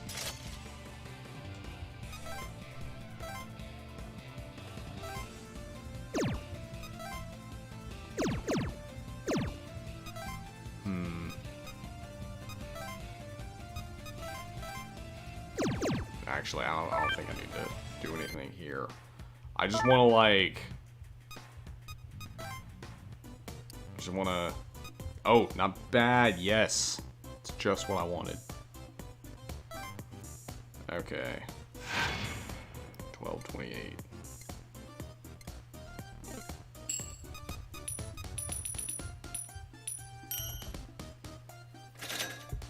Hey, not bad.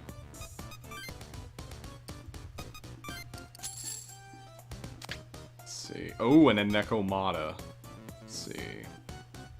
What else we got? That... I think I'll just stick with my I think I'll just stick with my bill list for right now, but I am going to take this. I am definitely going to take this Nekomata.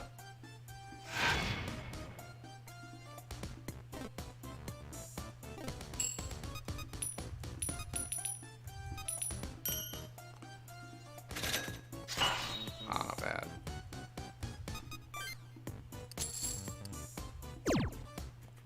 Okay, let's customize my team. I'll give Nekomata to you. I'll give Lilim to myself. And yeah, looks like we're good. Actually, don't need Diorama for myself. I'll give Io Diorama.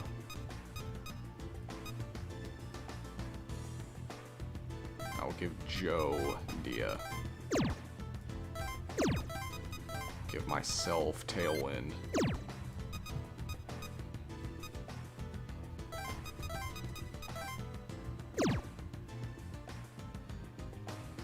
Actually, no, I'll give.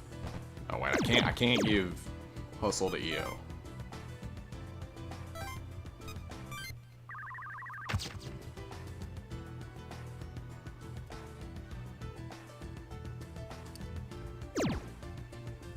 All right. Yeah, I guess I'll do the Girl in Pursuit.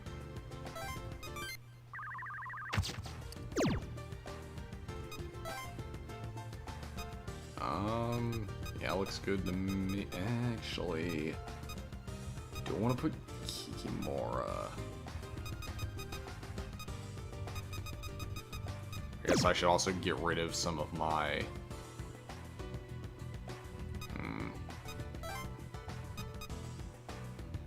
I guess I should get rid of some of my weaker demons.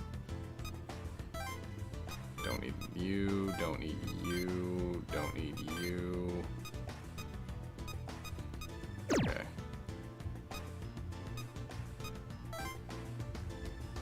I'm also going to... I'm also just going to return some of these demons so I can bring them out in case I need them.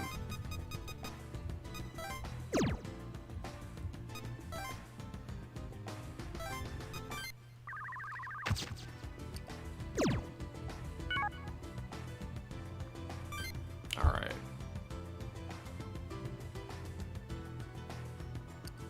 Man, it's worse than I thought. If we don't hurry, it'll get worse. I agree. Never mind, you can't find Daichi. And jump. Your eyes now. They're ours now.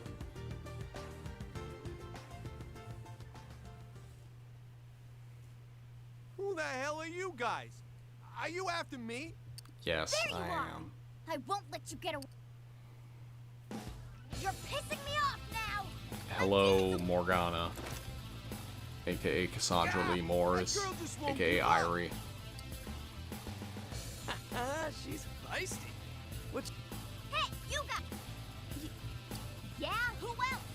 Who the heck are you guys? If you're civilians, get out of here now. We're not your enemy. You're on my... I'm Irie Vaughn. Those bastards took our food. If they succeed now, if we shatter their bones, they... Alright, let's take their Wow, food. ain't she... Damn it! That girl's all alone though. All right, I'll hold off the guys down here. You take the food and run out the top. They're going to...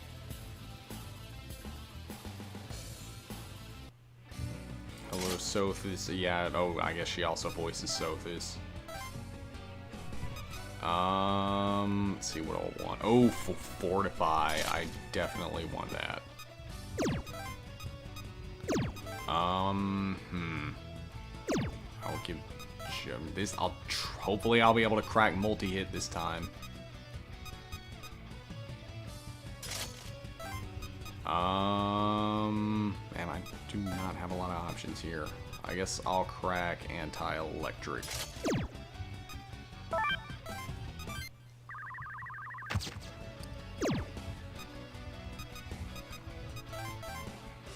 Okay, let's see.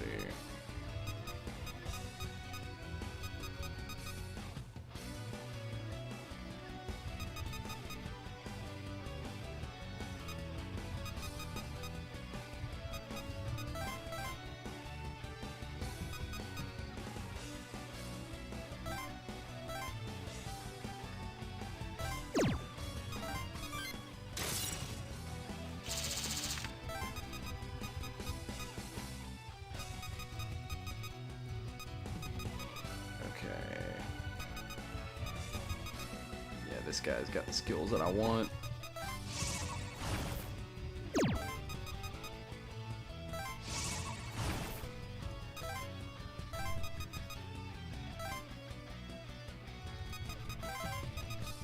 Oh, what do you got? That's not going to do any good against you.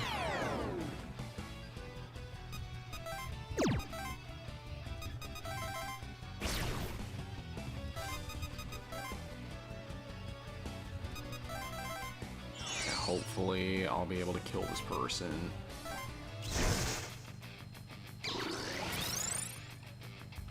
Okay. Fatal strike. Guaranteed to hit. And of course, I didn't hit the one on the left.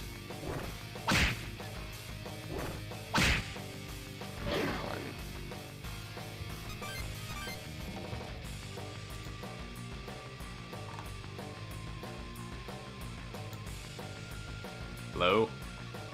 Hello. Oh, sorry, I didn't notice that you were trying to call me. Nah, it's all good. But yeah, I don't know if you've been watching the stream, but I got some new demons. Now I'm trying to do Irie's mission. I saw that. I saw you save Jungo. I saw you delete demons. I saw you go hyperspeed at one point. Yeah, that was on accident. What did you do? You sped up. I accidentally clicked the speed button.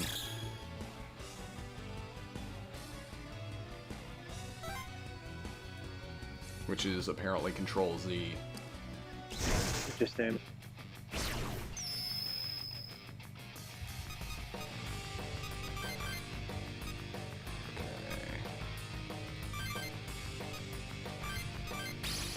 Please don't hit. Thank you. After this battle, I think I'm actually gonna go to bed because it's getting really late here. Yeah, no worries. I figured that this was probably good. I was even surprised that you continued after the Jungo fight. Yeah.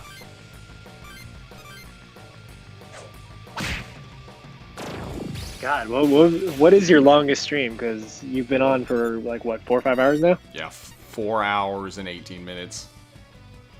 So yeah, this holds the record for my longest stream. Well then, I guess I am proud for that.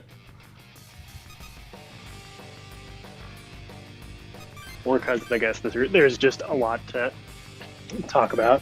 Yeah. You know, especially because, like, you know, we haven't talked in a long time. No, it's been a while. I feel really bad because I definitely know that on my part I wasn't the one who initiated any conversation. And I think at one point did you have a different Facebook profile or something? Like, yeah. Because what happened there? Yeah, it got deleted. Ah, okay. Because I was like, I'm pretty sure that we were friends on Facebook at one point, and then we weren't. And I was like, oh, I guess he just doesn't have Facebook anymore. Yeah.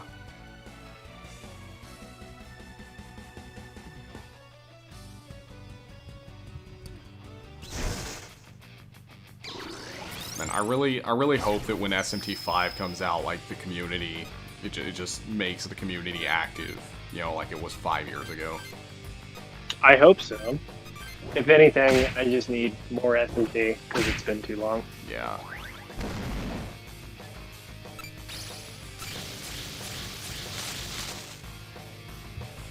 Ooh, not bad. I mean, and like even after SMT5 and Naruto Remastered, we still got fan translations to look forward to. That's true.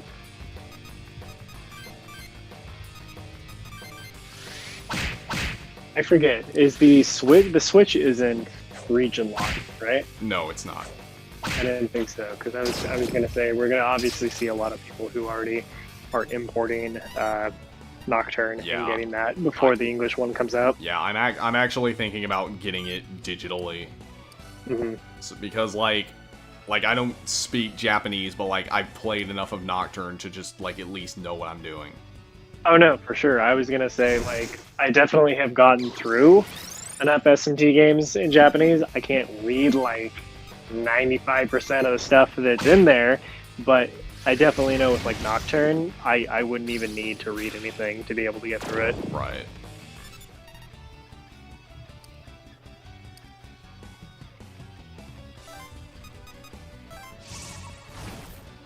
Let's see. Actually, yeah, I'm gonna go after these guys.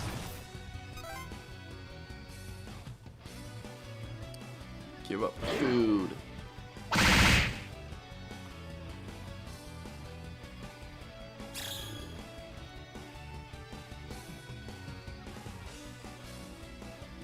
And then I'm pretty sure after this fight, you do get Irie, I think, in your team. Yeah, so then we'll finally have 4 party members. Only to lose them again after you're done being here. Yep.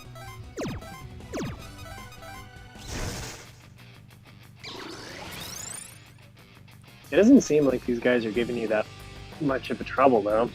Nah, they're pretty easy.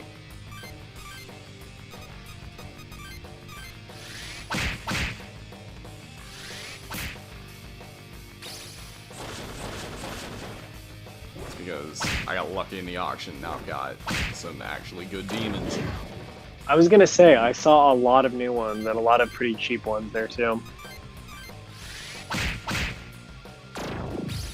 And yeah, the chat does bring up an interesting point because you don't get a full party until day 3 in the first game. Yeah. Yeah, I guess that's one problem I have with it. Is that, like, most of the game it's just you, Atsuro, and Yuzu, and then everyone, like, joins at the very end. Right.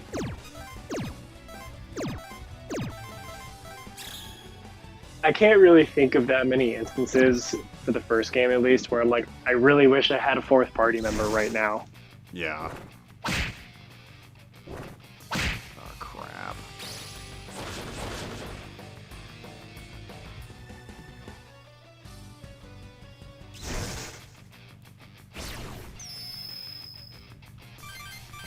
Give me your anti-electric.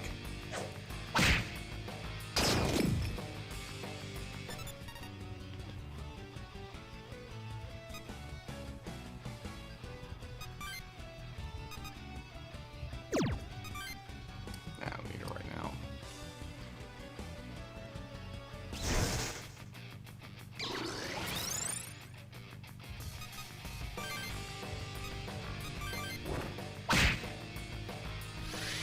And this double strike is pretty good.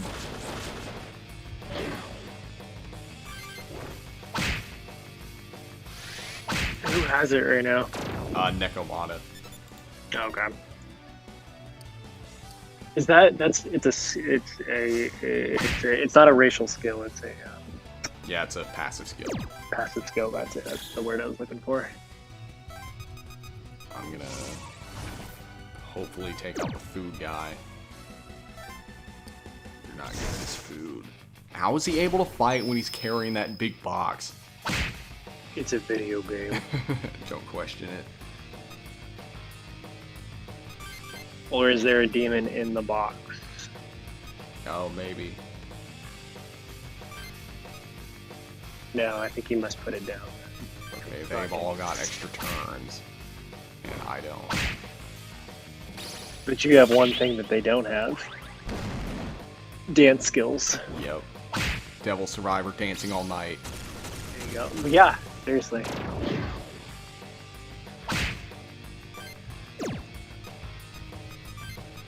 The chat. Why does the guy have sexy gaze now? Good point.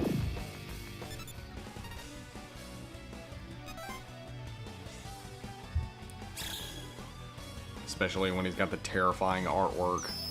Mm-hmm. The terrifying worker design. I don't know if you have the Devil Survivor official material guide. I think that's what it's called, and it's just the art book of Devil Survivor 1. The in-game models of the NPCs that you fight against all look like really terrifying. Yeah.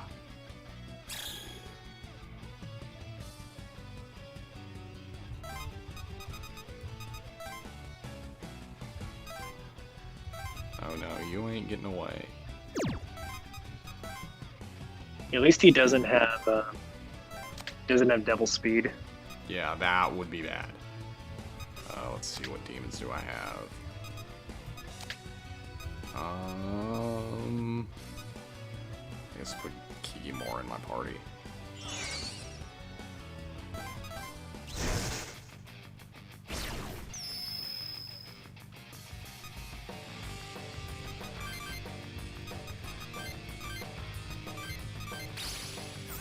Don't hit, please. Thank you.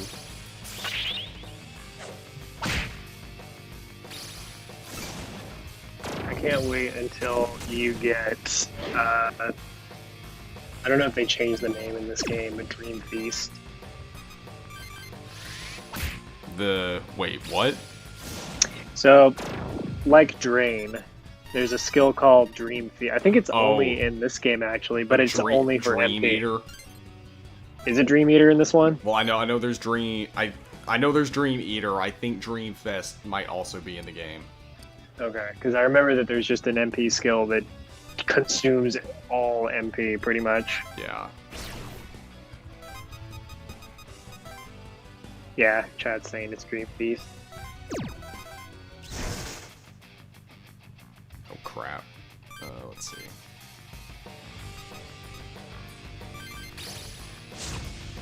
Oh wow, I did a lot. The Ice Dance? Or the... No, Force Dance. Yeah, and the Augie. Well, she doesn't have any more demons.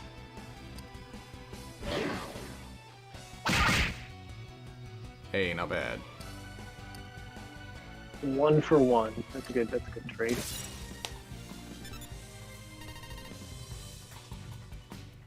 That went pretty well.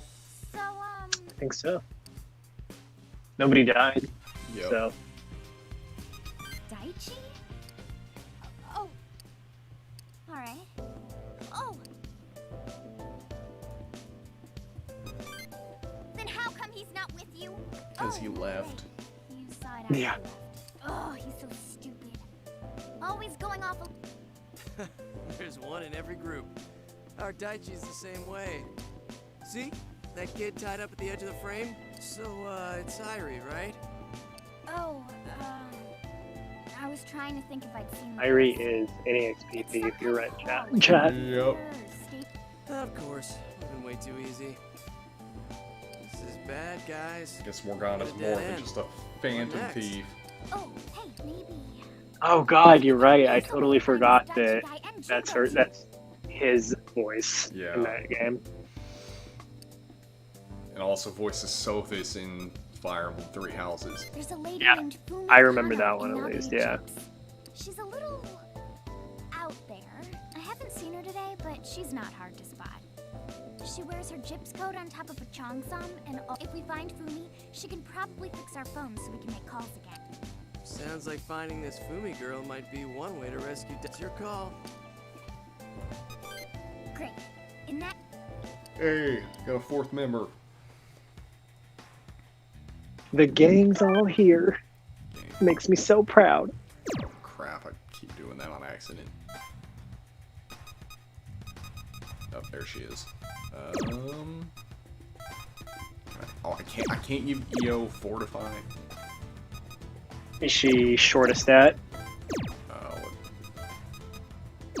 Yeah, she needs 7 Vitality.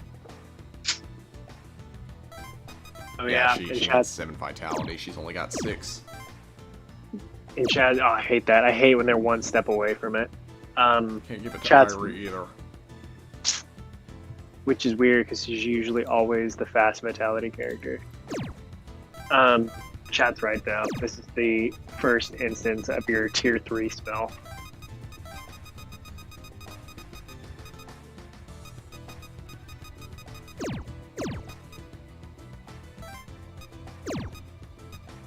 Alright, I think I'll just... Balance it out. Yeah, or I think I'll just worry about this next time I play. But, yeah, I think this is where I'm gonna stop playing now.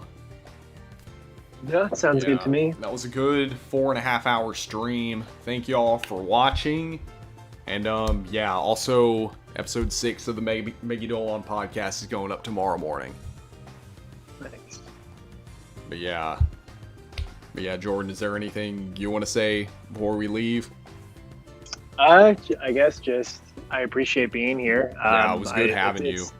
Thank you. It's been a long time because this is definitely something I wanted to do, and I just appreciate being a part of it because I need more things to talk about SMT about. Yeah, we could do a collab for a video sometime. Sounds good. Also have you as a guest on our podcast. Yeah, that'd be really cool. But yeah, thank you guys for watching the stream, and we will see you next time. Take care, guys. And